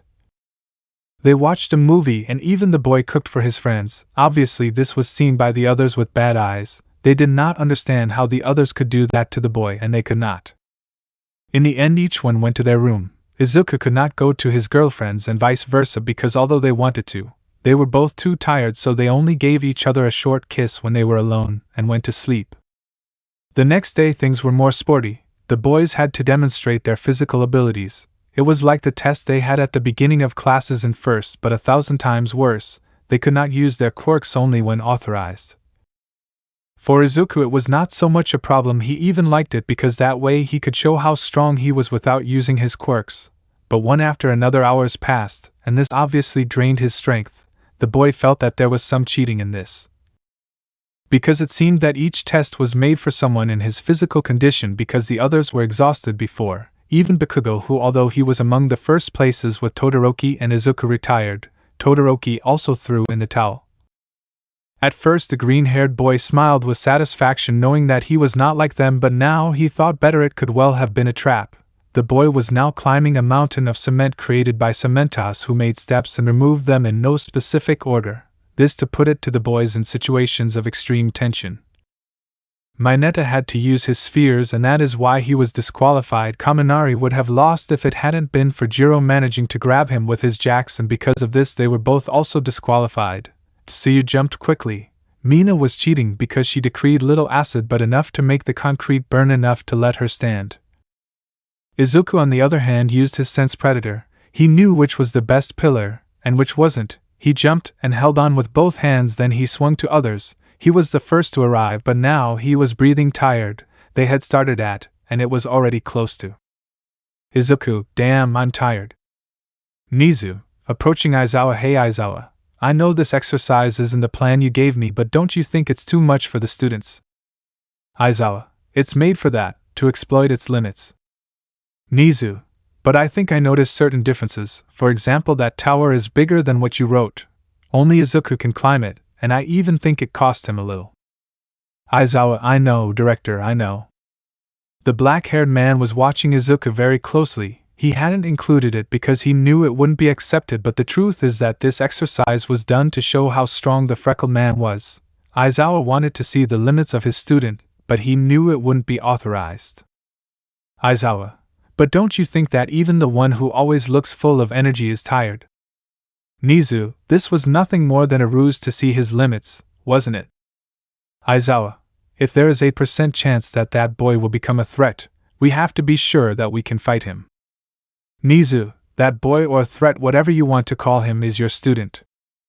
Aizawa, the one over there might be, might not be. I won't risk my student's necks. Nizu, Shota Aizawa, I order you to stop this now. Aizawa, okay brats, the penultimate test, Cementas please. Cements, yes. The hero raised his hands and suddenly large stands rose up. They thanked fate that the test had been carried out in the training camp. Maybe elsewhere the whole place would have been destroyed without a doubt. In the center of the place that Cementas raised, various obstacles began to form. The great tower was knocked down by this, and the pieces became even more obstacles. Izuku breathed tiredly, but now he knew that the torture had a goal, to tire him out. The boy looked at his sensei with anger but smiled. If he wanted him to lose, then he would not give him the pleasure, much less the satisfaction of agreeing with him. Aizawa, okay brats, you've all done well. This is your penultimate test, and so you can see that I'm not that bad. All of you can use your quirks however you want. Everyone opened their eyes. Had they really heard their sensei's order? Aizawa, the objective is quite simple. They have already exploded their minds and bodies. Now they will do it with their quirks. They will run until they can no longer. The last one standing wins. Now get in position. They all nodded. They knew that complaining would be useless, but they were happy to know that they could use their quirks. They all cried out for rest, but they knew that if they won this they would get it. They also thought that taking advantage of the fact that they were tired there would be a greater chance of beating Izuku. Iida stood next to the freckled boy. His attitude was starting to bother him, but he knew that if he could bring his friend back it would be worth it. Aizawa ready? Everyone got into a pose. Aizawa ready? Yaoyorozu was thinking about what to create until an idea came to her mind. She quickly began to create it. Iida, on the other hand, smiled confidently. A race was not a danger or challenge for him. Iida, afraid of losing an old friend? Izuku didn't answer. On his other side were Bakugo and Todoroki. Iida, because you don't have to admit it, you may be very strong and all you want, but you could never beat me in a race. This is my field. Bakugo slowly lit his palms. All the accumulated sweat would help. Even if he didn't throw him far, the explosion would affect the green-haired boy. There was no way to lose. Todoroki looked at his green-haired companion, trying to guess his next move. Izuku, on the other hand, breathed in annoyance. Ronin, you may not have noticed, Iida, but I'm so fast I could beat the devil himself. Iida just laughed mockingly. There was no way to lose. Aizawa, now! Todoroki reacted instantly. His hand moved back and heated up. Quickly a flame propelled him, while his other hand created an ice rink just for him. He knew that if he made one trapping everyone it would be useless, predictable. It would take a long time, and besides that everyone could get out without problems since they had already gone through it before. Now the fire propelled him and the ice made him move faster. Bakugo fulfilled what he thought. He generated a large explosion that threw him through the air. Yaoyorozu did not create her faithful approach bar. The girl became a cannonball and threw herself, covering a good amount of ground. Each one used their quirk in the best way, but Izuku remained static in his position. Nizu, what is this? Aizawa, maybe we just tired him out. Exhaustion makes him unable to think and... At that moment Izuku was covered by his lightning bolts. He looked up, showing a smile, and threw himself at full power. Nizu smiled and shook his head. Izuku ran at full speed, and in a matter of seconds he surpassed Uraraka, Tsuyu, Kaminari, Mineta, Sato, Shoji, Shinso, Kirishima, and Jiro. Now the boy was getting dangerously close to his other companions. Yaoyorozu continued using light explosions as impulses. Ronin was about to reach his girlfriend when he stopped abruptly. Yaoyorozu turned around worried, but then she saw a concrete pillar come out of the ground. Ronin, he'll do anything to test my reflexes. He wants me in a situation where I can't even think about my moves. The boy went around the obstacle. He saw how others also appeared in his companions. They had to jump over them, surround them, or directly destroy them. Izuku had no problem with this. The freckled boy even liked it. The boy used his black whips and used them as a spring to propel himself. His predatory sense warned him when something was going to come out of the ground, but he did not stop. Even using his hands, he supported himself on the ground. He used what was about to come out as an impulse. He used his pyrokinesis to propel himself. The boy had already surpassed Iida, who was in first place. The blue-haired man did not believe it. He tried to go faster, but this only made him distracted. The boy used his jet style, but being so fast made his reaction time decrease. He could not reach Izuku, and because of his distraction he made an obstacle hit him. Izuku obviously was in first place. The boy was about to fall to his knees but managed to stop in time. Yaoyorozu went towards him.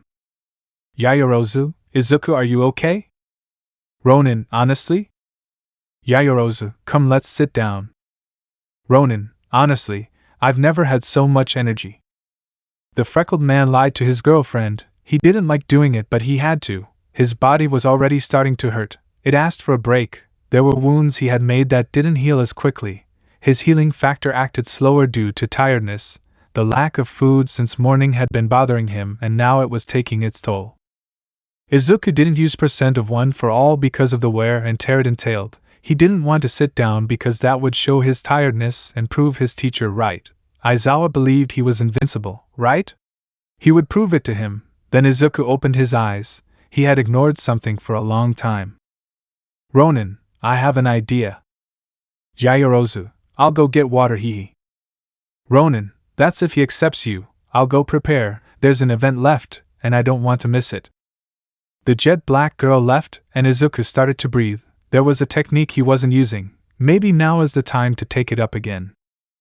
Aizawa, okay, you can rest while I talk, and Cementos does the last stage. You have shown that your skills have improved. You can't compare with your versions of a year ago, not even with the one from a month ago. This is what daily work does, it makes you better, it gives you the tools to say that no one will pass over you.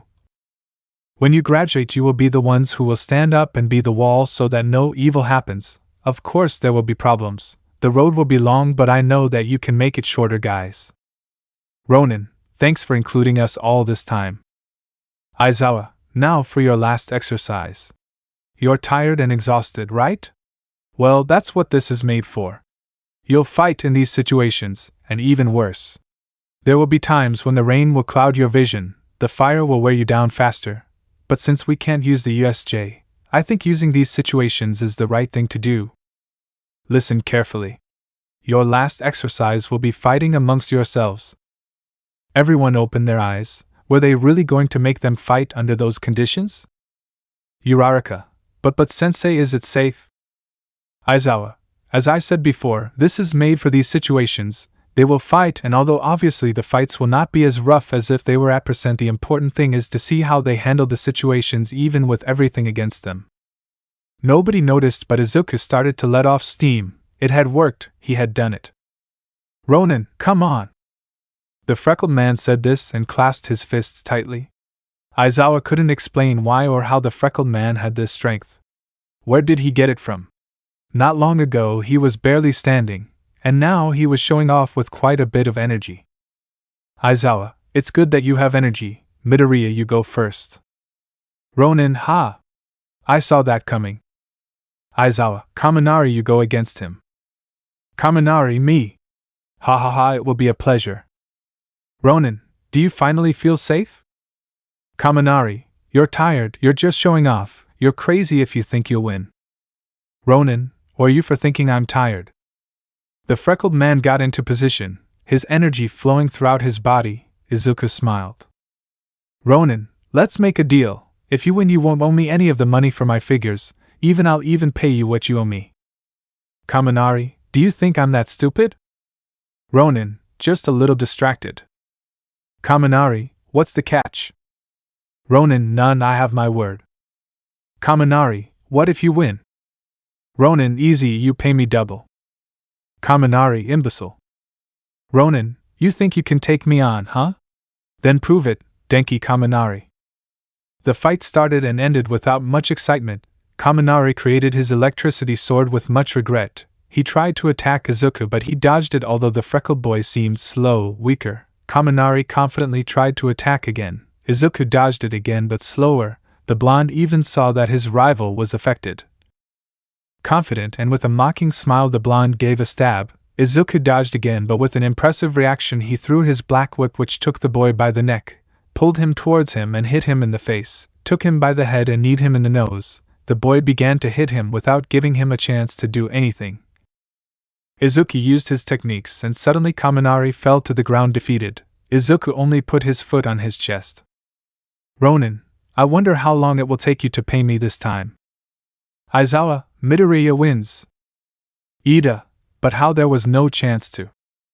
Ronin, it was Kaminari's mistake. If you fight someone, make sure you have the victory in your favor. If you get too confident, you will lose sooner.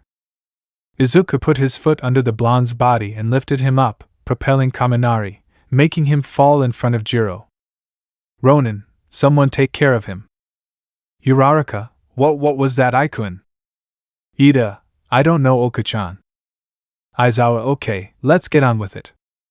The fights continued. Just as Aizawa said, they were quick fights. Mineta lost almost as quickly as Kaminari. All the students of Class A fought quickly. Aizawa's plan to exhaust Izuku seemed to not have its expected objective because he did not get tired, or at least he did not show it. He fights fiercely. The boy had several reasons not to show exhaustion or mercy, although one of them, and perhaps his main motivation, was to see his black hair. Enemy after enemy, even when his healing factor acted slower, Ronin managed to win. On the other hand, Yaoyorozu won like her boyfriend, but her downfall was Bakugo. The blonde didn't let her do anything. With an explosion he destabilized her walk, and with another he riddled her in the stomach. His AP shots caused pain. The girl wanted to create something, but Aizawa ended the fight. The brunette wanted to complain, but the black-haired man was firm. This annoyed Izuku and made Bakugo smile. After that came the fight between Izuku and Todoroki. The freckled man won, but it wasn't easy. His best friend turned out to be more difficult than he thought, but in the end the green-haired man managed to win. Izuku raised his left fist like Endeavor did, and in an act of respect he helped his best friend out. In the end there were only two fighters left, Bakugo and Izuku. The final fight would be between them. Both competitors climbed onto the platform. Izuku was willing to make his enemy pay. Aizawa, you know the rules, I want a fair fight. Bakugo, I'll buck you up. Ronin, if you couldn't beat the mud villain, what makes you think it will be any different with me? Aizawa, fight! The blonde threw himself with an explosion, hitting Izuku full in the face, who was moved backwards. The boy got up, but Bakugo gave him a hammer blow to the back and then a knee to the stomach, lifting him up. The blonde put his hands together and made an explosion so powerful that it threw the green-haired boy a few meters back. Bakugo, ha ha ha, damn, could you at least try to be a challenge for me, right? I only needed a few hits. Ronin, do you really think I'm defeated?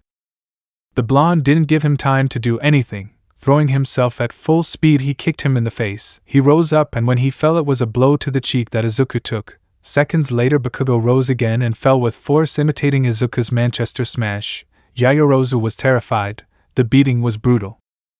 Yayorozu, Izuku! Stop the fight! Uraraka, enough, Bakugo. Aizawa, thinking, was that his limit? Enough, Bakugo, the fight is over, the winner.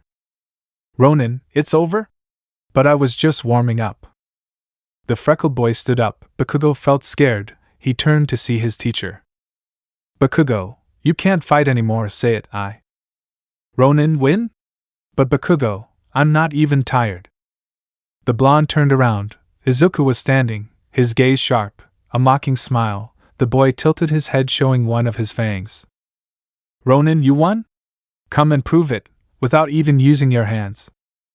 The freckled boy put his hands in his pants pocket and bent his body facing Bakugo, who couldn't stand it anymore, and furiously threw himself at the boy with an explosion. Izuku only dodged it with mockery and a laugh that drove the blonde to despair, who again and again threw himself, but nothing. He simply couldn't touch him. Izuku laughed mockingly, making Bakugo angry. Bakugo, you're going to die, you bucking nerd. Ronin, try to kill me at least, right? Bakugo threw himself again with force. His objective was none other than to make the freckled boy fall and not let him get up, but Izuku was not stupid. The boy dodged all the attacks without problems. His agility was incredible. Suddenly Izuku took Bakugo's hand and threw him to the limits of the platform. Bakugo threw himself with explosions, but Ronin only received him, took him by the shoulders and turned him around, hitting him against the ground. Ronin, come on Bakugo, at least put me in a difficult position. I'm just moving you around like a simple sack. Oh, I know. I think you're just a simple sack, a lump that I have to move. Bakugo exploded in rage. Without thinking about anything, he moved with his explosions, but Izuku threw himself and grabbed his face to slam him against the ground. The freckled man took off and put his hands in his pants pockets. Ronin, boy, you're boring. Attack, attack. You can't even think of a plan that doesn't include a third world war. Bakugo, son of a hitch, you damn should be tired. Victory should be mine.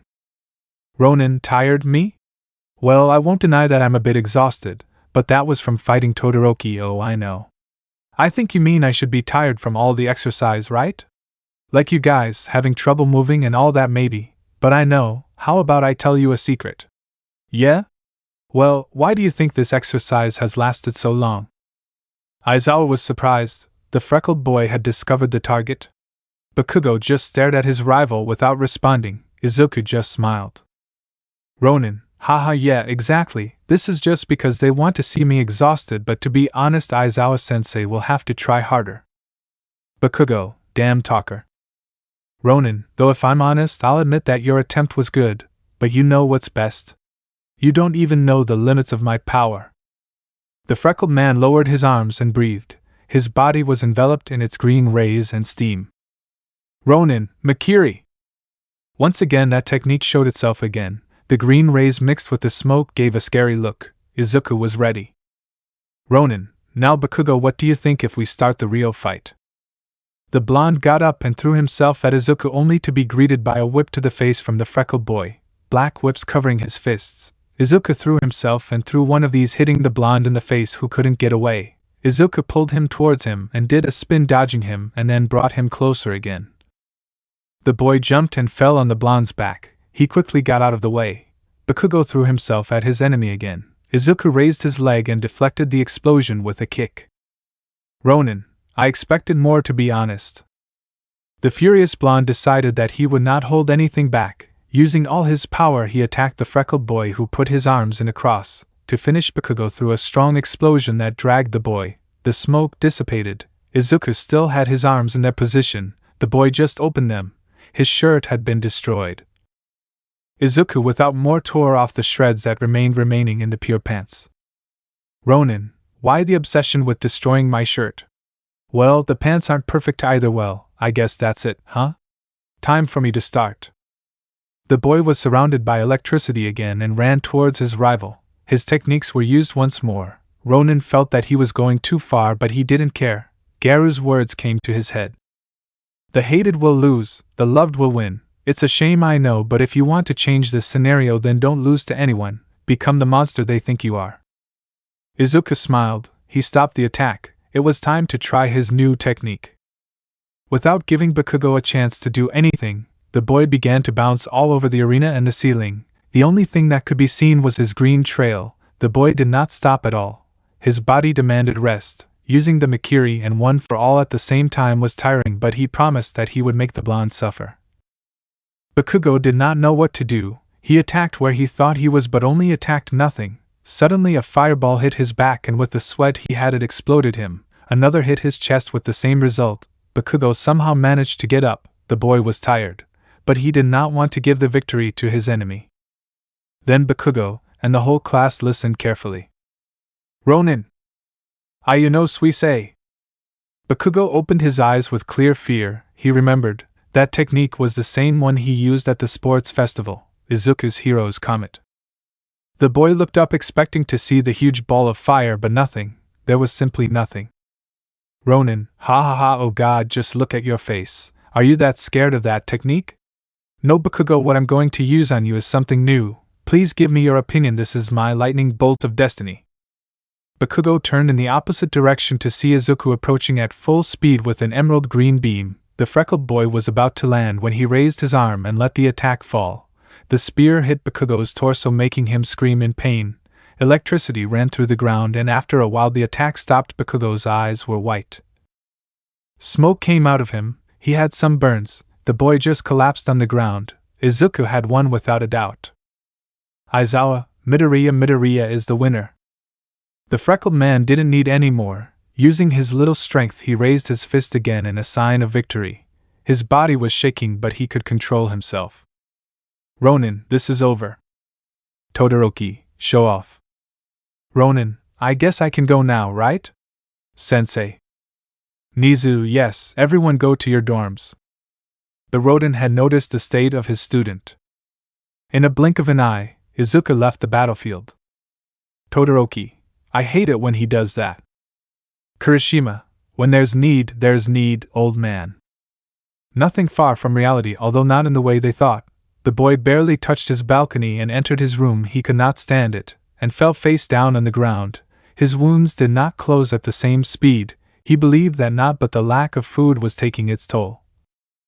The boy deactivated the Mikiri, and while the steam enveloped his body, he felt like the weight of the world was crushing him. But there was someone who was not very happy with this, and realizing the state of the green-haired boy, decided to follow him.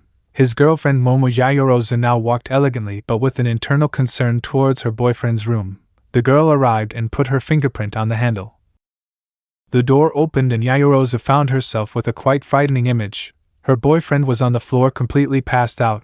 Momo did not have time to think about anything. She closed the door, took the first aid kit that each room had, put alcohol on cotton and began to clean her boyfriend's wounds. She did not care at all.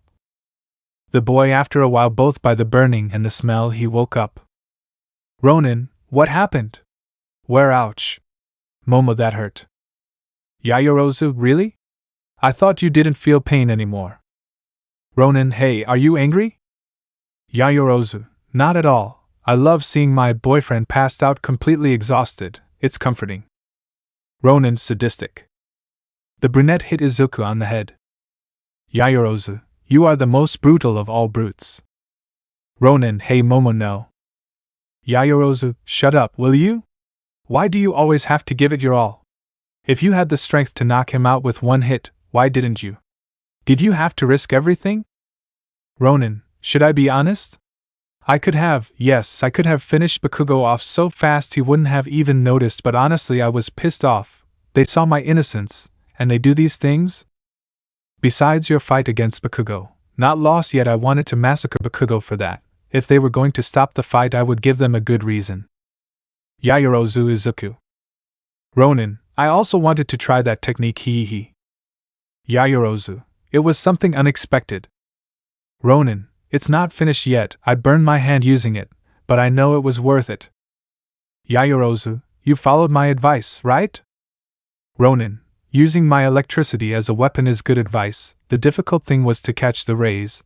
They came out and disappeared. I had to grab them as soon as I saw them. That's why I had to run so much, so I could reach them. Yaoyorozu, sounds complicated. Ronin, and it is. I have to improve a lot if I want to use it on the battlefield. Yaoyorozu, you'll think about it later, now let yourself be cured. Ronin, I can't refuse. Yaoyorozu, you haven't eaten anything, have you? Ronin, am I that obvious? Yaoyorozu, seriously, sometimes I want to hit you until I get tired. I really don't understand why you go so far. Ronin, that's an easy answer, my lady. I was once weak and lost my family. Today, I have you and Eri and I'll never lose them again. The brunette looked at her boyfriend, then smiled and kissed his forehead. Yaoyorozu, you are quite the hero. Sometimes I think how lucky I am to have the best boyfriend in the world. Ronin, I think the same sometimes, thanks Momo. Yaoyorozu, you know I like you the way you are now more than before, at least you're not a bundle of nerves anymore, hee. Ronin, maybe that's the only thing I'm grateful for, those idiots. The freckled man approached Momo and gave her a short but emotional kiss on the lips that the brunette did not hesitate to reciprocate. Ronin, cutting the kiss, I spent so much time thinking and focusing on those who wanted to see me dead. I think it's time I started spending my days focusing on those who make me want to live. Yaoyorozu, Izuku Midoriya, you are quite a poet. Ronin, thanks, it's natural talent, but now if you don't mind I think I'll get some sleep. Yaoyorozu, no wait Izuku, you can't. Ronin, why not? Yaoyorozu, what if someone comes in and sees us? Ronin, this room, like all the others, can only be entered with a fingerprint, and there are only two who can open it. One is mine and the other is yours. We are safe. Yaoyorozu, we have a balcony, you know? Ronin, only Zero could do what I do, and even if he does, as soon as he gets close I'll tear him to pieces. Yaoyorozu, is it good that my boyfriend is a sadistic fortress protector? Ronin, I'm not that sadistic. Yaoyorozu, okay, but look, let's do this, stay here, I'll go get something to eat for the two of us, okay? Ronin, you know I could go, right? Yaoyorozu, can you? Yes, maybe you mean you shouldn't. Ronin, clever girl, I can't move much anyway, would you do me a favor? Yaoyorozu, don't move from here, and if I find you training I'll hit you, now rest. The girl gave him a tender kiss. Yaoyorozu, I love you Izuku. The girl left. Izuku wanted to move, and although he could do it, it was difficult. His wounds were already healing at a relatively normal speed, although that meant wasting energy, making Izuku feel tired. The freckled man sat down when his girlfriend came back in. Yaoyorozu, what did I tell you?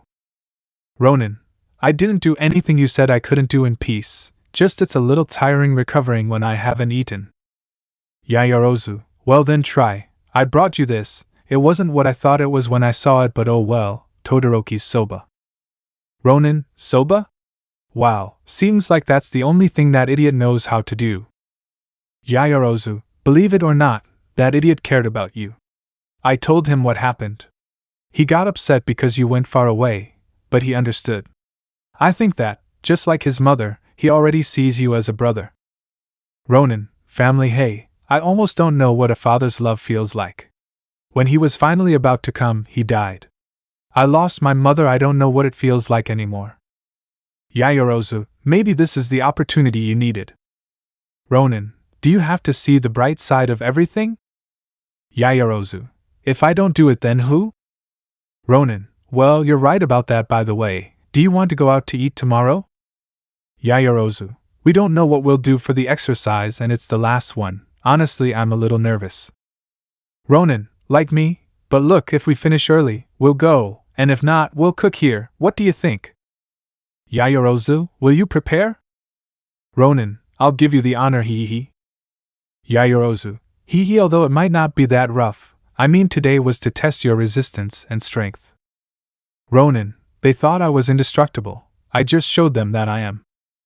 Yaoyorozu, the world turned its back on you. The heroes believed you were a traitor. She turned you into a monster, but the truth is you are none of those things. You are a hero. Ronin, and you tell me my poet? Yaoyorozu, hee, you better eat. I'll stay with you today, but don't think it's for something unrelated. I just want to make sure you don't die in your sleep. Ronin, but I didn't even think of anything. Oh yeah, hey wait, I didn't. Yaoyorozu, pervert. Ronin, I didn't even say anything. The brunette laughed a little. Izuku did not understand this well but decided that it was better to continue eating. The boy ate until he was satisfied. He felt his strength returning to him. But the expenditure of strength and energy was so great that after a while the boy fell asleep. Yaoyorozu just smiled and caressed her boyfriend's hair, then managed to gather some pillows from her room to at least sleep more comfortably. Then she would convince the boy to have a bed. Finally they both fell asleep. The next day things were not very different. A patrol mission, but now in the day. With their hero suits on, the boys went out again. Now there were no teams. Each one used their tracker but nothing more. Todoroki gave him a communicator and Momo. The bicolor had one, as did Tsuyu, Shinso, Kirishima, Shoji, Ojiro and Tokoemi. They separated. Each one helped in what they could. Izuku was feared but also respected. There were differences, obviously. There were those who supported the boy and who not. Izuku was jumping from building to building when Yaoyorozu, Izuku. Ronin, at your service. Yaoyorozu, there is a demonstration. It is near the Hosu Bridge. Several people have gathered. With Quirk and Quirkless, tensions are rising. There are already fights. Ronin, I'm close. Can you catch me to the fight? Yaoyorozu, I would like to but I can't. I'm in Mizudafu. Todoroki, can you go? Todoroki, I wouldn't make it in time. I'm on Dagoba. Ronin, Tsuyu? Tsuyu, on Kamino. Ronin, the fun's mine, I guess I won't be long. The freckled man deviated from his route, and with percent he kicked him as far as he could. Todoroki, Izuku, there is new information. Ronin, anything relevant? Todoroki, Bakugo is about to arrive on the scene. Ronin, saving a Muslim's ass, isn't that against the rules? Yaoyorozu, be very careful. Ronin, always. The freckled man advanced by leaps and bounds. It didn't take long to arrive and it wasn't difficult to identify either. Yaoyorozu was right. The place was chaos. There was smoke everywhere. Then Izuku heard an explosion. It was Bakugo and it was safe. The green-haired boy landed on a ledge of a building. He saw how Bakugo was surrounded by people. Extra. Because of heroes like you, the work is tainted. Extra. Heroes should be kind to people, not threaten to kill them. Bakugo, shut up, you damn extras, I'll kill you. Extra. We Quirkless deserve respect. Bakugo, you guys are just weak trash. One of them, emboldened, threw himself, tackling Bakugo from behind. The blonde was quickly immobilized. Bakugo wanted to use his explosions but they affected the ground. The blonde was kicked and hit. Izuku was just having fun with this but decided it was enough. The boy took out his back and it burned in its red glow. The boy threw himself. Ronin! Jigaku no Dorigantawa! A huge pillar of fire rose before the crowd, who quickly separated. The tower disappeared and Izuku landed. The freckled man had made some cracks in the ground. The curtain of air that he raised was large. Everyone looked in disbelief at the green-haired man. Ronin, if you have problems, let me tell you this is not the way to fix them. Violence only breeds violence. Remember, only the weak succumb to brutality. You are not weak. Do you want to make your voice heard? Then do it. But this is not the answer. Everyone saw the hero. Since he had the hood on, they couldn't see his expression, but it alerted them that he had his sword out. Ronin, go home everyone now, the show is over. Nobody moved. Bakugo was about to make fun of the dog, then a boy dropped his banner.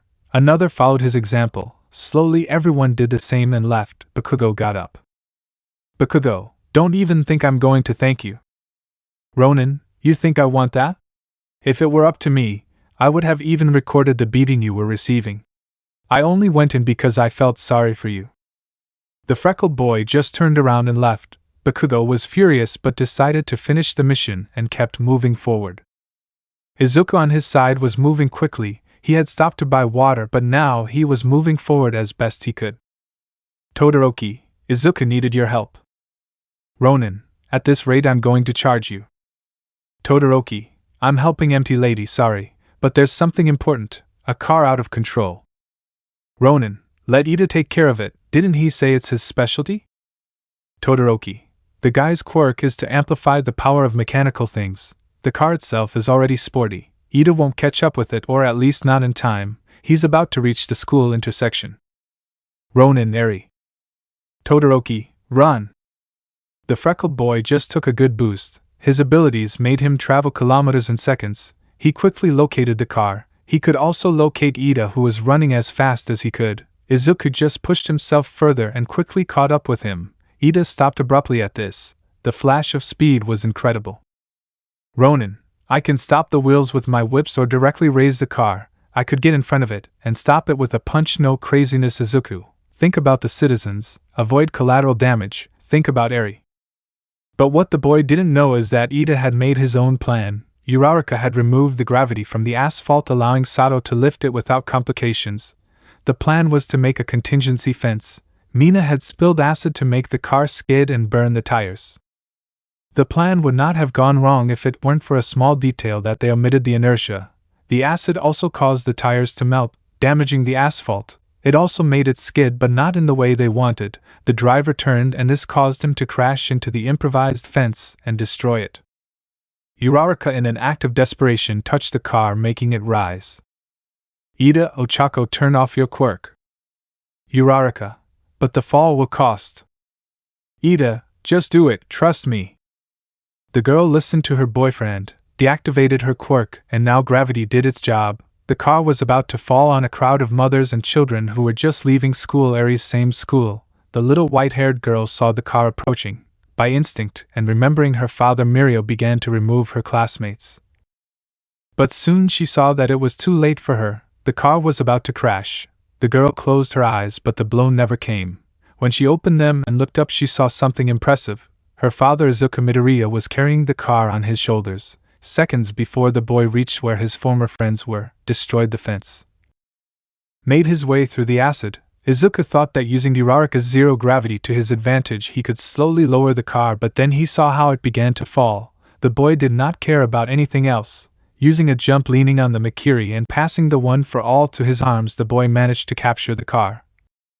His whips, they tangled up at the bottom and lifted him up a little, removing the tension and weight on the boy, who fell with some difficulty. Ignoring that in front of him were Kaminari, Mineta, and Jiro. Kaminari, so this is what you do to win people over? Mineta, chasing cars like a dog. Ronin, I only help where needed, how much of that can you say? At that moment Iida and Uraraka arrived. Izuku tangled his whips more until he managed to get the driver out by throwing him out the door. The boy grabbed him by the shirt with his whips, and under the car, the boy pulled out a rod and tangled his enemy in it. Ronin, now tell me, what do you want? Iida, she's not with Oka-chan. Uraraka, it's our chance. Ronin, if they're just going to stare at me, then I'm leaving. The freckled one turned around, but Uraraka, okay, we admit it, it was a bad move. Ronin, bad? It was the worst idea you've ever had, and you guys are good at that kind of thing. Uraraka, well, yes, but you know it could have been better if you had helped us. Ronin, companion to your bad ideas? Ha! Thanks, but I think I prefer working alone. Iida, friend, we were wrong, we know it.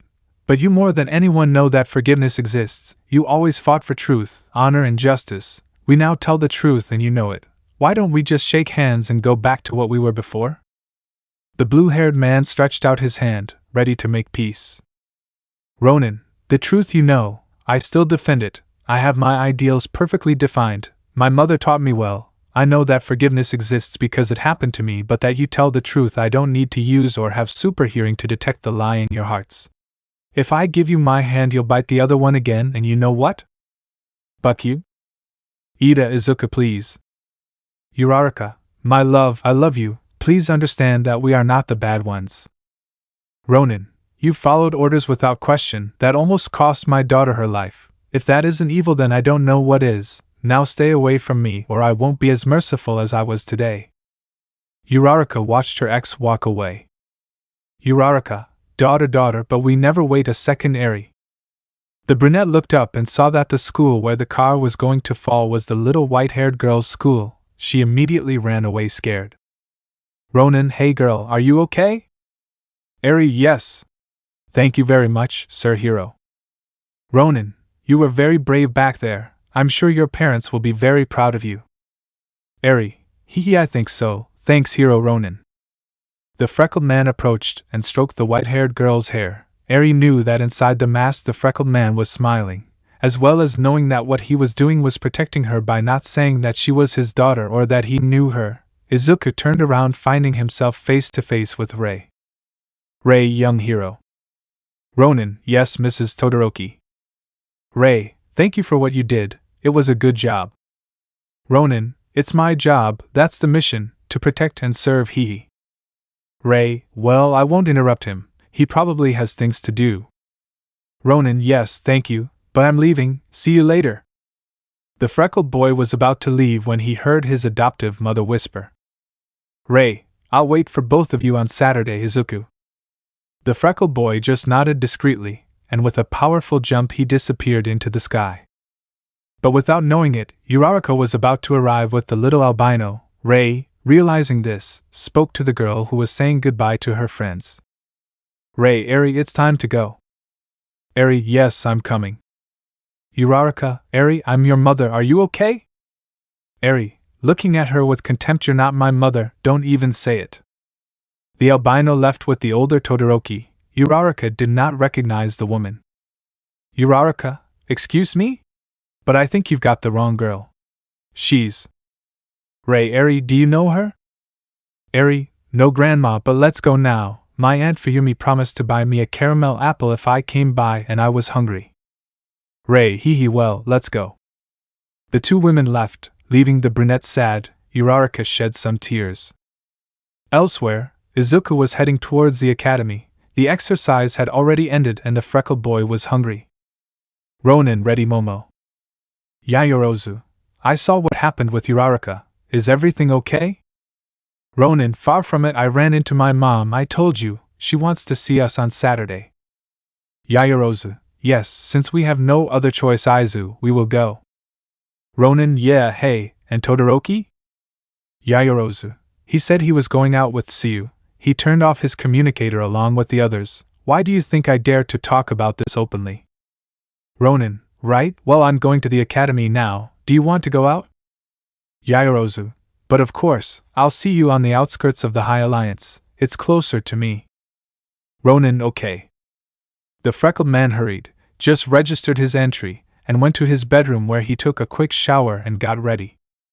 Shortly after, both were already outside. Momo was wearing a red blouse with a black stripe and jeans. She was wearing simple tennis shoes. She had a brown handbag and her hair tied up. Izuku was wearing a military green shirt, his boots and black pants, his hair tied up, but he was wearing the jacket of his hero suit, which surprised the brunette.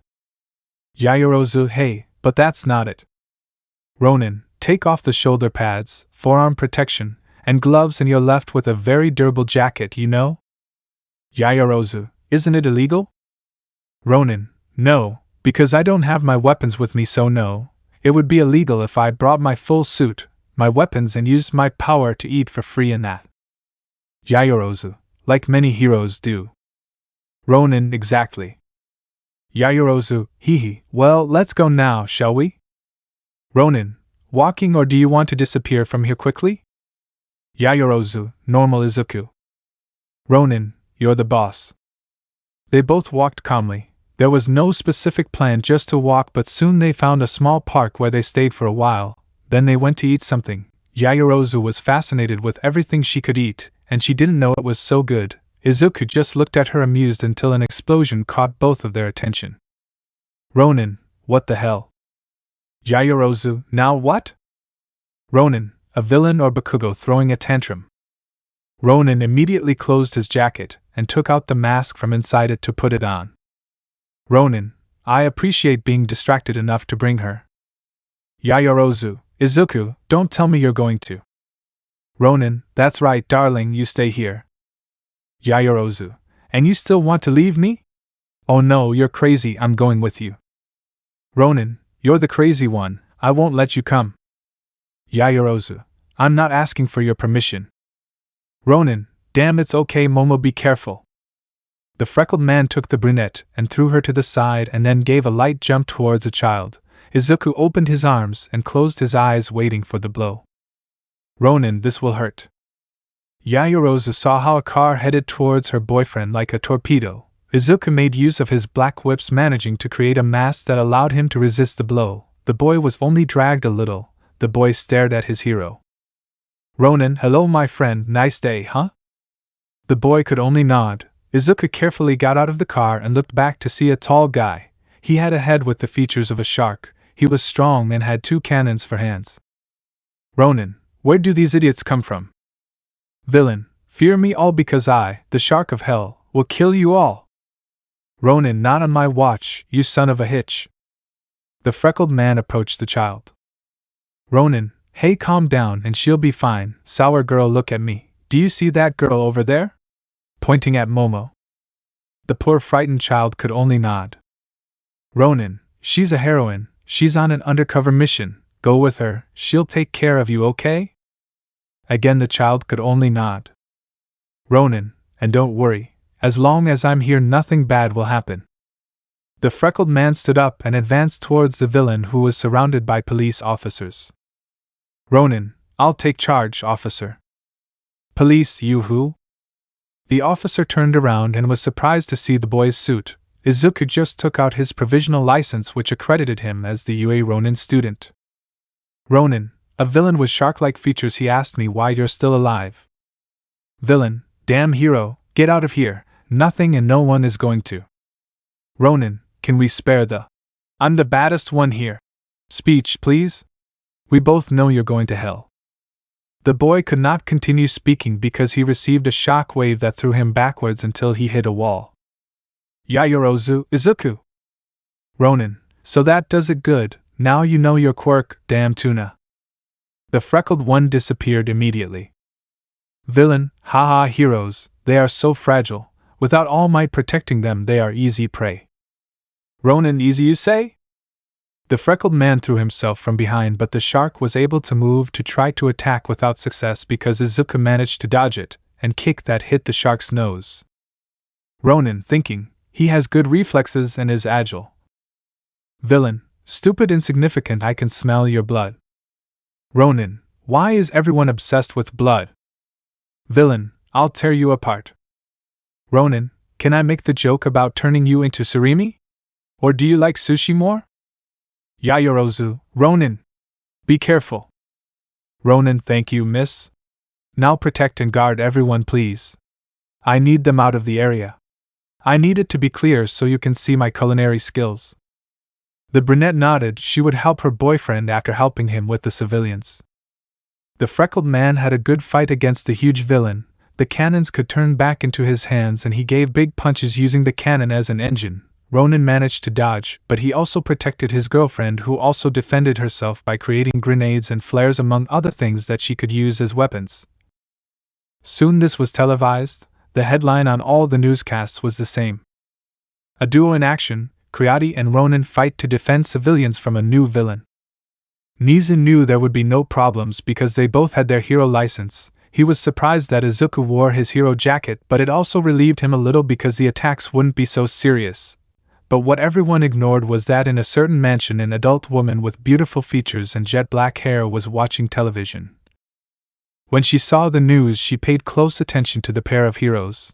her eyes focused on both of them, and then she smiled. Back in the fight, the shark was already close to defeat. It had serious injuries, its arms hurt, it had blood running from its nose, but it wouldn't give up. Izuku approached at full speed in a direct attack. "Villain, leave me alone!"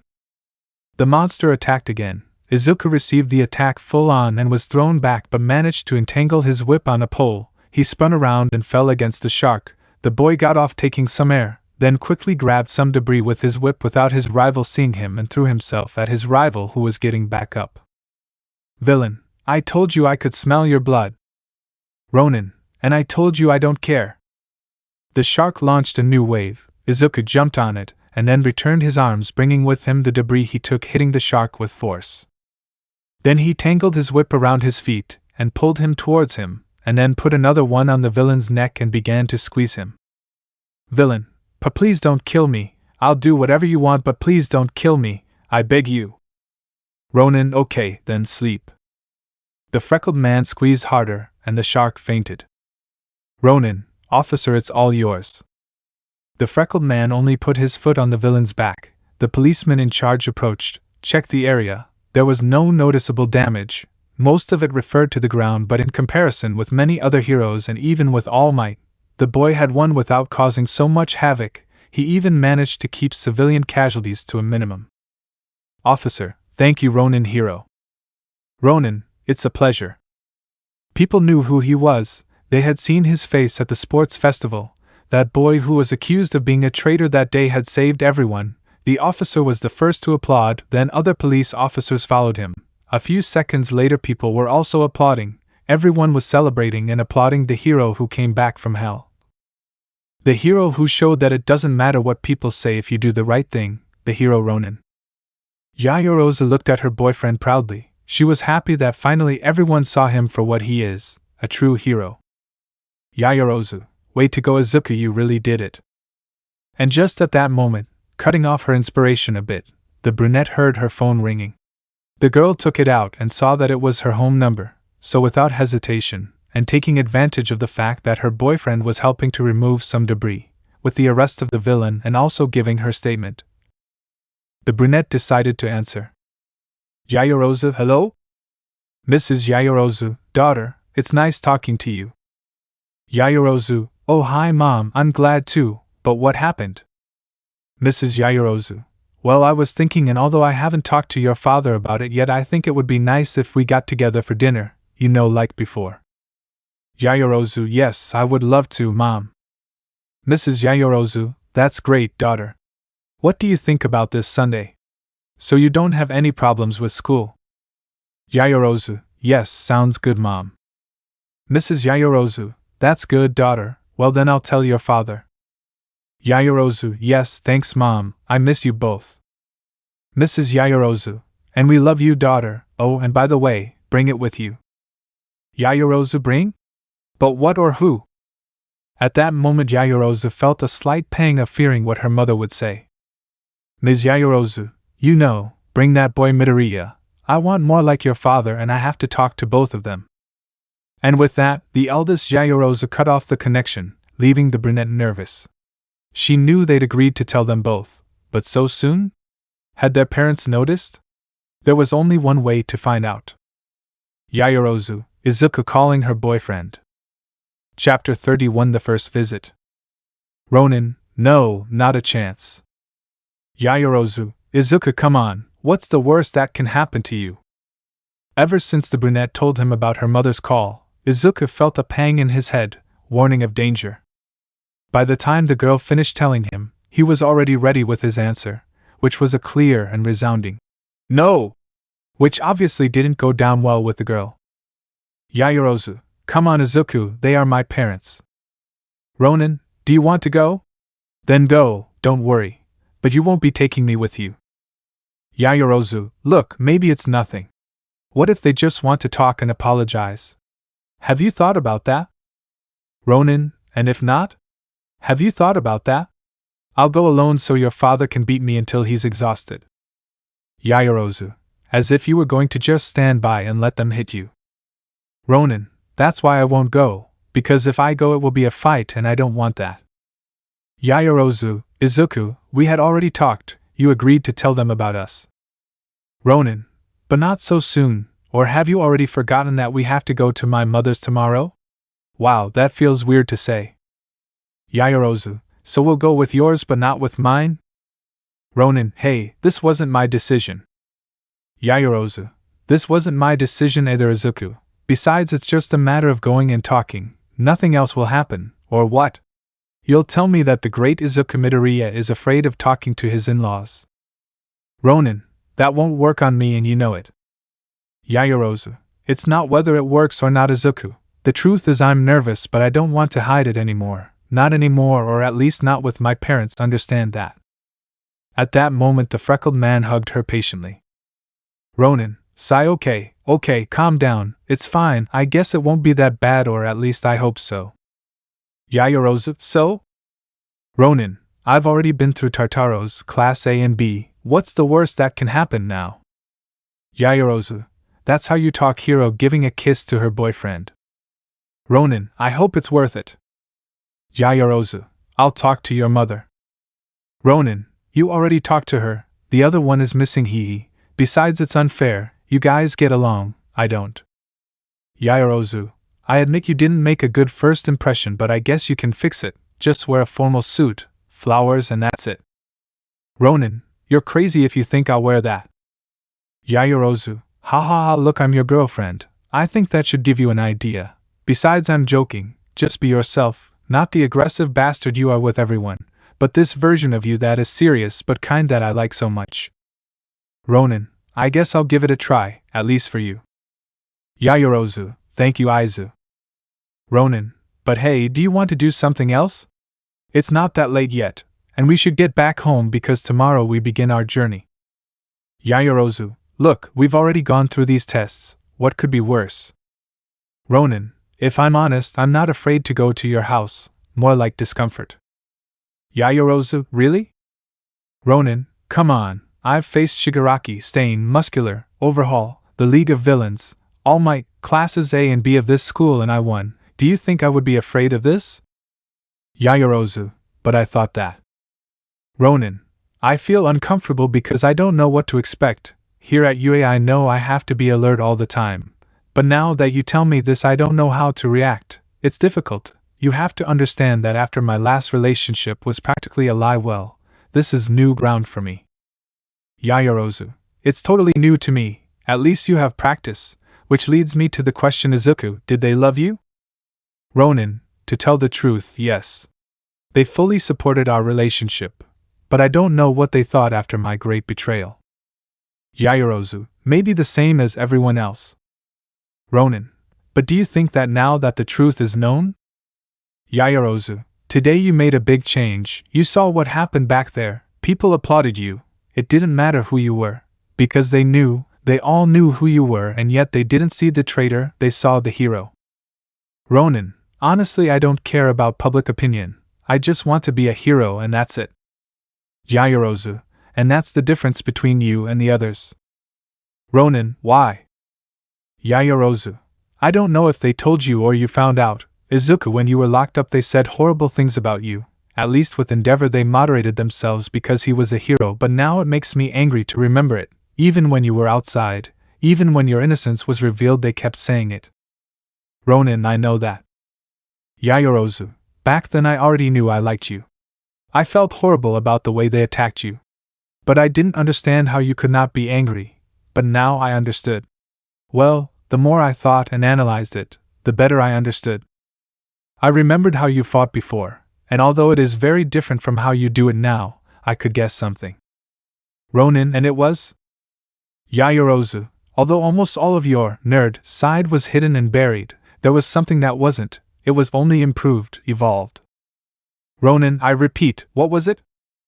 Yaoyorozu, that way of being of yours, before you didn't fight for material things, you didn't ask for recognition, or reward, much less thanks, that way of being of yours even now is well marked. Ronin, that doesn't matter, darling, it's money that could be perfectly used for other things, I could fix the battle damage for example, the reward is useless, I'm a hero not a mercenary, and recognition whatever you do, in the end people will recognize you, whether because you did something good or not, but they will. Yayorozu, you see? That's what I'm talking about. Honey, I learned that no matter what the newspapers or the politicians or anyone else says, they don't define who you are, you do, and not with words but with actions. In the end, the truth came out, but that didn't matter. You kept fighting. Ronin, I already said it, that's the mission, protect the innocent. Yayorozu, and that's why you're unique. Ronin, oh sure, but I'm the cheesy one, right? Yayorozu, more or less. Ronin, but well, I still wonder how your mom knew you were with me. Yayorozu, we'll ask him on Sunday. The green-haired boy nodded, accepting his fate until the wind caused by the propellers made him look up. The boy directed his gaze upward, seeing a news helicopter perfectly. Ronin, bird of ill omen. Yayorozu, what? Ronin, look up. The girl, listening to her boyfriend, could see the huge helicopter and realized. Yayorozu, so he knew then. Ronin, if your mother is as smart as you, then we are lost. Yayorozu, I inherited the intelligence of both of them. Ronin, modesty aside, we have to go. I don't want that filth following us. Yayorozu, what do you suggest? Ronin, do it my way. The brunette couldn't ask. Izuku took her and gave a powerful jump. The girl instinctively closed her eyes when she felt the height increase. She remembered the day of the incident in the alley, and although she knew that at that moment the freckled boy also carried her, now she knew that it was different. The girl had no idea, but she was sure that now they were definitely higher. The girl opened her eyes, but when she saw the sky she couldn't help but cling to her boyfriend, who smiled. Ronin, open your eyes, Momo, you really don't want to miss this. The girl slowly listened to her boyfriend. When she opened them, she found an incredible landscape. It wasn't the whole city, and she knew it was almost impossible for her boyfriend to rise so high, but she still couldn't stop marveling. Ronin, I know it's not as great a view as you'd get on a plane, but… Yayorozu, it's amazing, darling. The freckled boy let the nickname slide but took advantage of his girlfriend's distraction to make a joke. The boy quickly made a movement with the arms he was hugging her with. The girl thought he would let go and held on even tighter. Izuku just smiled. Ronin, ha ha ha, do you think I'm capable of letting you go? Yayorozu, idiot. Ronin, calm down, Miss Momo, I've got you. Yayorozu, you have me, and who has you? Ronin, fasten your seatbelt, we're about to land. Yayorozu, which one? The freckled boy was in free fall. He had his girlfriend in his arms. He quickly wrapped the brunette in his whips, lifting her a little. Others passed, tangling themselves in her legs, making them stronger and protecting them. The boy calculated the moment of fall, and before she touched the ground he used one for all and then moved his legs a little, generating an air cushion which, although it did not cancel out the entire impact, it made it softer. Izuku fell and advanced a few steps with some difficulty. Ronin, ready, we have arrived at our destination, UA Hero Academy. But the brunette didn't want to let go. Ronin, Momo? Hey Momo, we're here. But again the brunette was holding on tightly to her boyfriend's chest. Ronin, okay then, it was just a stopover. Next stop, Momo, Yayorozu's room. Once again the jet was lifted, although this time on a smaller scale, and she quickly found herself on the balcony of what she assumed was her room. Ronin, are you going to get off now? I confess you're a little heavy. Yayorozu, wait, that's not said. Ronin, now you want to talk? Yayorozu, okay, I'm getting off now, thanks Izuku. I thought you were making a lot of noise with those jumps before. Ronin, it was, but I trained with edge shot, that's how I was able to achieve what you saw now. I concentrate my energy and propel myself with light movements. I don't make much noise. Yayorozu, but the sound shock from the shock wave? Ronin, I bend my knees and lift myself up. That makes the momentum and the blow go towards the ground, which absorbs the sound, and with practice I manage to do many things. Yayorozu, there are many things about you that I don't know, Ronin, I know, but I guess we're even. Now you want to go eat? The energy drain has made me a little hungry. Yayorozu, now that you mention it, I'm a little hungry too. Ronin, as I recall there is okonomiyaki in the refrigerator, we should go and check if it's still there, Yayorozu, let's go. The girl gave him a tender kiss. She was the first to leave. She checked that there was no one around and told Izuku, who also walked out. The boys ate calmly. Uraraka and Iida passed in front of them but did nothing, no attempt to start a conversation with the boy, which made them relax a little. Then his friends arrived and Kirishima was quite excited. Kirishima, damn man, that was amazing. Ronin, what? Kirishima, don't play dumb. I'm talking about what happened with the car. It seemed like it weighed nothing. Shoji, it was a good way to avoid disasters. Ronin, I just used Uraraka's zero gravity to my advantage. Yaoyorozu, that doesn't take away from how incredible it is. For a few seconds it seemed like you were flying. Ronin, I'm not that powerful. Todoroki, although you have to admit his idea wasn't that bad. Ronin, no, but they implemented it wrong. Yaoyorozu, how would you have done it? Ronin, honestly? Iida charges Uraraka. It would slow him down, but if he could get close enough he could touch him and remove the gravity. By instinct he turns off the engine and his quirk. Another way is to make a containment fence with Mineta's spheres and Iida with his speed take out the driver, avoiding his escape. Mina would burn the spheres so they can take the car. There are at least two ways. Yaoyorozu, and now if you were with us? Ronin, quick response. Todoroki would make ice in the shape of a peak. That would lift him up, and in case he falls Shoji stops him. Kirishima takes out the driver. Yaoyorozu creates some handcuffs and Tokoemi keeps the civilians away from danger. Shinso, thanks for including me, friend. Ronin, Tokoemi and Shinso keep the civilians away from danger. Are you happy now? Todoroki, it was a good plan. Ronin, would you make a better strawberry popsicle? Todoroki, Shoji stops the car. Shinso makes the driver brake. Yaoyorozu creates a net that can trap the car. Tsuyu moves the civilians away with Kirishima and Tokoemi. Ronin, you forget the principle of force. I don't think metal becomes malleable when going so fast. At that speed it would be a cannonball. A net wouldn't hold up. Todoroki, what's on your mind? Ronin, cover it with steel, making it more resistant.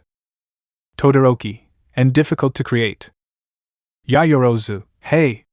I can tell you exactly how to create that network without any problems. Tokoemi, and why do they always send me the civilians? Dark Shadow and I can get the driver out. Tsuyu, I'm more agile. Kero. Shinso, I think Shoji should stop the car from behind and Kirishima using his unbreakable form should do it from the front. Ronin, it's slower that way and I think it would hurt him if it didn't work. Kirishima, I can take a hit from you in that form. Ronin, I won't take unnecessary risks with my team. If we're going to do something, let's make it go right. At this comment everyone started to argue. Suddenly Ojiro arrived and also joined the discussion. Everyone gave good ideas, some better than others, some had flaws, but it was obvious that the boys put their best into each plan. Izuku just smiled happily. Ronin thinking, wow, they've really changed a lot. The discussion continued for a few more minutes until they realized that arguing about it was unnecessary. They all had good ideas and one day they were going to put them into action. Todoroki, well, here we stop. I'm going to bed now. Tsu, do you want to go to the movies tomorrow? Tsuyu, I would love to. Shoto, thank you very much. Kero. Yaoyorozu then saw Izuku, who just sighed in defeat and nodded.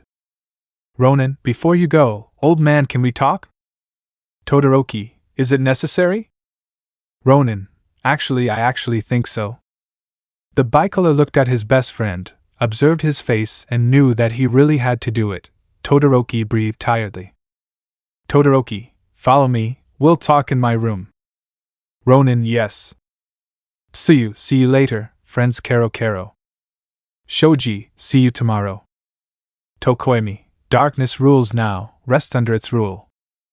Ojiro, see you tomorrow. Kirishima, see you tomorrow. Ronin, okay, the point is understood. Everyone says goodbye. The two-colored and the green-haired man walked forward at a normal pace. Contrary to what she said, Tsuyu remained seated and in front of her was Yaoyorozu finishing her tea. Tsuyu, Kero, it's funny. Yaoyorozu, what? Tsuyu, call me crazy, but Izuku seemed tense or maybe nervous. It's weird to see him like this, at least now. Kero. Yaoyorozu finished a drink and thought carefully about her words. Yaoyorozu, if I tell you something, do you promise not to tell anyone, Tsuyu? Tsuyu, I promise. Shoto Todoroki's room. Todoroki, what did you want to talk about? Ronin, did you remodel? Todoroki, we didn't come here to talk about interior design, did we? Ronin, have you had contact with your mother Shoto? Todoroki, maybe it hasn't been clear to you, but I think she's your mother now too. Ronin, you get the point, right? That's important for now, but don't get distracted. Have you talked to her or not? Todoroki, since I told you I wanted to talk to you, no, that was the last time. Ronin, damn, so how did he realize? Todoroki, what's going on? Ronin, he called me, he wants me to come tomorrow. Todoroki, really? Ronin, yes. Todoroki, I told you that you would deal with her. Ronin, he wants me to take Momo with me. Todoroki, to Yaoyorozu? But why? Ronin, he wants to talk to us. Todoroki, will they tell him that they are a couple? Ronin, yes. Todoroki was just joking when he hinted at the relationship. He thought the boy would deny it, but I don't know. He waited for his friend's response. Todoroki, wait, you too. Ronin, I already told you yes. Todoroki, okay, I just said it to piss you off. Since when? Ronin, the day of his stupid party. Todoroki, look, so I was right. Ronin, that's not the point. Hey, I thought we were careful. How did you notice? Todoroki, to be honest, I don't know, but I can tell you that this is how my mother is. Somehow nothing escapes her. Ronin, Diablos. Todoroki, hey, calm down. Don't think she's going to scold you. She's my mother, well, technically ours. She adopted you. Are you my brother then? How weird is that? Ronin, will you shut up? You're not much help, so to speak. Todoroki, what I'm getting at is, don't think that I'll scold you. He's the person who understands you the most. I can't say much, but whatever happens tomorrow, you have my support. Ronin, thanks, friend. Todoroki, although I can't say much about my father. Ronin, haha, are you going to want strong children?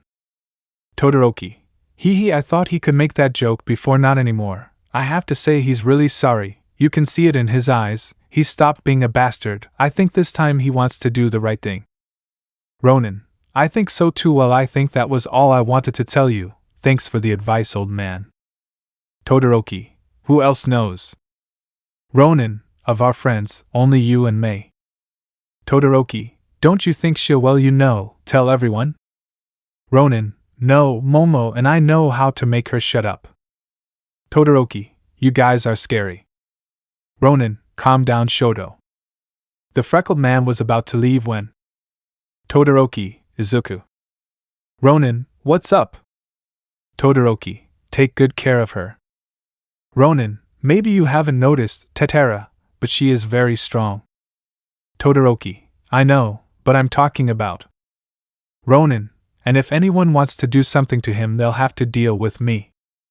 The freckled boy left the room and went to his own, where he was greeted by Yaoyorozu. Yaoyorozu, he told you something useful. Ronin, just what I already knew. I must always be calm. I don't know how he knew, but well, I guess tomorrow will be a new day. Yaoyorozu, that means you told Todoroki. Ronin, yes, I had no other choice. Yaoyorozu, okay, now I feel better. Ronin, you told Tsuyu, right? Yaoyorozu, she's our friend. Ronin, you and your feelings, they control you, don't they? Yaoyorozu, you told Todoroki. Ronin, I do have reasons, princess. He even told me brother. That sounds strange. Yaoyorozu, wait, so now he's my brother-in-law? Ronin, we'll see about that later. This is all very strange. Yaoyorozu, yes, I think so. Ronin, well, go to your room. We leave tomorrow afternoon. Yaoyorozu, that's good. I had promised Mei that I would go with her to talk. Ronin, true, you two have a lot to talk about. Do me a favor and don't be long, darling, please. Yaoyorozu, you know I don't giving him a kiss. I love you very much, Izuku, and you'll see that everything will be fine. I'll see you outside the school, understood? Ronin understood. Yaoyorozu, rest Izuku, I love you. Ronin, and I love you, precious. The freckled boy laid down, put a pillow and noticed that his girlfriend had left one of her fine pillows there. Izuku wouldn't have cared if it weren't for the fact that the pillow was green with red with a black ribbon in the middle. The frame was white. Izuku only looked at it for a few minutes. Ronin, I'll give it to you tomorrow. The boy covered himself with his blanket and tried to fall asleep, but this proved almost impossible. He could not find a comfortable way. After spending a while moving, the freckled man managed to get enough sleep so that the next morning he was the first to wake up.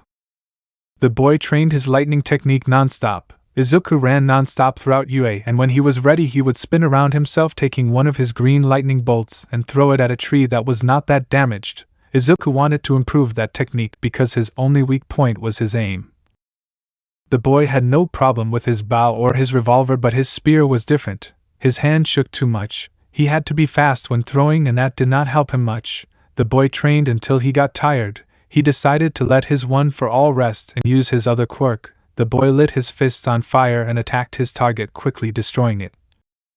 The boy decided to go to the gym. He used his whips and adapted them to new forms. He was aware of the limits of his weapons, so he also alternated his rest. After a while, Izuku thought it was enough, so he went to his room where he took a bath.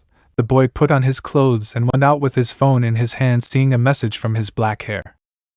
Yaoyorozu. I'm already on my way, I love you. The boy just smiled and kept moving forward. He didn't care to see Iida and Uraraka. The only thing that could stop him was Todoroki, who was accompanied by Tsuyu.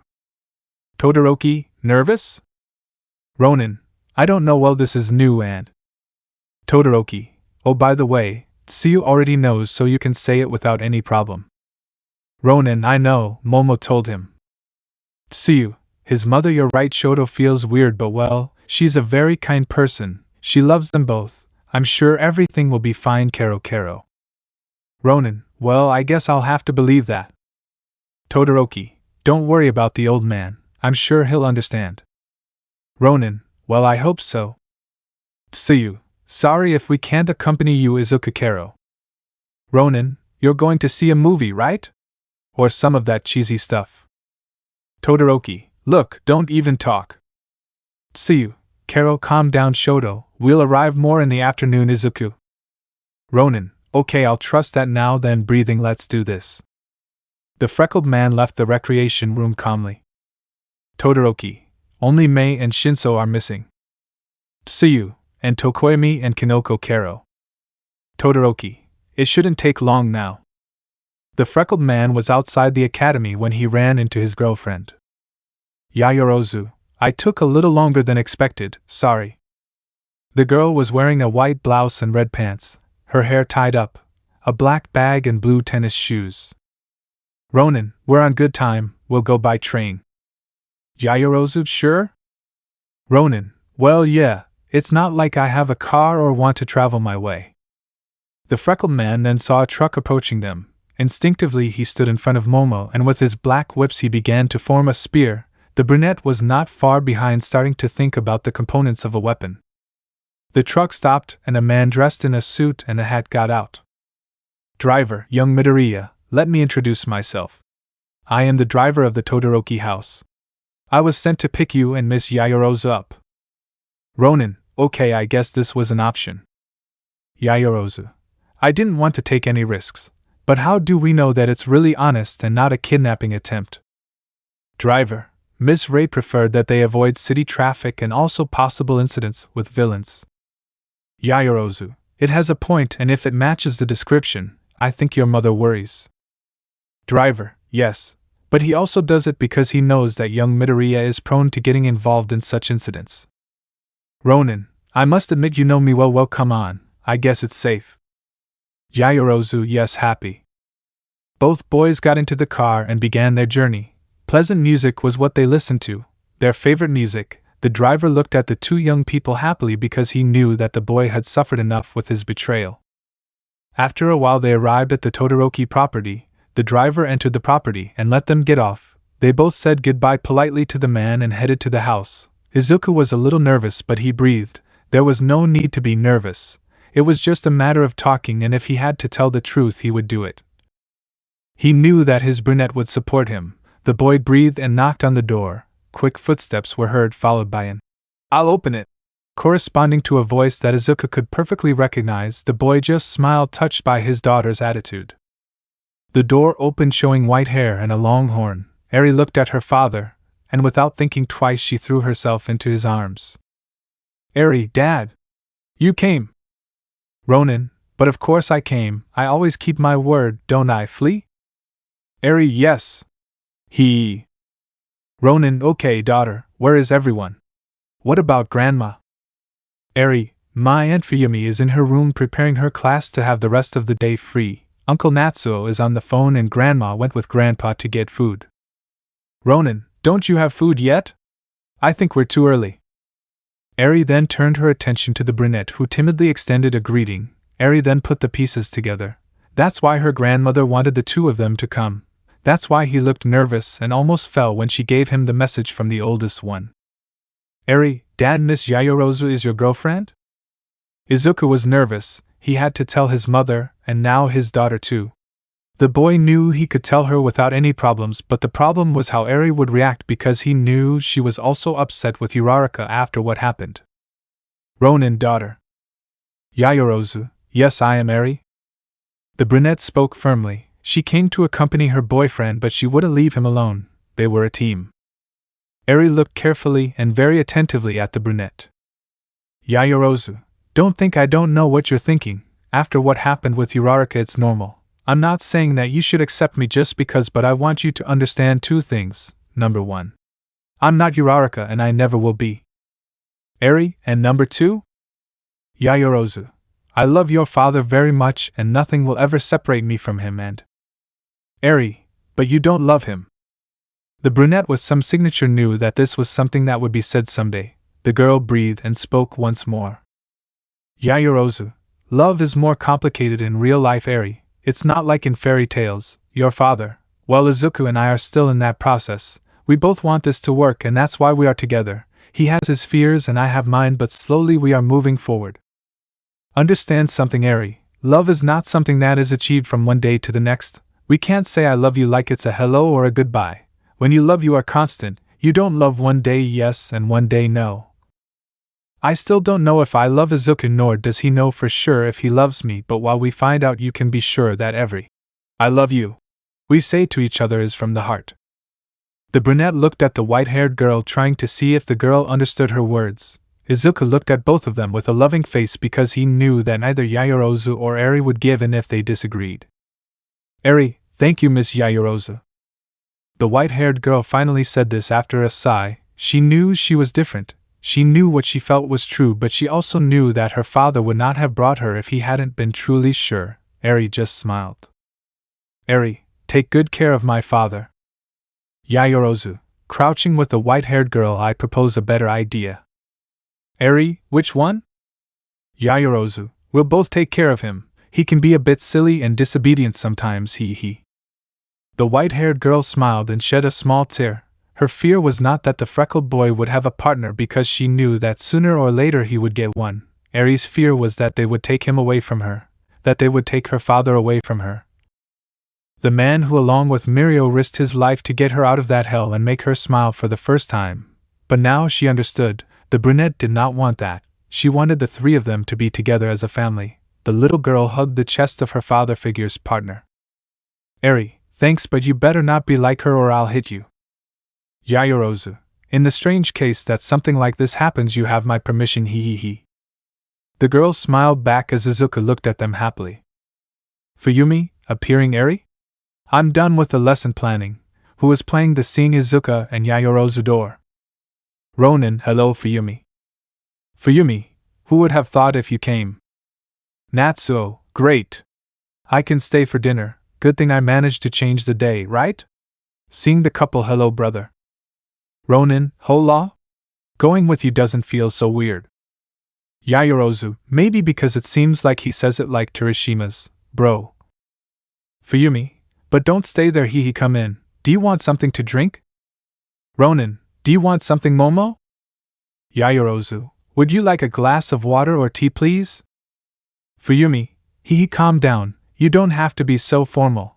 Do you Izuku want something? Ronin, if you had some tea you would do me a big favor. Fuyumi, of course, I'll bring them to you. At that moment they heard a knock on the door. Fuyumi wanted to look for her brother but the boy was no longer with them. Fuyumi, you'll pay for them, well I'll open them, can you serve yourselves? Ronin, sure, it's no problem, are you coming Momo? Yaoyorozu, yes. They both went to the kitchen, Eri caught up with them and the three of them moved forward. Fuyumi opened the door revealing her parents. Fuyumi, welcome home, Mom. Rei, thank you, daughter. Fuyumi, Natsuo, they are our parents. You can come now. The white-haired man left his room scratching the back of his neck. Natsuo, I had a call. Fuyumi, aha week. Endeavor, we're home now with shopping bags. Natsuo, that can be seen. Endeavor, Natsuo, I thought you were supposed to be somewhere else. Natsuo, no, they changed the date of my interview. I can stay for dinner. Endeavor, I see, that's good son, Shota will catch up with us later. Fuyumi, that's good. Rei and Eri?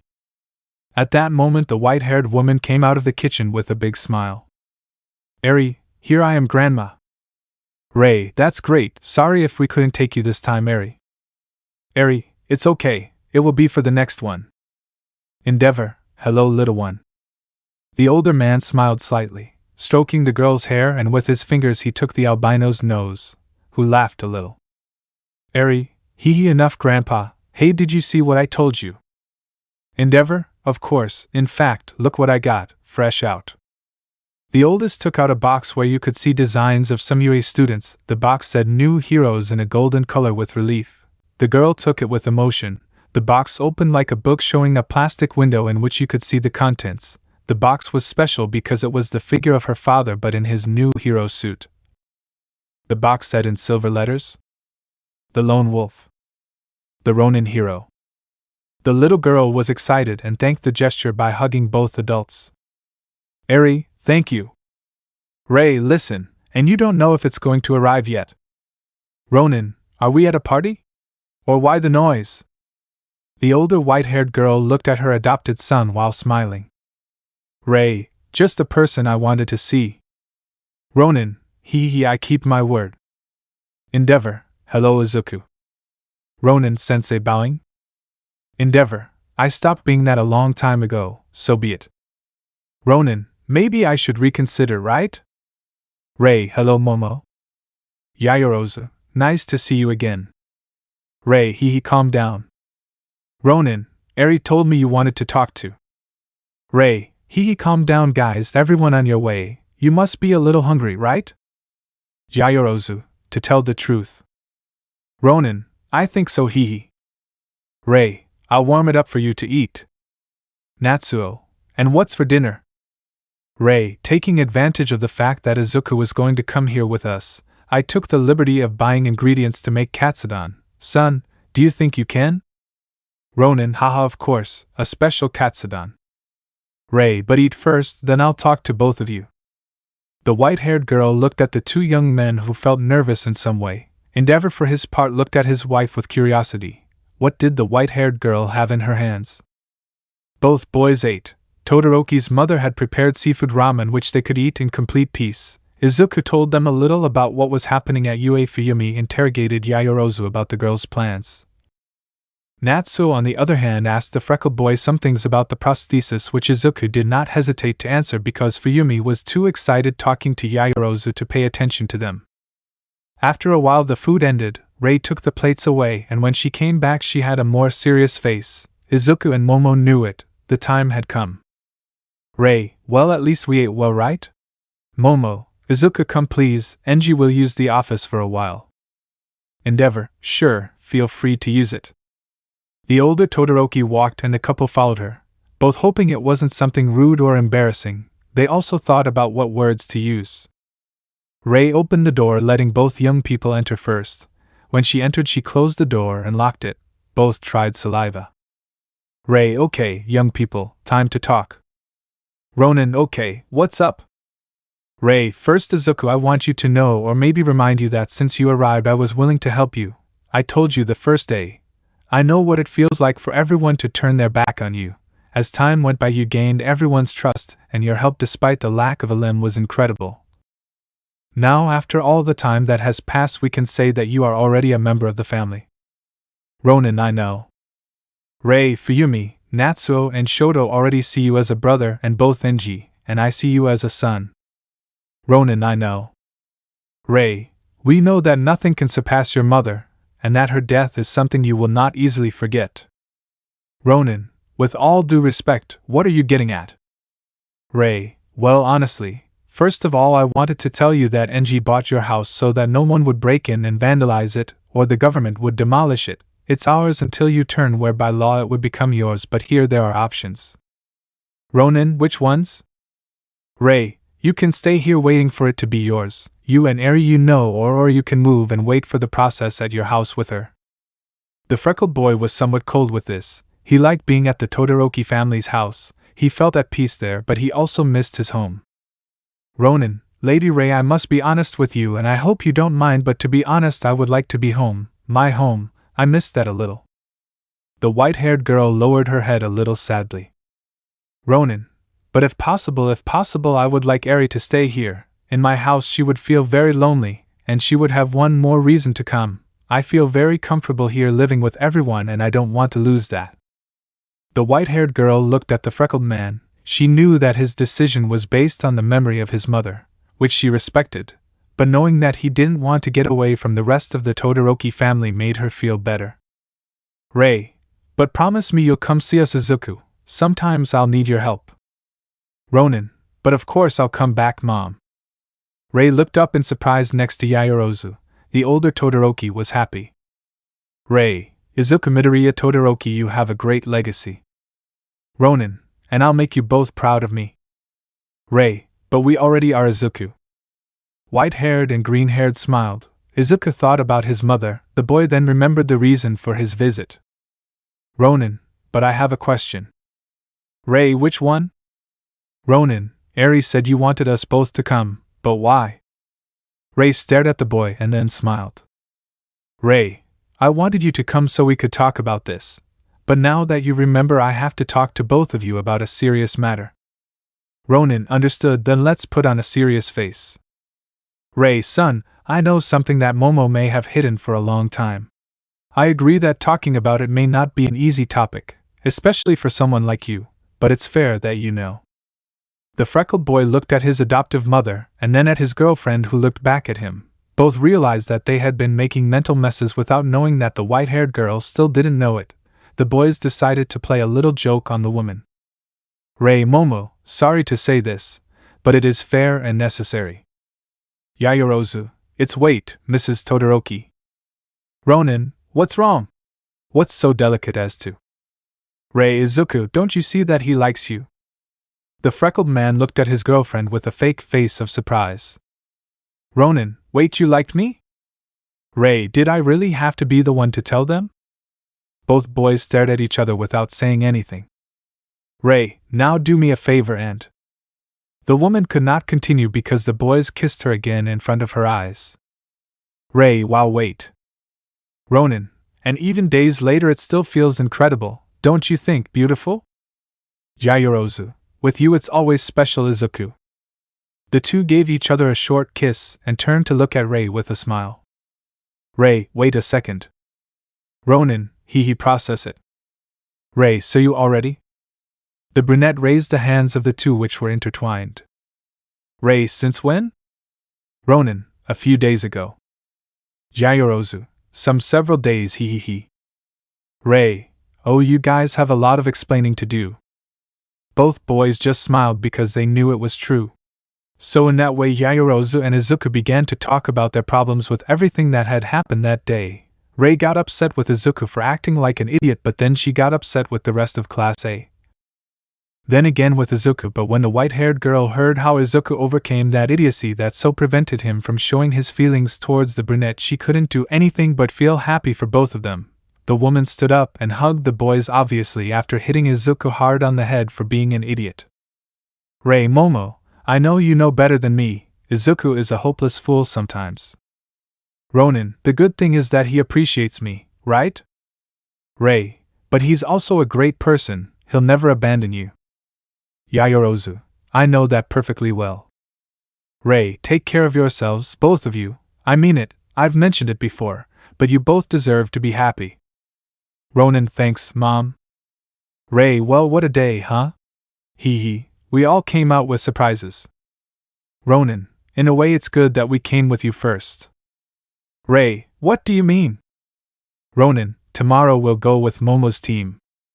Rei, hee, calm down, boy. I don't think anything will get worse because. Yaoyorozu, he choked my father thinking he was threatening me. Rei, so it's a good thing you came with me earlier, right? Ronin, that's not very motivating, to say the least. Rei, who would think of doing such a stupid thing, Izuku? Ronin, in my defense, I didn't know it was him. Yaoyorozu, oh boy, but well, I guess you had no choice. Better go and make dinner, it's both your turn. Let's see how well you prepare something together. Ronin, done? Rei, go, I'll talk to your father. Ronin, I keep saying it, that sounds weird. Yaoyorozu, let's go now. Ronin, okay, we won't be long. The boys left the room, but Rei caught Izuku's attention. Rei, son. Ronin, what's up? Rei, she's a good girl. Ronin, she's the best.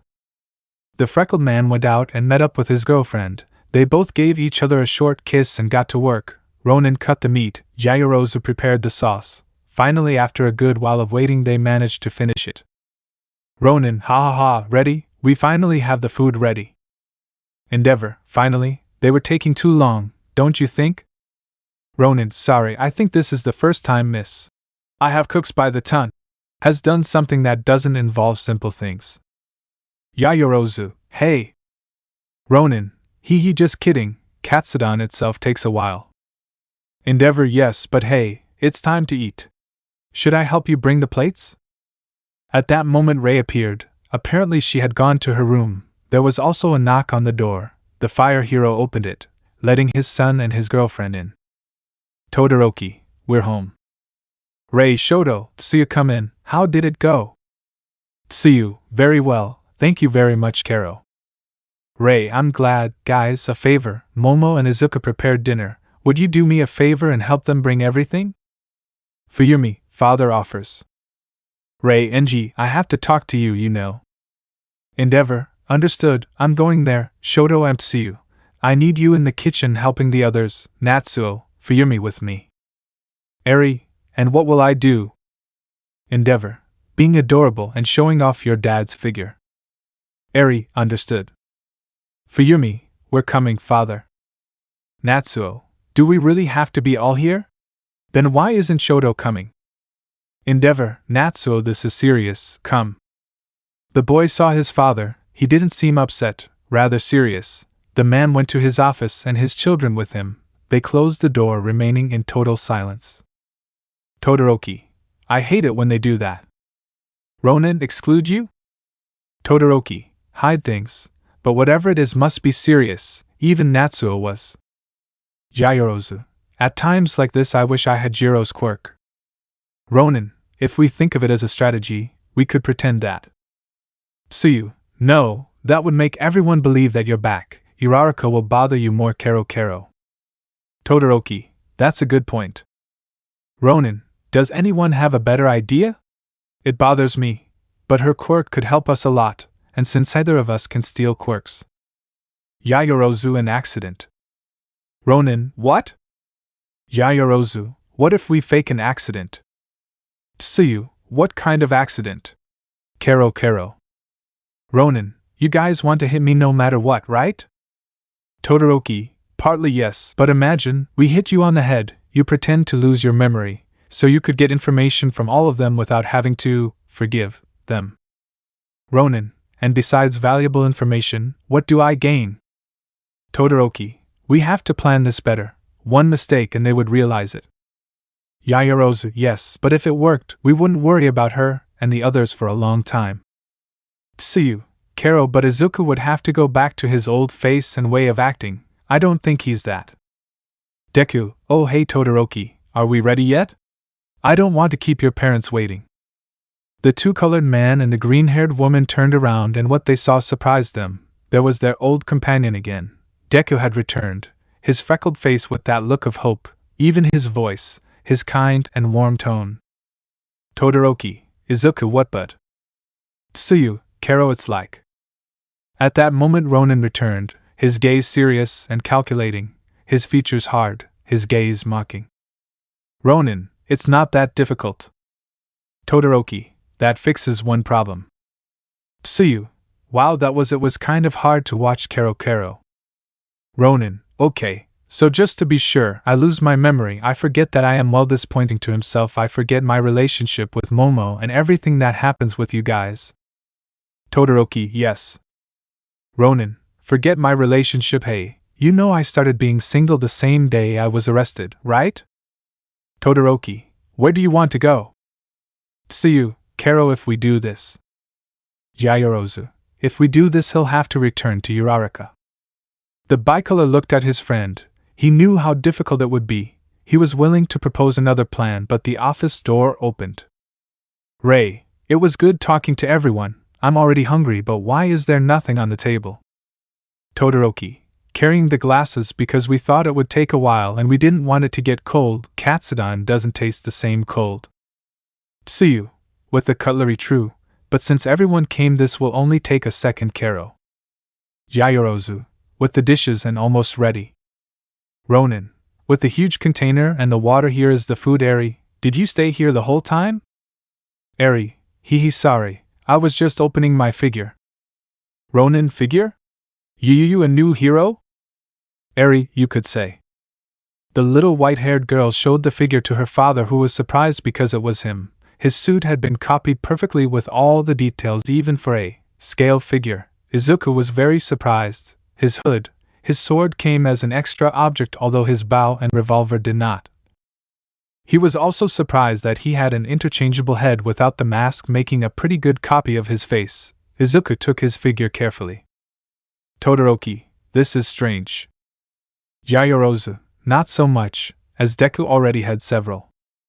Ronin, the really strange thing is that they make figures of my current self. I didn't think it was necessary. Endeavor, not necessarily, even I had figures, and with your performance yesterday, well, I think that was proof enough that there has to be a figure of the hero Ronin, right? Ronin, it's weird. Yaoyorozu, and it will be weirder if you eat the cold katsudon. Now come here and eat. Izuku, you didn't do it for nothing. Ronin, I'm coming. The freckled one began to serve and finally he finished his own. He began to eat calmly until Natsuo wanted to play a joke on his now brother. Natsuo, and tell me, from the way you get along, I'd guess. Ronin, go to Natsuo point. Natsuo, how long have you been together? The boys looked at each other for a few seconds, and then went back to eating. Ronin, about to eat some days. Yaoyorozu, it's been a while. That answer made both Fuyumi, Natsuo, and Endeavor almost drown. Fuyumi, it's wait then. Natsuo, are you guys dating? Ronin, yes. Endeavor, I thought it would take longer. Todoroki, wait, you already knew? Endeavor, I had an idea. Ray, and you never told me? Endeavor, I repeat, I thought it would take longer. Fuyumi, Momo, you have to tell me everything. Yaoyorozu, maybe another day he comes. Endeavor, I assume the director already knows, son? Todoroki, no idea. Ronin, I don't know. Their voices clashed, and they both immediately turned to look at each other. Ray, well, this will be something common from now on. Endeavor, well, whatever, the fact is that if he doesn't know, then he'll have to find out. Ronin, and why the rush? Endeavor, wants to see you both in his office early Monday. Ronin, to both of them specifically? Yaoyorozu, but why? Endeavor, it's a matter related to the cultural festival. Ronin, ah great, at least it's something I already know what it's like. Yaoyorozu, maybe I'll tell you that you should dance to make sure you're good. Ronin, and he'll tell you to enter the beauty pageant. Todoroki, when will you make the official announcement to the others? Endeavor, no idea, but if he wants them to go on Monday specifically, then he's already getting close. Ronin, will there be new information about the league? Endeavor, I have no idea about that. His activities have decreased to the point of being imperceptible. Maybe he knows something through external means, but for now. Ray, okay, you two, the table is not for talking about work specifically. Endeavor, it's okay. Natsuo, and what do they say? How is school? Ronin, boring. Tsuyu, can you say normal? Kero. Todoroki, dangerous? Well, this week's challenges were difficult and unexpected. Yaoyorozu, exciting I would say. Ray, that's interesting coming from you, because it's exciting? Yaoyorozu, since Izuku came back he's become like this. It's not the same every day, and well, since our relationship is even better. Tsuyu, that's cute. Kero. Endeavor, which reminds me, guys, now that I know you have that kind of relationship. Natsuo, and there it goes, I thought you had already changed, old man. Endeavor, Natsuo, let me finish, this is between them and me. Ray, Genji, what are you going to? Ronin, what's going on? Endeavor, I want you to understand one thing. The eldest looked at his family and the couple. Endeavor, take care, both of you, in this small and fragile world in which we live, full of powers, and that there will be dangers both for you and for your relationship itself. Do not let this affect you. You can count on each other. Yaoyorozu. Izuku is someone very strong, but also someone who has been through a lot. Yaoyorozu, I know. Endeavor, I can't say anything about her because I don't know her. But Izuku, if you make her suffer, I'll hit you, understand? Ronin, yes sir. Endeavor, stop being an idiot most of the time, please. Ronin, hey. Endeavor, I'm serious, son. Ronin, understood. Todoroki, welcome to the family. Yaoyorozu, you see, darling? It wasn't that bad. The brunette took her boyfriend's hand and kissed him. Without them realizing, Ray took a picture of them, as did Fuyumi. Ronin, breaking the kiss, thanks for that, but speak for yourself, you don't have to see your in-laws tomorrow, yours were nicer. Yaoyorozu, I didn't try to hang mine. Ronin, touche. Chapter 32, The Visit That Will Not Be So Easy.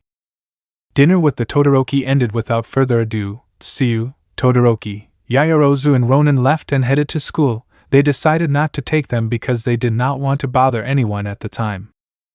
Yaoyorozu carried her classic steel bar attached to her along with the taser. Todoroki had his fireside lit. Ronin had his whips in his fists, and these were lit in their blue flames. Tsuyu had a dart gun courtesy of Yaoyorozu and Izuku. Yaoyorozu created the weapon and Ronin told her the composition of the ammunition. Todoroki, I never thought we'd be like this. Ronin, it was your idea to walk back. Todoroki, and you leaving home so late.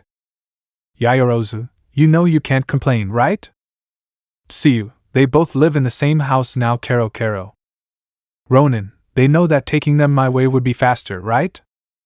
Yaoyorozu, Izuku, when have we ever had the chance to be like this, just you and me? Enjoy the moment. Ronin, first of all, we've already been out seeing the city like this at this time. Secondly, we're not alone. We have the human strawberry popsicle and Tsuyu here too. Yaoyorozu, calm down, better look, it's the first time the four of us went out. Ronin, I'll agree with you on that. Todoroki, you can already feel the Christmas atmosphere, don't you think? The two-tone had a point. You could see everywhere that there were already various types of decorations. The houses were already decorated, people were already carrying trees, and the children were already quite excited. The whole atmosphere made Yaoyorozu soften and hug her boyfriend's arm tightly. Yaoyorozu, everything is very nice around this time, don't you think, Izuku?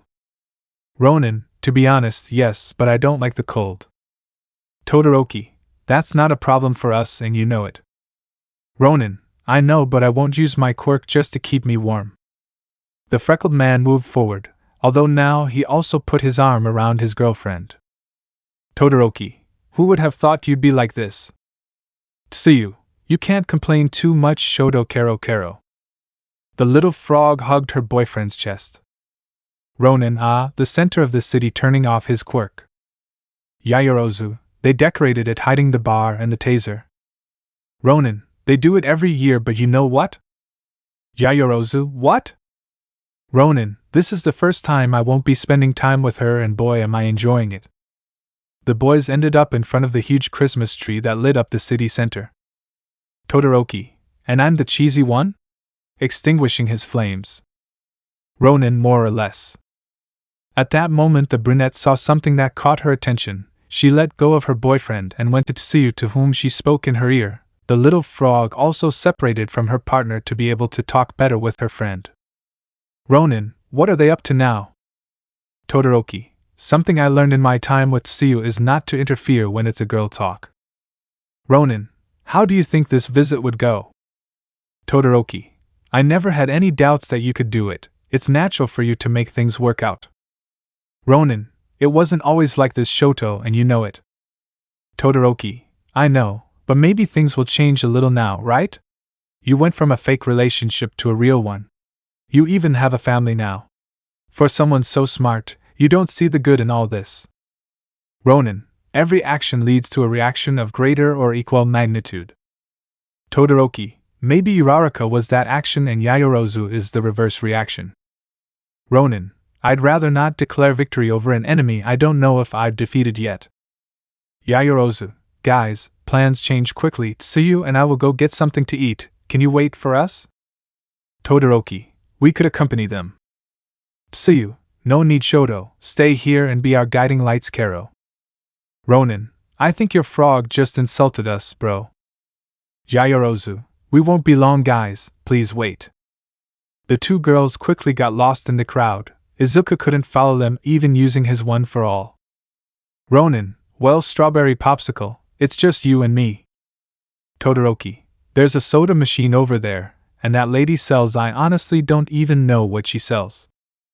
Ronin, it's just a mochi. Todoroki, are you okay? Ronin, what? Me? Oh yeah, of course, haha, come on, I fancy a mango one. Todoroki, okay then one of green tea for me. Ronin, that's disgusting, but oh well, let's go. The boys went and asked for what they needed. When they returned, their partners still hadn't returned, which made them alert, especially Izuku, who remembered the other guys. The freckled one quickly created a spear with his whips. Todoroki was about to create one out of ice, but Yaoyorozu, too many people. Tsuyu, could it be because of the December sales? Ronin, they're finally back. Yaoyorozu, sorry Aiza. Shoto, what happened? Tsuyu, Kero tired many people. Ronin, but where did they go? Yaoyorozu, girl stuff. Izuku, don't be nosy. Ronin, you can't act mysterious all the time and you know it. Yaoyorozu, at least long enough so you don't get suspicious. Ronin, we'll see. Hey wait, did you have a bag with you the whole time? The brunette had a large brown bag with a gold clasp. Yaoyorozu, of course. Izuku, didn't you see her? Ronin, call me crazy if you want, but I'm % sure that wasn't in the afternoon. Shoto, what do you think? Todoroki, honestly I don't know, maybe yes and I got distracted. There are many reasons, stop being paranoid. Ronin, that's your job, genius. But now what do we do?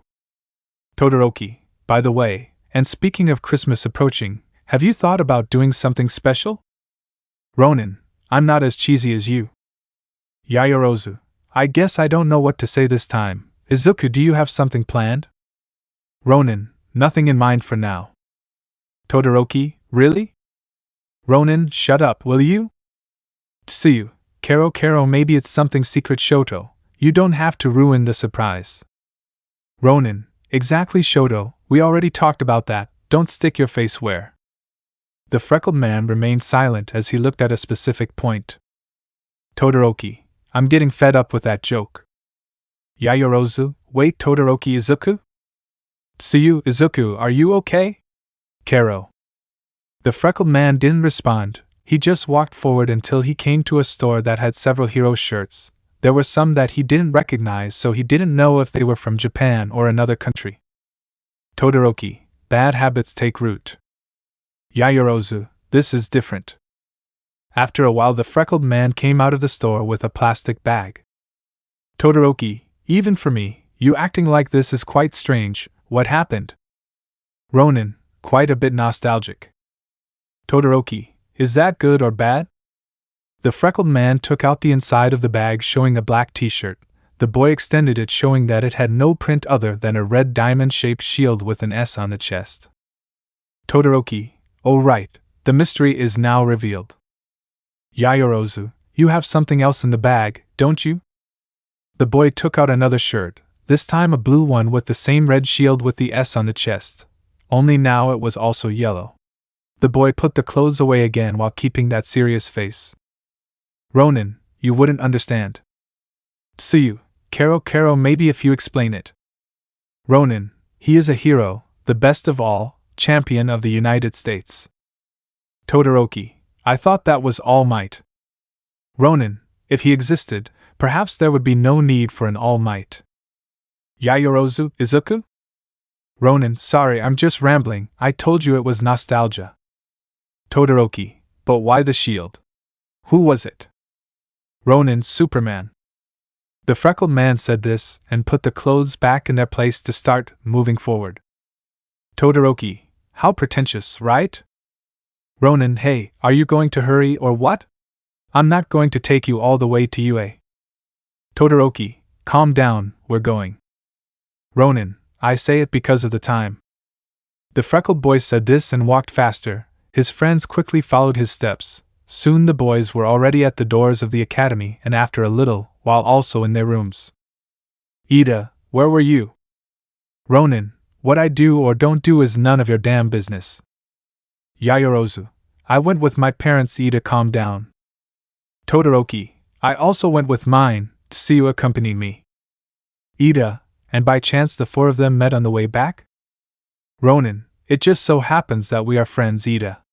I don't know if you know the meaning of that word, but one never abandons one's own. Iida, I just asked one thing. Todoroki, Yaoyorozu was brought here. Tsuyu and I came walking in Izuku. How did you get here? Ronin, my way.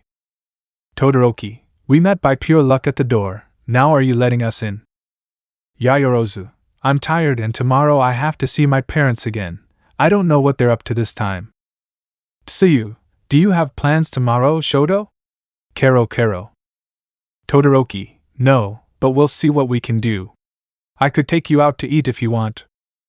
Ronin, I think I'll go to that store I saw downtown tomorrow. I hope I still have some money. The boys passed by completely ignoring Iida, who had no choice because the boy was just passed by like another door. Izuku went straight to his room.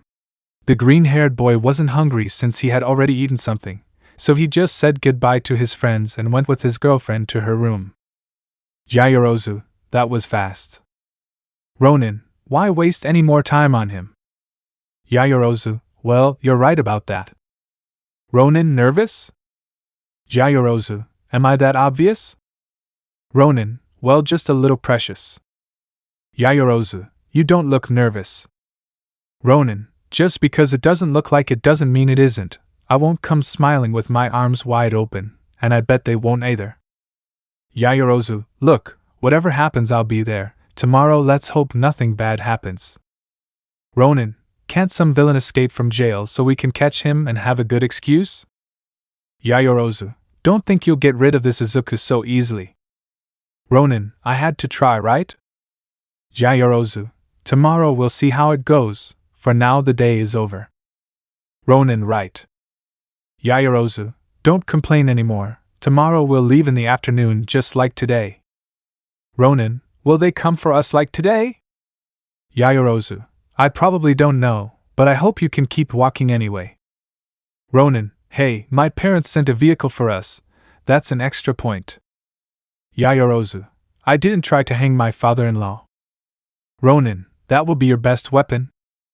Yaoyorozu, for now, yes. The girl approached the door ready to leave. Yaoyorozu, rest Izuku, I love you. Ronin, and I love you, beautiful.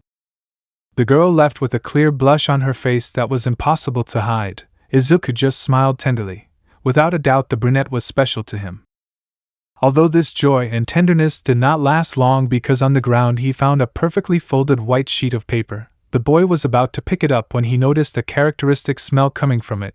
The boy smelled a little more using his one for all, and then remembered where it came from. It was the perfume that he had bought for Uraraka. The boy lifted the sheet and unfolded it, looking and reading inside. To Izuku Deku Midoriya. Deku-kun or well Izuku, I really don't know how to address you since I've never done one of these hee. I know that maybe you hate me and that even while you read this you are mentally calling me a coward, and you know what? Maybe I am. I lost you, and I am totally honest when I say that there is not a day that I don't feel as stupid and useless as now. You were someone very special to me, the boy of my dreams. You risked your safety and your entry to UA just to protect me.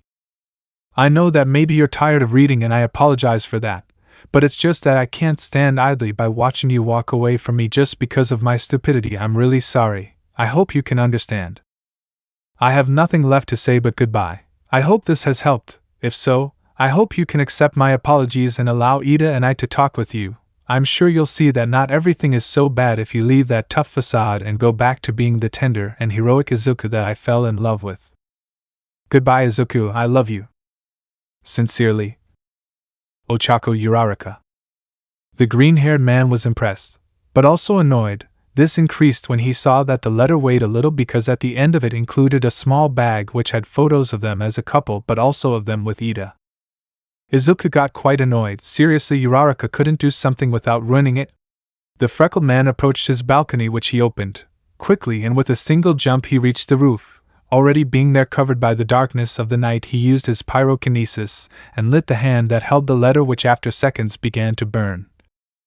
Slowly the paper wrinkled and blackened, releasing that characteristic burnt aroma, but for Izuku it was liberating in a certain way. The letters were erased, consumed by the flames, and the photos began to bend, victims of the fire. Izuku held the letter until it burned completely, and only ashes remained in his hand, which he removed by shaking it quickly. Then he cleaned the little that remained on his clothes. The boy stared at the few ashes that were still free, moving freely through the wind. Izuku could hear in his mind those sweet words that he heard in his time from the mouth of the brunette, how she encouraged him and motivated him to be better. The boy heard her laughter and that sweet and tender way of calling him Deku-kun. The boy clenched his teeth. His hand lit up again. Izuku breathed, controlling himself. Those memories would never affect him again. The boy closed his eyes and felt the heat of his pyrokinesis run through his body, burning all traces of the false love that Uraraka once swore to him. The boy knew it would be difficult, that there would be pieces that would be harder to burn than others, but he didn't care. No matter how long it took, he would get it, because now he was no longer weak. He was no longer that boy who got excited quickly. He was Izuku Midoriya, the hero Ronin, ninth possessor of One for All, and he also knew that he was not alone because his tender jet accompanied him. The boy smiled as he remembered how tender Yayorozu looked at dinner, talking to everyone. The boy knew that she was very special. Then the fire advanced quickly, burning faster those memories of a past that he was not willing to repeat. Ronin, raising his fire-wrapped left hand, tiger. Tiger. Bright flame. In the forests of the night. What immortal hand or eye could trace your terrible symmetry? The freckled boy recited this as he watched his hand return to normal temperature and the fire go out. Izuku breathed calmly and then went down to his room and laid down, although he couldn't feel comfortable on the cold floor. The next morning the boy woke up regretfully. He was quite sleepy, but he knew he had to get up. There wasn't much time and he still had to have breakfast. Izuku did a little stretching and training and then took a bath that eliminated any remaining sleep he had. When he went out he saw that he had gotten up at. Apparently he did more exercise than he had planned, but at least he still had time. Without wasting time he put on blue jeans, his black boots and a t-shirt. The boy was about to put on the shirt when he heard a knock on his door. Thinking it was Uraraka, he didn't open, but they insisted again. Yayorozu, come on Izuku, I know you're there, you're not that lazy. It was clear to the freckled man who it was, so without wasting time he opened the door with his black whips. The brunette entered, but at the same time surprise and a slight blush took hold of her because there was her boyfriend in a t-shirt. The boy had his hair loose and it looked wet. The girl could not help but feel nervous. Ronin, what's up Momo? Yayorozu, what? Ronin, to what do I owe the honor of the visit? Yayorozu, well, shouldn't you put on a shirt first? Aren't you cold? Ronin, oh right, haha, sorry. The freckled man grabbed a t-shirt, put on deodorant and put on the garment. The girl couldn't help but feel nervous because the t-shirt stuck a little to her body, although what did surprise her was the fact that it was the same t-shirt she had bought last night. The red shield on the black fabric gave it away. Yayorozu, I'm curious about that shirt. Ronin, you know what they say, darling, curiosity killed the cat. Yayorozu, why don't you want to tell me? Ronin, why do I have to put on my shirt now? Bye, I'll see you later. The boy pushed his girlfriend out of the room with his whip, but before he could get her out, Yayorozu moved to the side, dodging the attack. Yayorozu, wait. Ronin, what? Yayorozu, okay, I know I have to go, but first I want to give you this. The girl extended her arms, showing a metallic red bag. Izuku just looked at it with curiosity. Yayorozu, I know it's not the most expensive thing in the world, but I think you would like it. The freckled man left the bag on the bed and opened it to take out a large dark brown leather jacket. It had 3 lighter brown lines on the shoulders and a clasp to close the neck part. Yayorozu, I hope you like it. Ronin, but why? I'm not saying it's wrong. In fact, thank you very much, darling. But… Yayorozu, well, because I wanted to hee. It seems that you only have that aviator jacket and the one with your hero suit. I wanted to give you something different. Ronin, thanks really, Momo. Yayorozu, now I'll leave you, darling. I just came to give you that. Ronin, you bought it last night, right? Yayorozu, yeah. Ronin, I knew you didn't have such a big bag. Yayorozu, don't get too used to it. Ronin, still thanks, you are the best princess. Yayorozu, now finish changing, Izuku, you need your shirt, and we'll also eat something before we go. Ronin, it didn't take long. Yayorozu, I'll wait for you, Izuku. The freckled man just combed and tied his hair, put on his belt, and made sure his laces were not undone. Finally, he put on the jacket his girlfriend gave him. Ronin, he really showed off. The green-haired boy opened the door and left his room. When he arrived at the recreation room, he found many of his friends, but also the vast majority of his classmates were there. Uraraka felt strange when she saw him. The brunette thought that after her letter the boy would be back, but seeing him like that, the image that Izuku gave only indicated to her that Deku would not return. Uraraka, you look very handsome, Deku-kun. Ronin, Kirishima, have you seen Momo? Kirishima, Momo? I think she said she was in the kitchen. Ronin, thanks, brother. The freckled man entered the kitchen and saw his girlfriend preparing some rice for both of them. Yayorozu, it's not gourmet food, but I want to think it's delicious. Ronin, look, if I die, it's your fault. Yayorozu, stop looking for an excuse not to go, will you? Ronin, okay, calm down. The freckled man and the brunette ate quietly until they saw that it was time to leave. Yayorozu, ready? Ronin, sweetheart, I've done riskier things. Yayorozu, okay. In the recreation room, everyone was watching TV without any problems until… Yayorozu, and where will you go? Ronin, well, to that store downtown. They have good items and they are not that expensive. Yayorozu, can I accompany you? Ronin, didn't you have to go with your parents? Yayorozu, and that's what I'll do. The center is a shortcut, plus I want to see what I can give them for Christmas. Ronin, with the money you have, you can give them a trip to Europe and they won't complain. Yayorozu, we already went last year. Ronin, show off. Yayorozu, here we go. Iida, where are they going? Ronin, that doesn't matter to you, stuck up. Yayorozu, I already told you not to bother Iida. Ronin, you rude girl. Uraraka, and why do they go together? Yayorozu, what do you care, the hell, they aren't even like that in my house anymore. Ronin, we better go. Uraraka, Deku, did you receive my letter? Ronin, yes. Uraraka, happy well? Ronin, read the ashes, that's my answer, Ochako Uraraka. The freckled boy headed towards the door with Yaoyorozu. Bakugo was passing by when he bumped shoulders with Izuku. The blonde was smiling mockingly until he fell face down on the ground. Izuku had tied his legs with his black whips. The last thing they saw of the boy was a mocking smile. Yaoyorozu, what letter? Annoyed. Ronin, last night when you left I found it in my room. She must have slipped it under the door. Yaoyorozu, what was Izuku saying? Ronin, pure nonsense, you know, that she loves me, that she's sorry and all that. Yaoyorozu, and what did you do with her? Ronin, I burned it, used my pyrokinesis, and left nothing legible or visible. Yaoyorozu, visible? Wait a moment, then she added. Ronin clenched his fists tightly as his expression hardened even more. Yaoyorozu, seeing this, couldn't help but hug her boyfriend. Yaoyorozu, I never thought that stupidity would affect the nervous system. Ronin, maybe she evolved. We should call Recovery Girl to run some tests on her. Hehe. Yaoyorozu, hehe, maybe. Hey, cheer up, boy, you'll meet your girlfriend's parents. That should make you happy. Ronin, your definition of joy and mine are very different. I had enough with that idiot Uraraka. Yaoyorozu, exiting the elevator. Look, it could be worse. Ronin, why? I really don't understand how this could get any worse. Yaoyorozu, what if that all for one is released from prison? Ronin, honestly, I prefer to fight him. It would serve as training. Yaoyorozu, or it could be worse. Ronin, how? Yaoyorozu, what if my father is all for one and I'm just using you to get you to him so he can kill you?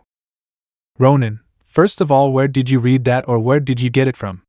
It seems like a story that someone with free time and a lot of free time would make. Yaoyorozu, it just occurred to me. Ronin, so you have a lot of free time, ha ha ha. Besides, I know it's either of the two. If your father were that villain, he would have already killed me, and if you were just using me, don't you think I would have realized it already? Beautiful, I have my predator sense. You couldn't do anything against me or even get close without me noticing, and be prepared for the fight. Yaoyorozu, let me see if I understood. The girl and the green-haired man swiped their ID on the reader, which opened the door, allowing the couple to leave. Yaoyorozu, you just said that you're not afraid of fighting all for one, and that if my crazy idea came true you'd be ready to fight? Ronin, exactly. Yaoyorozu, you just assured one thing and told me a perfectly foolproof plan, but you don't want to go with my parents, which is much easier than fighting or doubting me. Ronin, I smell like you just said all that to make me talk. Yaoyorozu, I actually wanted to make you trust yourself. I mean, if you can do all that, then I don't see why this is any harder. Ronin, clever girl. Yaoyorozu, we have plenty of time to get there. I think I could buy you something to drink to help you relax. Ronin, hey, I do have money. Maybe it doesn't seem like it, but yes.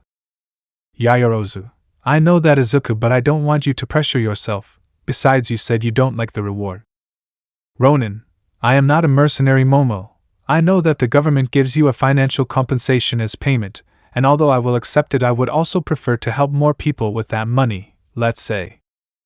Yaoyorozu, if you tell me that will be for you, I'll hit you. Ronin, my life wasn't like yours. I didn't need much to be happy. I guess with percent I could live well even with less. It all depends on how things are. Yaoyorozu, I would believe the first thing if all your Almight stuff weren't original. Ronin, I started small. In fact, some weren't. My mother bought them for me when she could. After they said I didn't have a quirk, I was disappointed, but she encouraged me. Yes, she felt guilty and got depressed, but she managed to overcome it, and we worked together. That's how my real collection began. She bought me many of my figures or posters. I bought others myself. Yaoyorozu, when you talk about your mother, you have a sparkle in your eyes. You really miss her a lot, right, Izuku? Ronin, there isn't a day that goes by that I don't think about her. Yaoyorozu, I would have loved to meet her. Ronin, you should have been my girlfriend instead of Uraraka. Yaoyorozu, after all that time I would have supported your innocence tooth and nail. Ronin, at least you know if I am now, right? Yaoyorozu, you know I was hesitant. Ronin, yes, but I like to bother you. Yaoyorozu, I know, hey, and you never told me why you wore the shirt. Ronin, what did we say about kitten curiosity? Yaoyorozu, I don't know if that was an insult or a compliment. Ronin, you lean on my shoulder just because of my pyrokinesis, you little kitty. Yaoyorozu, that's true, but you never chose an animal. Ronin, Ares' figure gave me an idea. Yaoyorozu, so you've already chosen? Ronin the wolf. Yaoyorozu, aggressive, lonely if it suits you. Ronin, thank you. Yaoyorozu, but stop avoiding my question. Ronin, you'll never let me forget it, right? The girl just made a tender face for the freckled man who just breathed defeated. Ronin, okay, he's a superhero from the United States. The times my father came to talk to me, he told me that he was incredible, very powerful. Yaoyorozu, but if he is so powerful, then why is nothing known about him? Ronin, because he's fictional, hahaha. His story takes place in the comics that bear his name. Yaoyorozu, Superman, that's why the S? Todoroki is right, he is very conceited. Ronin, hahaha, no, he is not human. In fact, he looks like one of us, but he is not like us. In the comic, the Quirks do not exist, although there are superheroes. He arrived on Earth in a capsule, his world exploded, and they adopted him and educated him as one of them. He learned about honor, justice, etc. Yaoyorozu, but I still say the same, it's a bit presumptuous to call you Superman and have an S shield. Ronin, that's what I'm getting at, his shield. Although to us it looks like an S, the truth is that it isn't, it means hope. Yaoyorozu, call me crazy, but I'm sure Esperanza doesn't start with S. Ronin, in their world they have a different alphabet. The S, as you call it, is actually the symbol of hope. Yaoyorozu, it can be whatever you want, but it's an S here. Ronin, my mother used to say that hope is like keys, easy to lose, but if you look for them, they're always at hand. The freckled boy stood up straight and looked up at the sun. Yaoyorozu smiled. Her boyfriend looked so heroic. Without thinking about anything, she clung to his arm. Yaoyorozu, how lucky I am to have a super boyfriend. Ronin, super right? The girls smiled and they both walked for a while until they saw that it was a bit late. Yaoyorozu, my hairstyle will be ruined, but Izuku needed us to travel your way. Ronin, you're the boss, Midoriya Express is on its way, get on now. The freckled boy just extended his arms. Yaoyorozu quickly understood, and with agility she grabbed her boyfriend's neck. Izuku picked her up and started running, gradually raising the percentage of one for all. Ronin, tell me we're going in the right direction. Yaoyorozu, you don't know where I live? Ronin, I only know that your last name is famous and you are a millionaire, but I'm not going to go around knowing everything about you. Yaoyorozu, we're going in the right direction. Ronin, okay, then I can start the jump. Hold on to me tightly. Don't even think about letting go, and above all, don't even think about opening your mouth. Yaoyorozu, why? Ronin, number 1, I don't want you to accidentally eat a bug. Yaoyorozu, and number 2? Ronin, don't yell at me. The brunette then closed her mouth tightly, knowing the momentum it would carry. Izuku was becoming faster and faster. Yaoyorozu, we'll need more than speed to get there on time. You can cover more ground if you jump. Ronin, I know, I was just taking flight. Yaoyorozu felt the rapid rise of blood pressure and clung to her boyfriend. Izuku had jumped with force, propelling himself. Yaoyorozu felt the blow of the wind on her face as well as a great vertigo. Ronin, enjoy the view more. I know it may not be very high, but... Yaoyorozu, I know you can't go any higher, but... Ronin, haha, what do you mean? Maybe you mean I shouldn't, but what can I do? Yaoyorozu, hee okay, I believe you, but can you concentrate on the road? Ronin, do you need me to come down, back or something? Yaoyorozu, could you turn around here? Ronin, sure. The freckled boy quickly used a kick, diverting his trajectory. The girl gave him a few instructions that Izuku followed perfectly. Yaoyorozu, can you get off here? Ronin, whatever you do, don't let go, okay? The freckled man made his black whips become a bed, thus managing to release the girl without fear of letting go of her. The boy hit the air so hard that it generated a wall of air, stopping their advance and making them fall. Izuku did the same as before with the same results, only now as he fell from a greater height he limped a little. Yaoyorozu, are you okay? Ronin, calm down Momo, this is nothing, I'll heal in a few seconds. The green-haired boy limped for about a minute, but after this he walked normally. The boys advanced towards a huge mansion. It was undoubtedly bigger than Todoroki's house. It looked like a fortress. Ronin, I call this a rich house. Yaoyorozu, it's good that I still remember the area. Ronin, what do you mean by the area? Yaoyorozu, everything you see is Yaoyorozu's property. Izuku was surprised, since when were they already on his girlfriend's family grounds? The freckled boy wouldn't show his admiration with anything more than a simple Ronin, wow. Yaoyorozu, we arrived at a good time. I hope you are home and haven't gone out. The brunette slowly brought her hand closer and gently knocked on the door. She quickly tried to smooth down her dress and hair as much as she could since the trip had messed it up a bit. The girl created a mirror and looked at her face, making sure it looked good. Izuku for his part only adjusted his jacket and hair. At that moment a man opened the door for them. He didn't look more than some visible gray hair betrayed this. He had a calm and beastly face, wearing an elegant black tuxedo. The man's gaze lit up when he saw the brunette. Butler, Miss Momo. Yaoyorozu, hello. Butler, it's nice to see you again. Between school and your practices I thought I'd see you later. Yaoyorozu, they weren't that difficult. Besides, my mother asked me to come and you know what they say. Butler, where the captain commands. Yaoyorozu, the sailor does not rule. Butler, your mother is in the living room with your father. I see why you didn't go out today. The brunette smiled, but the man now perceived the boy's presence. His face stopped having that vibe of joy and peace to move on to something harder. Ronin, they say it had that effect on people. Yaoyorozu, okay, let's go in. Butler, Miss needs. Yaoyorozu, I have to talk to my parents. The brunette entered her house followed by her boyfriend. Butler, I'll go tell your mother about your. At that moment, heels could be heard, and the three of them looked up, watching Momo's mother come down the stairs. If Izuku had to use one word to describe the woman, it would be elegance. The woman was wearing a red dress that reached her ankles, a rather discreet neckline. Her face reflected confidence, serious but serene, her walk elegant. As soon as the woman saw her daughter accompanied by the green-haired man, she just smiled. Izuku couldn't guess if it was mockery or maternal love, so he associated it with both. Ronin, your mom really looks good. Yaoyorozu, Izuku.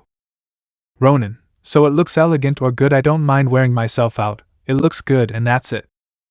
Mrs. Yaoyorozu, Momo daughter, it's good that you could come. Thank you Kazami, you may go now.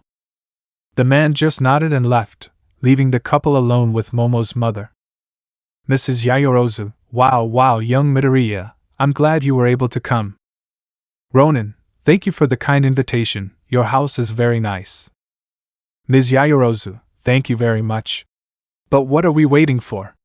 Come with me. Don't just stand there. We have a lot to talk about, don't we? At that moment Izuku took his girlfriend's hand and squeezed it. Yaoyorozu knew it. Her boyfriend was nervous. The girl could only squeeze it in a message of everything will be okay, which Izuku understood. Mrs. Yaoyorozu, by the way, nice shirt Midoriya. Ronin, my shirt? Ms. Yaoyorozu, it's the first time I've seen one, in this part of the world at least. Ronin, thank you.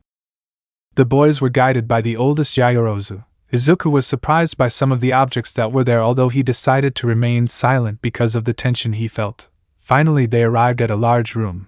Upon entering they could see that there were some armchairs. What that at first glance reminded Izuku of the difference in social class between them. Sitting in one of the many armchairs there and in front of a small table was Momo's father. Izuku remembered him perfectly. His serious and imposing gaze covered by half-moon glasses, the gray hair on the sides of his head, he was undoubtedly the Mr. Yaoyorozu, I'm glad you both could come. Ronin, aha, both. Mr. Yaoyorozu, hey brat, do you have anything? Sake, rum, vodka, whiskey. Ronin, a glass of water would do me good. Mrs. Yaoyorozu, but let's continue this conversation in the kitchen. I can bet you're a little hungry. Ronin, a little to be honest. The four of them advanced until they reached the large dining room. A large circular table welcomed them. A fireplace could be seen and above it a large painting that showed the entire family. Momo had a serious face like her mother but with a slight smile. The three Yayorozu reflected elegance. Momo's father called a maid and asked for a glass of water for the freckled boy. The eldest Yayorozu ordered food and everyone sat down. They quickly brought the food, several dishes including the largest lobster Izuku had ever seen. Mrs. Yayorozu: "Well, what are we waiting for if we are hungry?" Yayorozu: "Thank you very much, Mom." Ronin: "Thank you for the food, Mrs. Yayorozu." That's how the meal started, and both Izuku and Momo thought it would be normal. A big mistake. Mr. Yayorozu: "And tell me, brat." Ronin: "Yes?" Mr. Yayorozu: "What does freedom taste like?" Ronin: "Strange question, to be honest. I wouldn't add any flavor to it. I think you were expecting my answer to be glory or victory. But the truth is no, it's satisfying, I won't deny it, but to be honest I'm still not used to it." Mr. Yayorozu: "I understand, maybe spending so much time locked up as an animal made changes in you, right?" Ronin: "Excuse me?" Mr. Yayorozu: "I saw videos of your previous fights, and the way you are and how you act today tells me that there is a part of you that was changed in prison." Yayorozu: "Dad, what are you?" Mr. Yayorozu: "I'm trying to think if it's good or bad." Izuku now understood, it wouldn't be a normal meal. Minute after minute the comments came in one after another, some hiding in offense, others were explicit. The lobster was devoured, and with that the meal ended. Mr. Yayorozu: "Wow, that was quite tasty. Are you satisfied, brat?" Ronin: "Yes, it was very nice, thank you." Mr. Yayorozu: "Really? Forgive my ignorance, but you'd think that even after leaving prison you'd be ravenously hungry." Ronin: "To tell the truth, the first few days I ate quite a lot, then over time I learned to control my intake. It's not that surprising."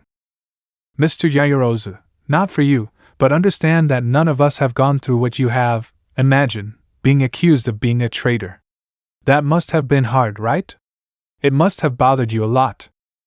Ronin: "What are you trying to do?" Mr. Yayorozu: "Aren't you upset, brat?" Yayorozu: "Dad, for." The brunette knew it. Her father was not someone who used his fists or even his quirk. His true weapon was words. The man could sink someone as low as he wanted, but she knew that now he did not want to sink her boyfriend. He wanted to make him angry. The older Yayorozu wanted a reason to return Izuku to jail. Yayorozu: "Izuku, please don't." Ronin: "I repeat, it is not so surprising or difficult to believe, although what does impress me is what you do." Mr. Yayorozu: "And what am I doing?" "Boy, I'm at home in case you haven't noticed." Ronin: "That way of speaking, I must admit that in all my life this is the first time I've been insulted in such a beautiful way. It gets a point." Yayorozu: "Enough, Izuku. Mom, tell me what's going on here." Mrs. Yayorozu: "Daughter, we are your parents. We only want the best for you." Yayorozu: "It doesn't seem so." Ms. Yayorozu: "We saw you on TV, or rather, I saw you both on TV. That way of fighting and grappling, or rather, your coordination, I felt that there was something more than just friendship, so I decided to bring you both to." Mr. Yayorozu: "Momo, tell us the truth. This Brad, is he your boyfriend?" Izuku was serious, annoyed. The freckled man got up from the chair. Ronin: "Why are you asking only her?" Mr. Yayorozu: "I, Izuku Midoriya, am your daughter's boyfriend." The freckled man was firm in his words. He was not going to leave his girlfriend alone. Mr. Yayorozu: "At least you have some courage, okay? Before I say what I think, I want you to be totally honest with me, brat." Ronin: "I have a name." Mr. Yayorozu: "What do you say?" Ronin: "My parents took a while to give me a name, and I just told you in case you forgot, so I suggest you use it." Mr. Yayorozu: "I don't care, brat, and you better not interrupt. Tell me, what benefit do you think you'll get from being with my daughter?" Ronin: "What do you say?" Mr. Yayorozu: "I'm not stupid. My little girl is someone beautiful. She has no shortage of suitors, but as always everyone wants something. Without exceptions, I don't think you're very different from the rest. Now tell me, what are you looking for with Momo? Money? Social status?" Yayorozu: "Dad." Mr. Yayorozu: "I'm against your relationship, and I always will be. If you want something from my daughter, you won't get it, and if it's just revenge on the world, then let me tell you that you messed with the wrong family. Yaoyorozu was very upset. She understood that her parents loved her, but really? Were they threatening Izuku? She always trusted that her parents were understanding, kind, because that's how they raised her, but what she saw them doing went along with everything they had taught her. Mr. Yaoyorozu, get out of here, get out of my daughter's life, or I'll make your life hell. Yaoyorozu, enough. Mrs. Yaoyorozu, Momo, sit down. Yaoyorozu, of course not. Why do you want me to sit down? So Dad can keep insulting Izuku without you doing anything? Thanks, but no. Mr. Yaoyorozu, Momo, I only want the best for you. Yaoyorozu, but this is not the way. You always taught me about kindness, justice, and courage. You said that if the family has prospered, it is because we never do less to anyone, because humility is something that opens the doors for us, and today you are showing the opposite of that. And yes, I have a relationship with Izuku, and I am not afraid to say it in front of you. I love Izuku very much, and if we came today, it is to tell you, because I know that you better than anyone would understand the situation, because just as you raised me under the best principles, you would also carry them out. But they were only empty words, and I see that I was wrong. Sorry, but I will not bother you anymore. We leave. The freckled boy stood up and walked next to his girlfriend. The brunette was sad. She wanted to burst into tears, but she had to be strong. Her boyfriend went through a lot, and at that moment he needed support. The boys arrived at the mansion's living room when Izuku stopped. Yaoyorozu noticed this and wanted to encourage him to leave. Yaoyorozu, Izuku, come. But the freckled boy didn't move. The brunette took him by the hand and pulled him, but nothing. The girl was shedding her first tear when her parents reached them. Mr. Yaoyorozu, what's wrong? I thought you were leaving. Yaoyorozu, we're on it. Mr. Yaoyorozu, so, kid? Are you going to run far? Ronin, no. The freckled man had his gaze fixed on the ground but spoke clearly. His girlfriend was surprised and let him go. Mrs. Yaoyorozu, excuse me, but I think we didn't hear you, young man. Ronin, I said I won't leave, I won't run away, no more. Mr. Yaoyorozu, I see you're finally willing to talk. Tell me what you want, kid. I've already made my decision, you and Momo don't. At that moment Izuku breathed calmly, relaxing and at the same time confidently. Ronin, okay, I admit it. Mr. Yaoyorozu, will you finally leave my daughter alone? Do you admit I'm right? Please be more specific. Ronin, I admit I'm not the same as before. Yaoyorozu, Izuku, what are you? Ronin, and I know well, I also admit that we got off on the wrong foot, as well as the fact that that is largely my fault, but if we came here it is so that you know that your daughter and I, as we told you, we have a romantic relationship, and before you say it, or even want to think about it, I will not risk my relationship for anything in the world. Before I was willing to leave the UA as long as she stayed, because even though I know that being Deku again is no longer a reality that I can access, I will not let the world lose Kriati. But this time there is no amount of threats or money that will make me leave her. Mr. Yaoyorozu, you have a very big mouth, dwarf. Ronin, thanks, it helps me defend myself with words as well as fists. Mrs. Yaoyorozu, okay, kid, let's say we believe you, but also that you're lying to us. How can we be sure that you really love my daughter? Izuku at that moment breathed once more. Ronin, I, Izuku Midoriya, swear by my name. Yaoyorozu, Izuku, what are you? Ronin, if she wants to rule the world, I'll make it so. If she wants to end the world, I'll destroy it for her. If she wants to save the world, I'll save it. Mr. Yaoyorozu, you don't know what you're saying, boy. Ronin, yes, I know perfectly well, and I understand the weight of each of my words, so much so that I can tell you that if she tells me to go to hell, I would gladly go back to that place with a smile on my face. With each word, the boy felt himself undoing every chain he had placed on himself. He also felt the fire inside him burning faster, burning away all traces Uraraka had left. Slowly, the boy crouched down, putting one knee and his fist on the ground. Ronin, if you ask for my soul, I will gladly give it to you. Mrs. Yaoyorozu looked at the boy with great attention and curiosity. Was he really willing to give so much for his daughter? Izuku turned his arm into a spear with his black whips. Mr. Yaoyorozu was about to call the guards, but his wife stopped him. The man looked better at his daughter's boyfriend and watched as the boy raised his weapon in a sign of respect. Izuku raised his face, showing a look of seriousness. The freckled man did not play. He did not joke or try any tricks. Finally, the boy spoke one last time, and his voice was loaded with all his power. Ronin, even if death calls me on the battlefield and I fall at that very moment, if you need my help, Mr. Yaoyorozu, if my daughter needs your help, you won't be able to do anything, kid. Ronin, and who decided that? If she needs my help, I'll stick my sword in the neck of the king of the underworld and I'll help her again. Mr. Yaoyorozu, why go so far? Kid, you know where I stand on you two getting together, right? Ronin, I know, and I'm honest. I don't give a buck. Yaoyorozu, Izuku. Ronin, my life was total shit since I returned to UA, and yet there was one person who changed that, and I won't let anything or anyone take away my last bit of sanity that I have left. I still don't know if I love her. I don't know if I can give her everything she deserves, but I do know one thing, and that is that I will fight every day for my princess to smile. Mr. Yaoyorozu, your princess. Ronin, if I was too rude, I'm sorry, but I had to say it. Yaoyorozu Izuku. Mrs. Yaoyorozu, boy, do you really want my daughter? Ronin, they may doubt many things but never that. Mr. Yaoyorozu, well, sigh, what a remedy. Yaoyorozu, what?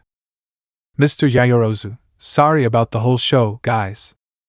Ronin, now it's my turn to say what's going on here.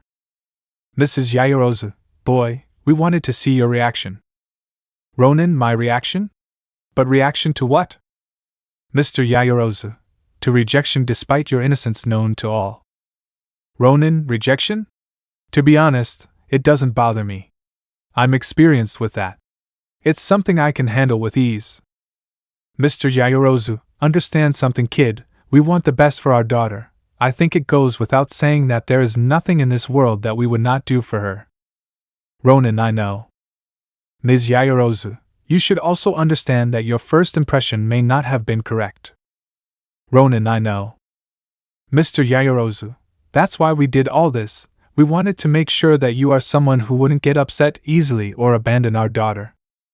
Ronin, I wanted to make sure he wasn't violent and didn't hit or do anything like that to Momo. Mr. Yaoyorozu, you are a good person, but you have also changed a lot. Proof of that was the first time we met. I don't know if it was instinct or something, but you heard that she was in danger, and you acted. Ronin, yes, I admit it wasn't the best way. Mrs. Yaoyorozu, but when we saw your innocence we knew that nothing would be the same again. You are no longer the same as before, and we were afraid. We didn't know if that change would be for better or for worse.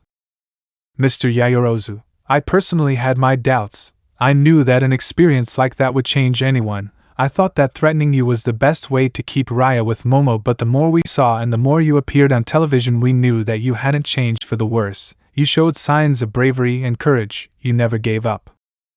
Ms. Yaoyorozu, a few days ago when you went out on the streets we saw it. We saw that despite what you went through you were still a hero. Ronin, so? Mr. Yaoyorozu, we invited you to come for 2 reasons. Ronin, and what were they? Ms. Yaoyorozu, because we know about your relationship with Momo and we wanted to make sure she was happy. Yaoyorozu, and the other one? Mr. Yaoyorozu, to apologize. Ronin, apologize? Mr. Yaoyorozu, young Midoriya, you recently said that we got off on the wrong foot and that you were largely to blame, and while that may be partly true, I feel like it's also mine. We misjudged you without knowing you. It was wrong, and I'm sorry for my actions. Ronin, I attacked him. I feel that his response was normal. Mr. Yaoyorozu, but it was justified. I think you understand that I would act the same way if someone threatened my daughter. Ronin, yes. Yaoyorozu couple, we truly apologize to you, Izuku Midoriya. The freckled man looked at his girlfriend who, still confused, smiled. Yaoyorozu, go ahead, darling. Ronin, I apologize too. I hope you can forgive me and allow me to continue with your daughter. Mr. Yaoyorozu, by the way, was it a lie what I said about not accepting your relationship, or well, it was true before, now that we've fixed this? Yaoyorozu, Dad? Mr. Yaoyorozu, welcome to the Izuku family. Ronin, Thank you very much. The freckled man placed his hand on his chest and bowed. Yaoyorozu, thanks Dad, Mom. Mrs. Yaoyorozu, if you are happy, then who are we to prevent that happiness? Mr. Yaoyorozu, although that's true, boy, if you hurt her. Ronin, I'd rather die than hurt Momo. The elder Yaoyorozu smiled and lowered his head in respect, then extended his hand to Izuku. Mr. Yaoyorozu, my name is Raichi Yaoyorozu. Mrs. Yaoyorozu, my name is Mari Yaoyorozu. It's a pleasure, Izuku. Ronin, the pleasure is all mine. Mari, but hey, what did you think of the food? Ronin, very delicious. But I think I'm a little hungry. Do you think I can have another one? Raichi, haha, I knew it. Ronin, it's not what you think. My quirk increases my strength and well, it wears me down a bit. It leaves me a bit hungry if I use it for a long time. Raichi, if I understand, boost-type quirks do that. I'm a little hungry too. Ronin, if you don't mind asking, what is your quirk?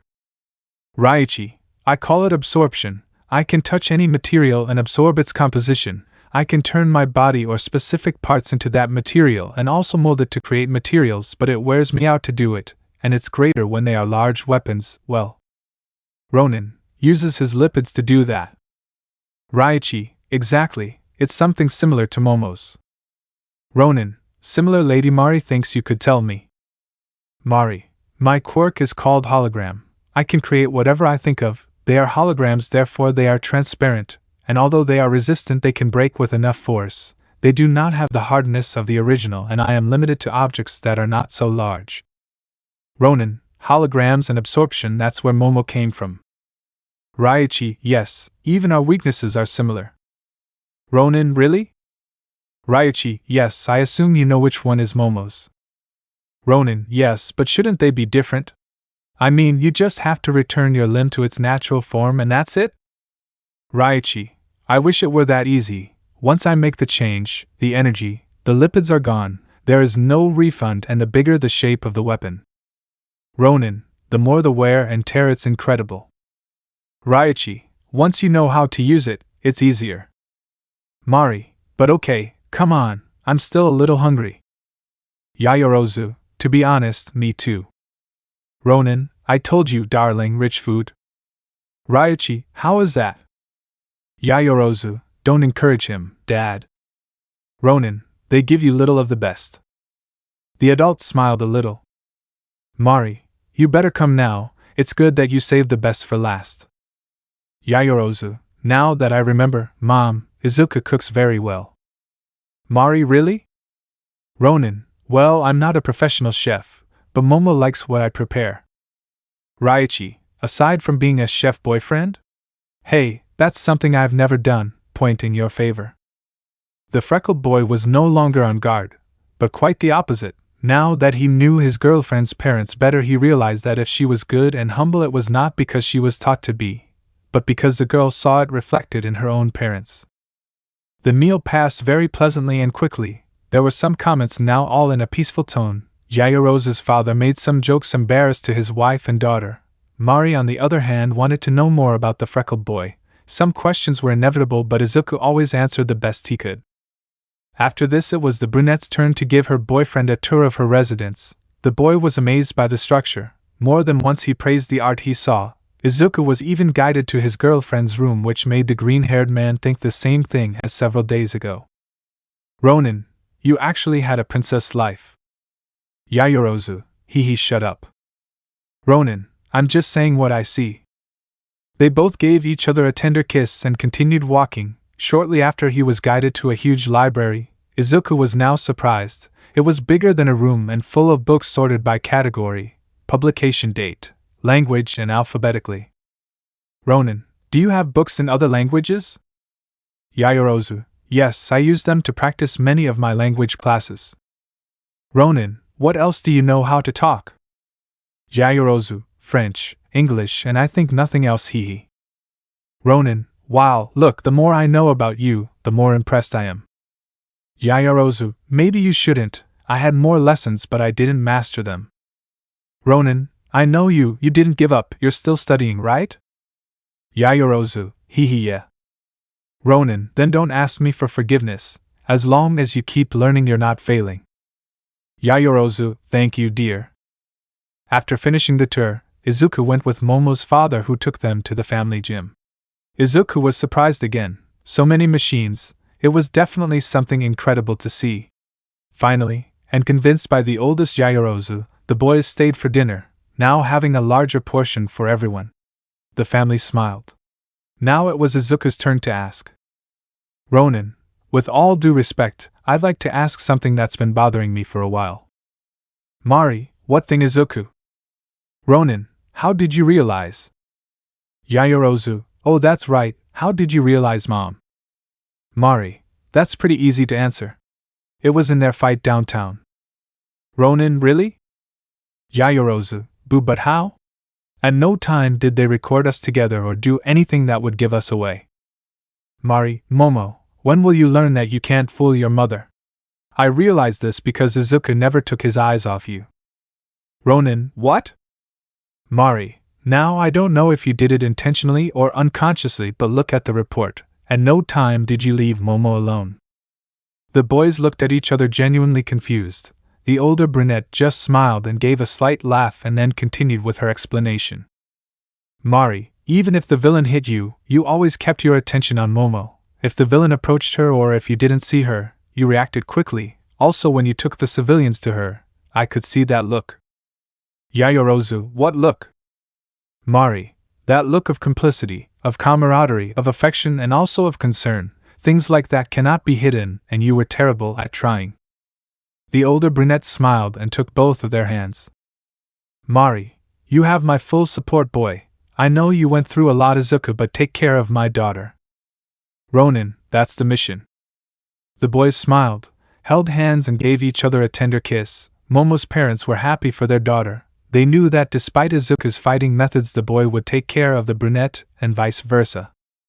Such a touching scene was cut short when they heard the loud and clear sound of lightning. Yaoyorozu was a little startled and held on a little tighter to her boyfriend. Ryuichi turned on the television to see what a heavy rain was hitting the city, as well as a thunderstorm which seemed to have no end. Ryuichi, damn.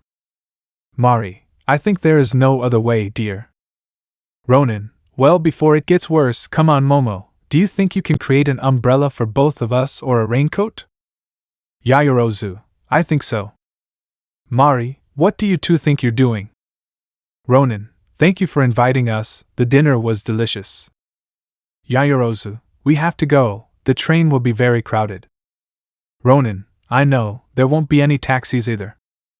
Ryuichi, you two don't even think you're going to leave in this weather. Ronin, with all due respect, if we don't arrive we'll be in serious trouble. Mari, and if they leave too, what will you do, kid? Run to the UA? If you slip, it would be dangerous. Ronin, well, my method is more aerial. Ryuichi, jumping from roof to roof in this storm? I'd be crazy to let them go. Mari, true, they will stay here. Ronin, wait, what? We can't. Ryuichi, yes they can and they will. Yaoyorozu, Dad, we're serious. Ryuichi, and as to daughter, now tell me, have you ever slept together? The question made Yaoyorozu blush. Her father asking things like that was strange. Ronin, never, thinking, or at least not in the conventional, romantic, or whatever way you think. Ryuichi, okay, let's keep it that way. Momo, you'll go to your room and no buts, Izuku. Ronin, yes? Ryuichi, as for you, you'll come with me. Mari, take it to the guest room. The eldest Yaoyorozu took the freckled boy who couldn't raise any objection. They finally arrived and Izuku had to admit, the room was classy even for a guest room. Ryuichi, it's perfectly furnished, boy, and don't worry, you won't be cold. Ronin, wow, that looks luxurious, thank you very much. Ryuichi, you know, kid, they are what matters most to me in the world. There is nothing I wouldn't do for my wife and my daughter. Ronin, it looks. Ryuichi, Izuku, please take good care of her. Ronin, with my life. Ryuichi, I know that after everything I said I will sound ridiculous, but I am very glad that you are her boyfriend, boy. Ronin, I totally agree with you on that. It feels weird, but thanks for the trust, sir. Ryuichi, Please, can you call me by my name? After all, I think it goes without saying, but you are already part of the family. Ronin, wow. Raichi, you really love her, I can see that. Ronin, thank you very much.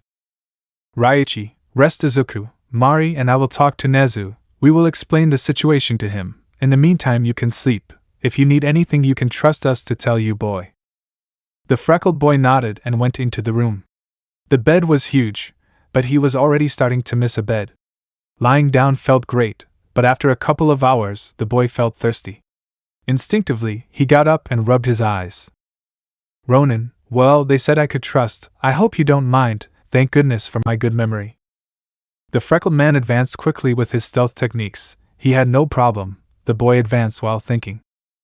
Ronin, thinking, the memory plan is good, but I don't want to leave Momo. I'll need more than one hand, not just from my friends. I have to talk to the director, but losing my memory.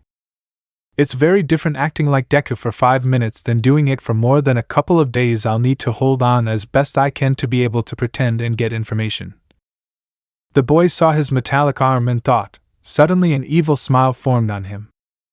Ronin, I'll get rid of them in the end. More than information, I'll get great satisfaction. Oh my god, I hope I can make the plan. The freckled boy realized that he had already reached the kitchen. He landed and lit a finger. A small ball of fire appeared with enough light for him to see where the switch was and press it. The boy took a glass and poured himself some water from the tap. Although when he turned around he was scared to see his girlfriend's mother, who was pouring herself a glass of milk. Mari Izuku? Ronin, excuse me, I'm leaving now. The freckled man left the glass untouched and was about to leave when he heard the older girl's laughter. Mari, calm down, kid. I think you and I suffer from the same thing, don't we? Thirst in the early morning? Ronin, I think so. Well then I think I'll take the water. Mari, go ahead Izuku, make yourself at home. Ronin, well, it's been a while since someone called me like that. Although they do it a lot lately, it feels good. Mari, well then it's good, right? At least you didn't become a heartless machine. Ronin, yes, I think you're right. Mari, okay boy, I'll leave you. I have to sleep now and you too. Ronin, thank you very much. The woman was about to leave, but then Izuku remembered something that was eating him up to know. Ronin, excuse me? Mrs. Mari. Mari, you can just call me Mari. Calling me ma'am makes me feel older. Ronin, okay, Mari. I have a question that I'm a little curious about. Mari, which Izuku? Ronin, when we first met in the principal's office I made a deal that no one would have denied. I was willing to leave without problems, but you denied it. You made another deal. You asked for my trust as proof and payment, but something makes me doubt that. May I ask what were your true intentions? The older brunette looked at the freckled boy with a certain touch of surprise. She analyzed him in detail. The boy was intelligent. There was no doubt about that. The woman breathed happily. Mari, maybe you won't like my answer, Izuku. I wasn't looking for trust, or at least it wasn't my main objective. Ronin, ha! I knew that, so let me ask, what was your real goal then? Mari, I told you, maybe you don't like the answer, but I think you're determined to know the truth. I know it may sound selfish, but what I was looking for by leaving you at UA was a benefit. Ronin, a benefit? Mari, I was planning to use you. Something in me told me you were innocent, but I didn't want to take any risks, so I thought that by leaving you at the academy I could use you as a link for Momo. You are strong and that would motivate her. You are arrogant, that would challenge her to overcome you. I thought that being around or training with someone like you would make her more than she already is. Ronin, using me as a ladder to his daughter's greatness. Mari, I've always wanted the best for Momo. Being absent for part of her childhood breaks my heart even now, but that's why I promised that I would never leave her alone again. I thought that doing this was the right thing. This result never crossed my mind, although I think I had to take it into account. It was a failure in my plans. Ronin, so this is all just a farce? Mari, but of course not. Don't doubt me now, you Izuku. Although you two becoming a couple wasn't among my goals, I have to say that now that plan can go to shit. After what I heard you say this afternoon, and the way Momo supported you, boy, that way of supporting each other, you made me see that things aren't always the way I want them to be. Momo deserves to be happy just like you, and if you both found happiness in each other, then who am I to tell you no? Ronin, Mari, Mari, take good care of my baby, love her a lot and don't leave her alone, grow as a couple, discover your feelings together, grow as heroes but also as human beings izuku. Ronin, I promise. Mari, hee hee, I think it was a doubt that sooner or later had to come to light. I hope I didn't bother you. Ronin, not at all, but well, I guess that's the end of the topic and we can go to sleep, hee hee. It's a pleasure to talk to you, Mari. Mari, the pleasure is mine, boy. The freckled man was about to leave when. Mari, you know, if my memory serves me right, Momo's room isn't that hard to find, and as far as I remember, she was afraid of lightning. Ronin, excuse me? Mari, that's why I had some stuffed animals to protect her when she was a child, hee hee hee. Second floor, third or fourth door on the right. Ronin, what are you trying to do? Mari, if you asked me, I never saw you. The woman winked at him and left the kitchen. Mari, turn off the light when you leave. The freckled boy hesitated a little. With his black whip he turned off the light, leaving it in total darkness. After a while he thought carefully and smiled. A lightning bolt illuminated the kitchen and the boy had disappeared. With his ninja skills the boy managed to find his beloved's door. The freckled boy was about to enter, but he didn't know if it was the right thing to do. And what if it was a trap? What if he scared her and she hit him? The boy was hesitant until he received a message on his phone. It was from Momo. Momo. Did you know I don't like lightning? I wish you were here, hee hee. It may sound cheeky, but with you, I feel safe. The freckled man just smiled.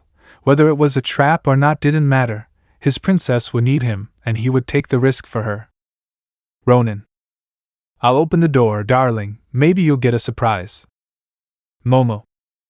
Izuku Midoriya, if this is one of your jokes I'll hit you. Ronin. I swear I don't. The girl didn't respond, but after a few seconds the big door opened.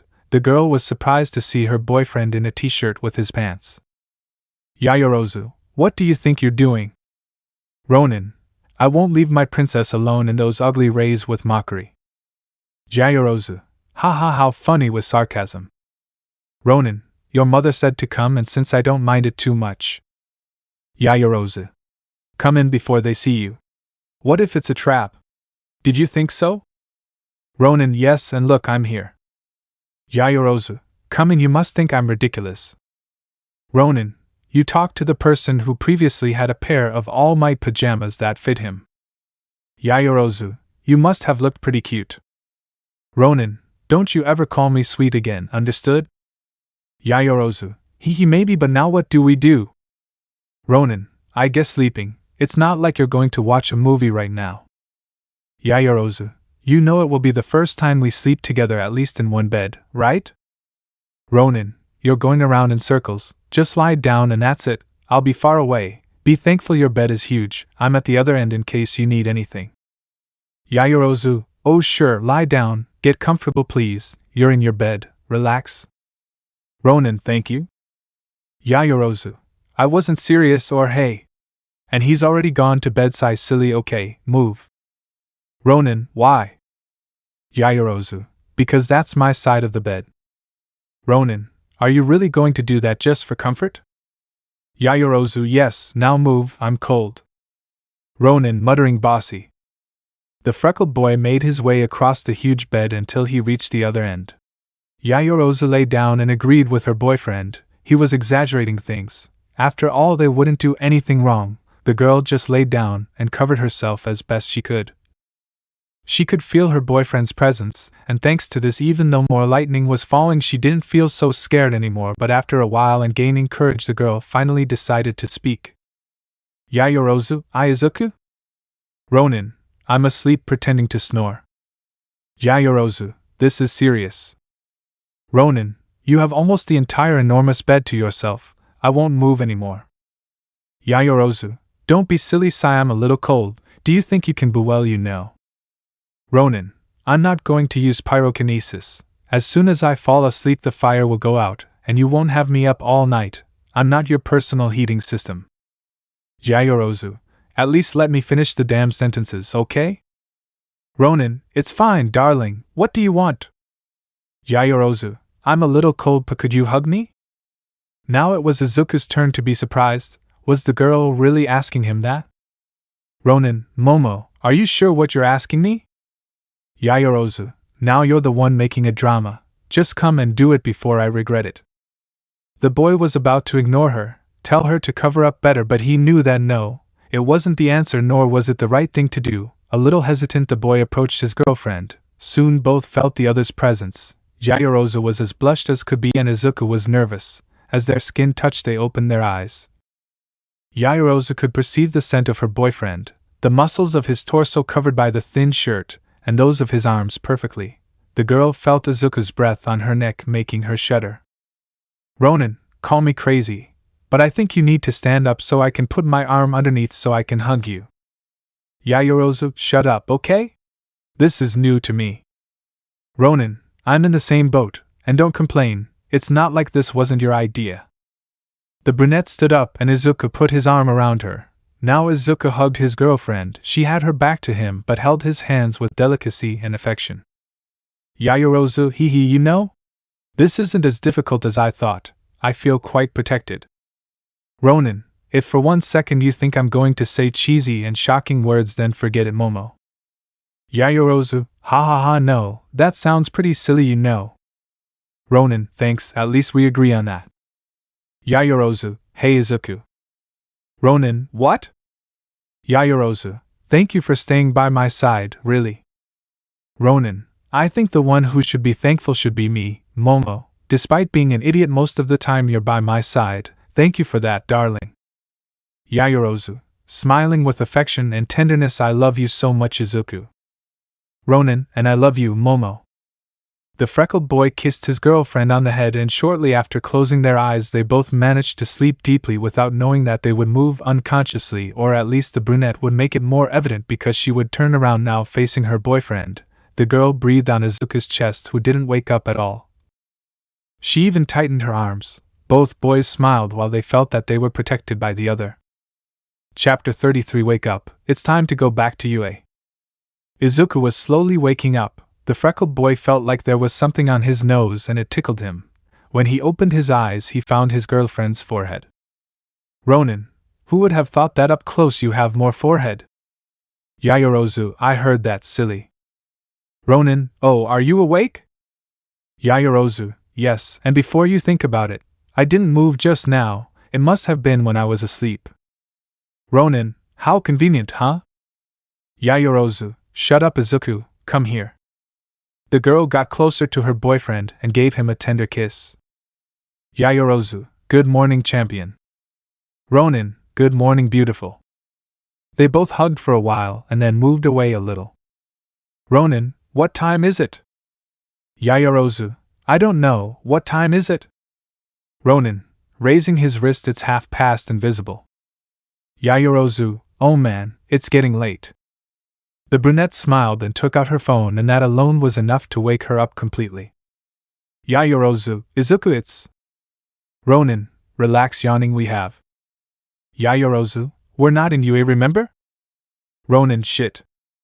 Yaoyorozu, and you're in my room, if my father sees you. Ronin, I understand, I'm leaving, try not to take too long, precious, we leave in half an hour. Yaoyorozu, we still have to eat breakfast, genius. Ronin, something will occur to us, in the meantime I'm leaving, I won't be long. Yaoyorozu, either do I. Yaoyorozu / Ronin, I love you / I love you too, baby. Yaoyorozu, wait, what did you say? Ronin, baby, oh, nothing, hurry up. The freckled boy left quickly, but the brunette was no fool. She heard perfectly what the boy said. She didn't know if he had let it slip or if he just wanted to test the waters, but the girl smiled. Even though remembering what time it was, she quickly jumped out of bed. Izuku, for his part, managed to get to the room they gave him almost without any problem. He didn't find anyone from the family, so without alarming he entered the room and put on his shirt along with his black boots and the jacket that Yaoyorozu gave him. The freckled boy was tying his hair when he heard knocking on his door. Mari, Izuku, have you woken up yet? Ronin, ah? What? Oh yes, Mari, thank you very much. Mari, then come down, we'll wait for you for breakfast, I'll talk to Momo later. Ronin, okay. The freckled boy took a deep breath. expecting a scolding or at least a tone of voice that indicated annoyance, but nothing. It was as if the woman had forgotten. A few minutes later, the Yaoyorozu family was having breakfast. Ryuichi, and tell me, I recently found out that you had a hero practice week. How was it? Yaoyorozu, tired I think that's what best describes her. Ronin, entertaining, but I was expecting a challenge more at my level, to be honest. Mari, pride won't get you anywhere good, boy. Yaoyorozu, this time you're wrong, Mom. It's not pride, or at least not percent. Mari, so? Ronin, I am strong, stronger than before. Ryuichi, that's what it looks like.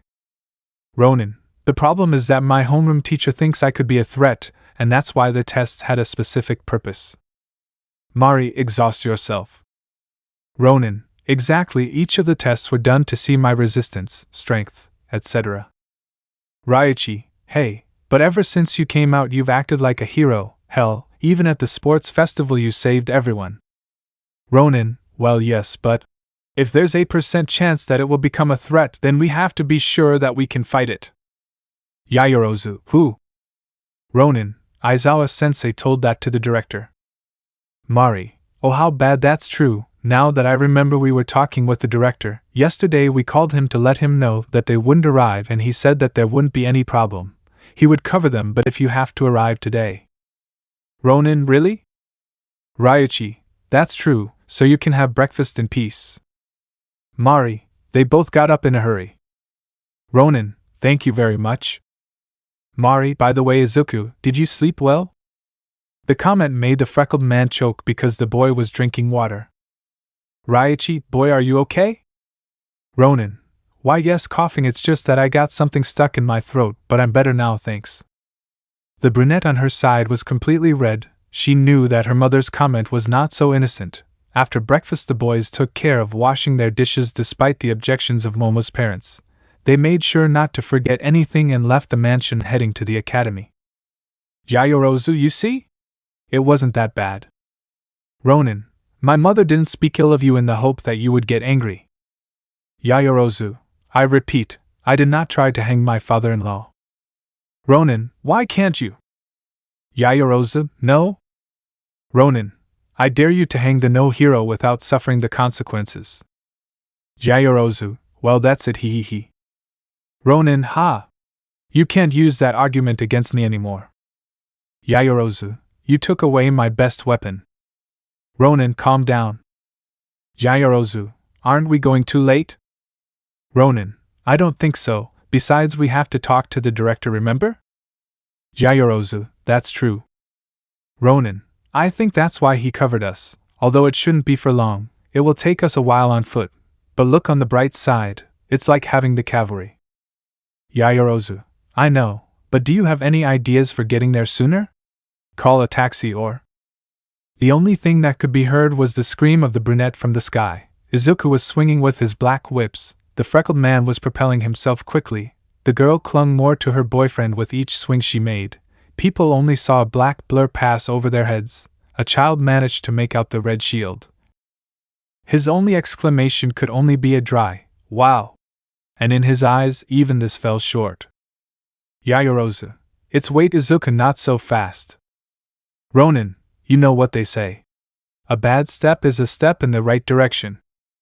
The freckled boy felt his blood rise with each turn, giving him more excitement. The boy could see the academy in the distance, and used more percentage of his one for all to swing faster. Although this did not please the brunette, who was terrified, the boys landed at the doors of their academy cleanly. Ronin, wow, that felt exciting. How about Momo? Yaoyorozu, it was exciting, but I won't do it again. I won't do it again unless I have something in my hair or I'm ready. The girl's hair was completely messed up by the headwind. Izuku just smiled amusedly. Yaoyorozu, it's not funny, silly. Ronin, well, maybe entering the academy.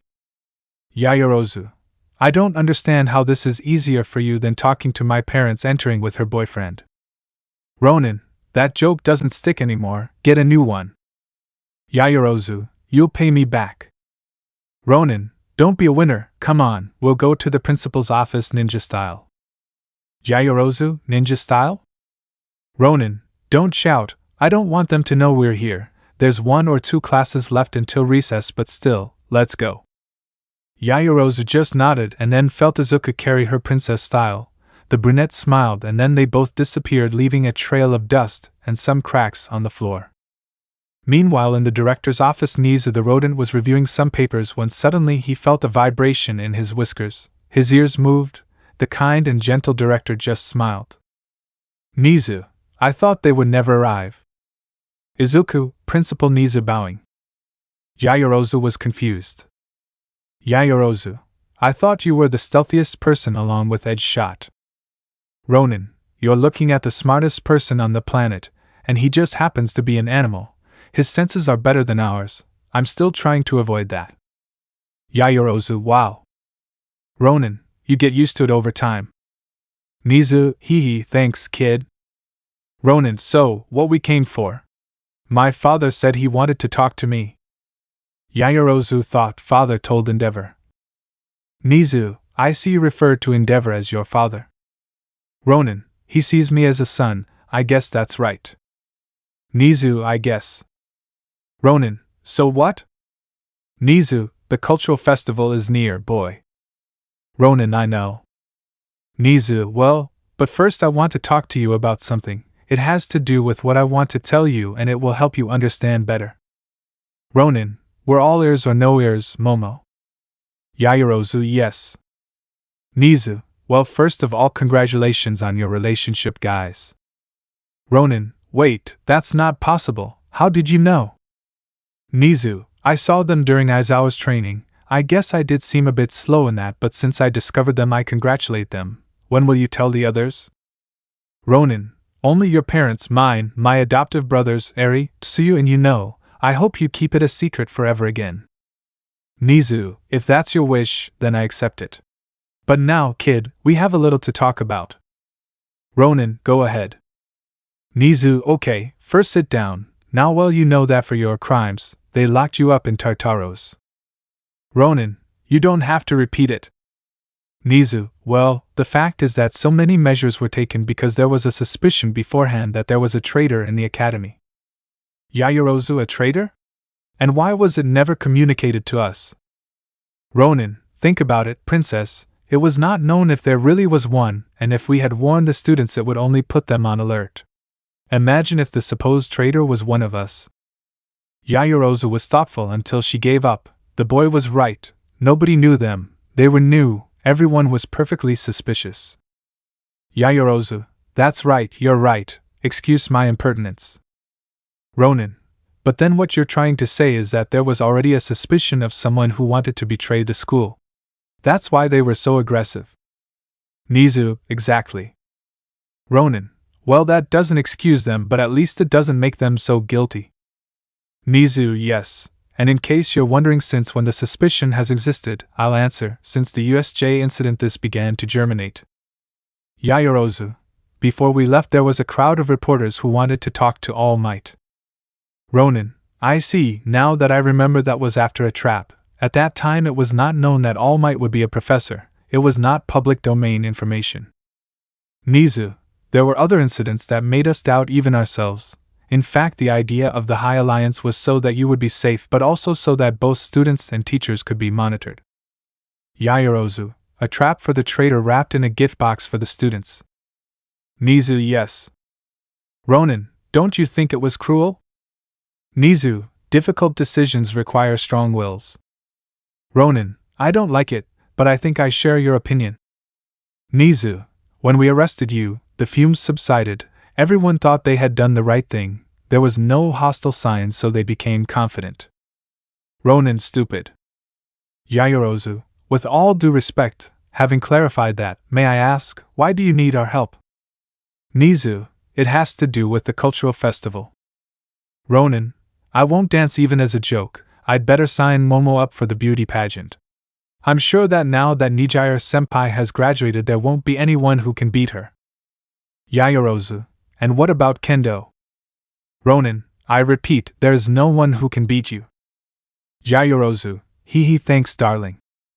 Nizu, haha, it would be a good idea, but no, in fact, you won't be participating in the festival. Ronin, Not that it bothers me, but why? Nizu, I need you both at the front. Ronin on the front? Yaoyorozu. He wants us to keep an eye out, to not participate, so he can walk around the entire festival and see if there's anything suspicious or anyone. Nizu, exactly. Ronin, if the traitor is still here or something tries to take us by surprise, we will teach him a lesson. Nizu, that's what I hope, kid. Use your radar so they don't use anything against you. Ronin, stop naming it, it's actually called Predator Sense. Yaoyorozu, I call it a pang. Ronin, don't even talk. Nizu, back to the topic. Ronin, will we need our suits? Nizu, I know you can have a bigger weapons display with him, but no. Yaoyorozu, we couldn't. Izuku, if he sees us with our suits, he'll be alerted. We'll never find out. Ronin, if there is a traitor, remember that Shigaraki mentioned that La Brava helped him. Nizu, yes, but we can't trust his word. It's still a suspicion, but it would still be good in case the League wants to ruin the party. Ronin, very true. Yaoyorozu, so we'll just be wandering around the festival like nothing's happening? Don't you think it'll look suspicious? Nizu, what do you mean, miss?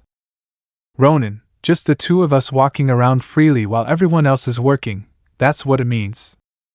Nizu, no, actually it's quite justifiable. Ronin, why? Nizu, because you two are grounded.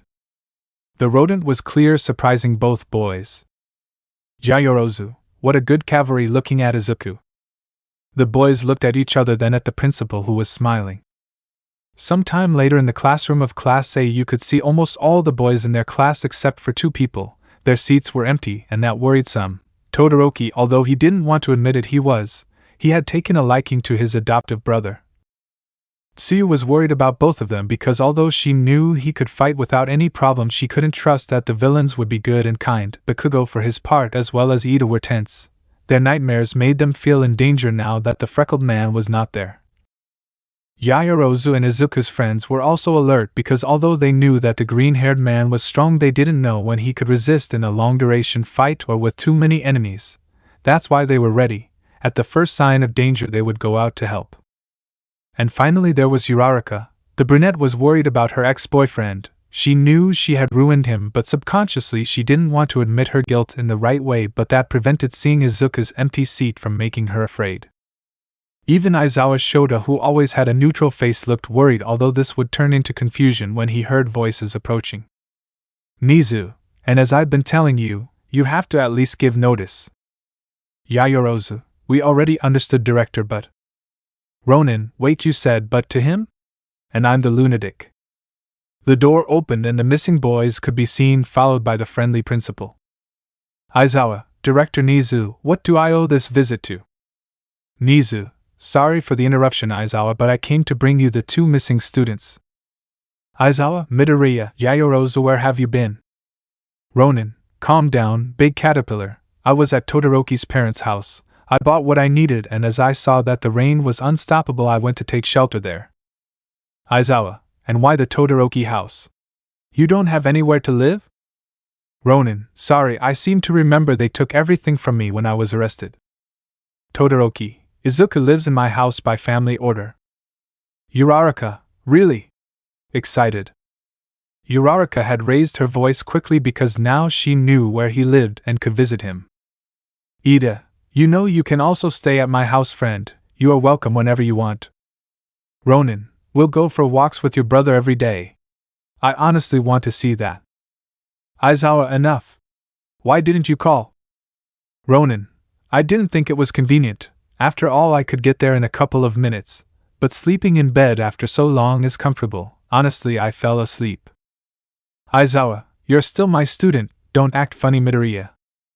Ronin, I wasn't the one who did exercises just to test my endurance, or yes, sensei? Aizawa, Yaoyorozu, you have no excuse, or do you? Yaoyorozu, yes, I went to my parents' house. They had some business to discuss, so I was late seeing them, but we also talked about other things. We got caught in the rain and they didn't let me go. They didn't want anything to happen to me. Uraraka, how convenient, huh? No one's heard from you since you left, and now you're standing next to my Deku-kun. Yaoyorozu, Sorry, but my parents are at home with me, a bit busy, but they can find time to talk to me. How much of that can you say? Ronin, do you trust me now, Uraraka? I would have liked that trust to break up with me since you've been with Iida for a while. Nizu, well then I just came to drop you off and… Aizawa, I'll give them the punishment. Nizu, calm down Aizawa, I already did it. In fact, Miss Tsuyu, young Todoroki, young Shoji and young Kirishima, please stand. The aforementioned stood up nervously. Nizu, you and your 2 present companions are punished and prohibited from participating in the cultural festival. Kirishima, what? But why? We haven't done anything wrong. Todoroki, with all due respect, Director, I know I'm not very interested in participating in the festival, but I still think this is somewhat unfair. Ronin, sigh, they should have kept quiet. Nizu, so that's what you think? Kirishima hesitated a little. A drop of sweat ran down his forehead as he remembered who he was talking to. Nizu, come with me, you two seeing Yaoyorozu and Izuku, I'll return them to you later, Aizawa. Aizawa, yes. Todoroki, leaving the room, what's going on? Ronin, smiling, this will interest you. Flashback. Nizu, don't get me wrong, they're not punished as such. Yaoyorozu, a facade. Ronin, exactly. Nizu, yes, I need them to be grounded so no one gets suspicious. Ronin, I see. Nizu, but besides that I also need a favor. Ronin, what kind of favor? Nizu, I trust you. I think it's clear even why I called you and let Miss Yaoyorozu be present. Ronin, yes. Nizu, but for this plan to work I need more eyes than just yours. Yaoyorozu, he wants us to get more help. Nizu, exactly, you know your partners, I need you to choose who to tell. Ronin, we'll tell him after class. Nizu, I need you now, I want you to tell me so I can tell you that just like you are punished. Yaoyorozu and Izuku looked at each other wondering who would be the best choice among their friends. Yaoyorozu, Ojiro is agile. Ronin, we need someone who can hear all around. My even enhanced senses couldn't cover that much ground, or could they, but I need someone else backing up. Yaoyorozu, Shoji. Ronin, exactly, we'll also need shield and attack. Yaoyorozu, we think of the same person. Ronin, Kirishima is the one. Yaoyorozu, we need more. Ronin, Tsuyu and Shoto, agility and their camouflage can help a lot. Yaoyorozu, and Todoroki has great destructive power, he can easily hold an enemy. Ronin, ready. Director, should I write them down? Nizu, Azuri Tsuyu, Todoroki Shoto, Kirishima Ijiro and Shoji Mizo, those are enough, the greater the number, the greater the suspicion. Ronin, get the point. Nizu, okay, now I need you two to go change, put on your uniforms and I'll see you here, understood? Both, yes sir. Nizu, let no one see them. The boys quickly left for their rooms. Flashback end. The couple explained to their companions what was happening and they understood perfectly. They were not punished, but they did have a mission. Kirishima, it's a big mission. Todoroki, just tell us our positions. Ronin, you two seeing Shoji and Kirishima will go separately, Todoroki and Tsuyu together as well as Momo and I. Shoji, you're going together? Should I notice a pattern? Yaoyorozu, you separately are us together. Ronin, that's offensive, I could perfectly. Yaoyorozu elbowed Izuku in the stomach. Ronin, I could tell you that she is right. Yaoyorozu, Shoji, you can hear perfectly and you're a gorilla, you're not moved that easily, not even if they catch you off guard. Ronin, Kirishima is an unbreakable wall and a sharp spear. You hit hard, but when you get hit it has no immediate effect. Yaoyorozu, it's a good plan, isn't it? Ronin, Shoto, we need your communicators, obviously one for each of us, we'll split into sections. Shoji, will we wear our suits? Yaoyorozu, no, in fact, like us, many pro heroes will come in civilian clothes, we don't want to alarm anyone. Ronin, Shoji, I need ears everywhere, discreet. Don't look too obvious, aim your eyes well. Kirishima, I need you ready to fight, can you use your quirk hybridization? Kirishima, it's not perfect yet, but yes. Ronin, if you need it, I want you to use the normal version on your legs for speed, unbreakable for face, torso, and arms. Kirishima, understood. Shoji, it will be a pleasure to help. Todoroki, thanks for including us in this. Ronin, sorry bro, I know you wanted to spend time with Tsuyu. Todoroki, you'll stop me from dancing, that's a good thing, right? Ronin, thank you Shoto. Todoroki, we are family now, we don't abandon each other. Yayorozu, thanks Tsu, I know Uraraka is your friend but thanks for supporting us. Tsuyu, Kero it isn't anymore, none of them in fact, but I'm glad you still consider me that way. Yayorozu, well now we are more than friends because of them, pointing at the two-colored and green-haired man. Tsuyu, sisters-in-law? I don't think this works like that. Kero with a finger to his mouth.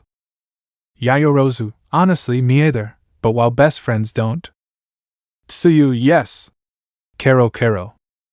Nizu, for now guys I thank you but you have to go back to the classroom, you know, no words to anyone, for everyone else you two are here. All punished.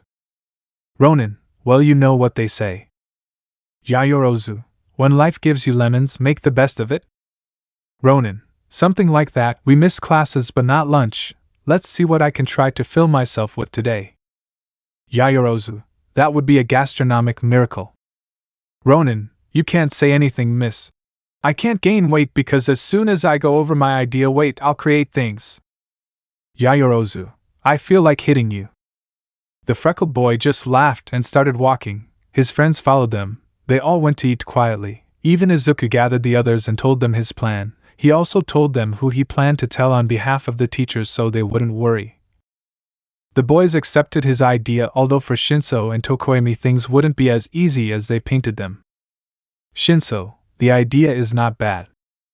Tokoemi, but stumble and you'll lose the race, it could ruin everything you've built.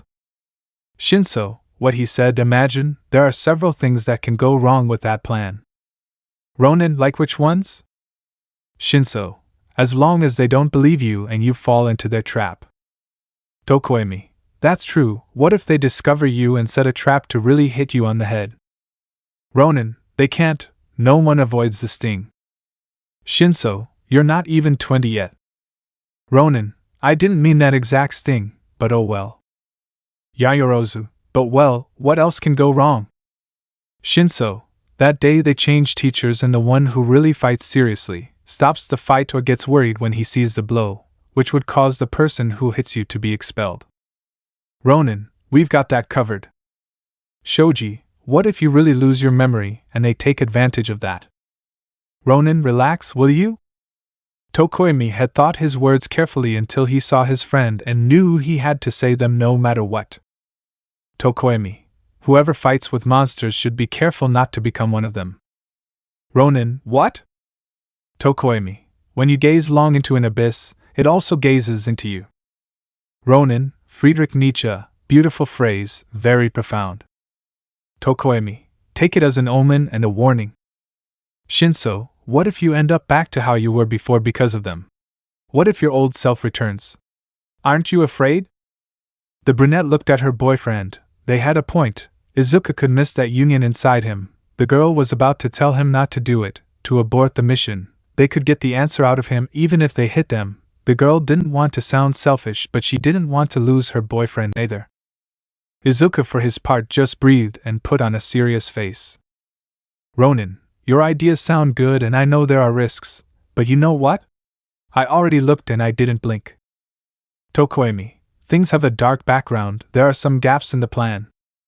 Ronin, I have a fire quirk, I know how far I have to put my hands. Yayorozu Izuku, but Ronin, missing them would be missing the lies. For the first time in a long time I have some truth. Guys, I will not be the same as before, no more useless disguised as. You can do it. It's time to do the right thing. Shinso, don't you think it would be easier to just beat the answer out of them or at least make them stop bothering you with it? Ronin, it is an option but an option that we will not take. I made this plan to do things right, the right way or at least without violence. Okay, thinking about it, it is not the right thing to do, but at least it is a good option and it is the one we will take. Do they deserve to be hit? Yes, but there is time for everything. There is time to have fun, to study, to work, watching Yaoyorozu. There is time to love and also time for peace. Todoroki, wow, how inspiring. Ronin, you can't win everything with peace, I know, but you can lose everything with war. Tsuyu, we'll have to try Kero. Ronin, if this doesn't work, we'll use the hit then ask questions, okay? At that moment the freckled boy smiled, the boys' gazes relaxed, and they finally accepted. Yaoyorozu looked at her boyfriend fixedly, and then tapped him on the shoulder. Yaoyorozu, who would have thought, you still know how to motivate and inspire people. Ronin, don't say a word and let me eat, this will get cold quickly. The freckled boy ate quickly, his okonomiyaki disappeared in a matter of minutes. His classmates were still surprised by this. After a while they returned to the academy. Aizawa was not happy with the punishment, but decided not to do anything else even though he had a letter under the table. Aizawa, put on your training clothes. All Ronin, yes sensei. Aizawa, I need you to also bring the accessories from your hero costumes, only what helps you enhance your quirk or use it better. Ronin, this will be entertaining. Aizawa, Midoriya, it is forbidden to use your sword. The freckled man just frowned, his best weapon had been taken away from him. Izuku just smiled. Ronin, okay. Or at least the one Aizawa thought was the most dangerous. Ronin, it will be fun. Some time later everyone was in the training room, each one had the necessary accessories. Yaoyorozu, adjusting her belt, I'm a little nervous that you don't use your sword and you look so calm. Ronin, nervous? I'm not the one with a food belt on. Yaoyorozu, you know I need it to keep creating. Ronin, and vomit in the middle of the fight, but oh well. Yaoyorozu, it's funny to see you excited without a sword on your back. Ronin, ha! I shouldn't be curious, darling. The freckled boy looked at all his companions. It even seemed that they were bragging or trying to threaten the freckled boy, but he just smiled.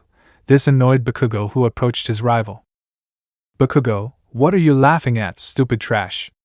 We all have our best weapons, we will destroy you. Izuku just laughed, drawing everyone's attention. Ronin, their best weapons against me, you know what's funny? Iida approached bravely. Iida, oh please Izuku, enlighten us. Ronin, you say you have weapons and that makes you feel strong, but I repeat, you use weapons but I am a weapon. The threat made everyone feel a little chill. Yaoyorozu looked at her boyfriend amused. Yaoyorozu, with what a weapon, huh? Ronin, something good had to come out of Tartaro's. Yaoyorozu, in that case, here giving Izuku an Onigiri, it will help you. Ronin, thank you, darling. Yaoyorozu, so you'll fight without weapons? Ronin, no, if I use my weapons, sensei thinks that just by taking away my sword I will lose, forget this. The freckled man took out a small metal rectangle, a box, and his trusty revolver. Ronin, well now I won't use my sword, I can use this properly. The freckled boy squeezed the little box and it became bigger. The boy put the box on his back and unfolded his bow. Yaoyorozu, bow and revolver. Ronin, and my black whips, I told you, this will be a lot of fun. Yaoyorozu, it's good to be your girlfriend and not your rival. Ronin, speaking of which, Momo, I know I said we won't use violence in the plan and all that. Yaoyorozu, I shouldn't have gotten involved in that, the plan is good, you just have to plan it well and communicate it with the teacher and the director. Ronin, let me finish. Momo, I know what we said, but I wanted to say that this is not part of the plan. I have a plan. If you decide to do it, you can hit Uraraka. Yaoyorozu, smiling, where do I sign? Ronin smiles back, call the team, we'll do this our way. Let me know in the comments below if you guys want the next part. Also check out my other video that has been shown and left. Thank you for watching. If you enjoyed this video, please like and share this video. And have a fantastic day. Bye.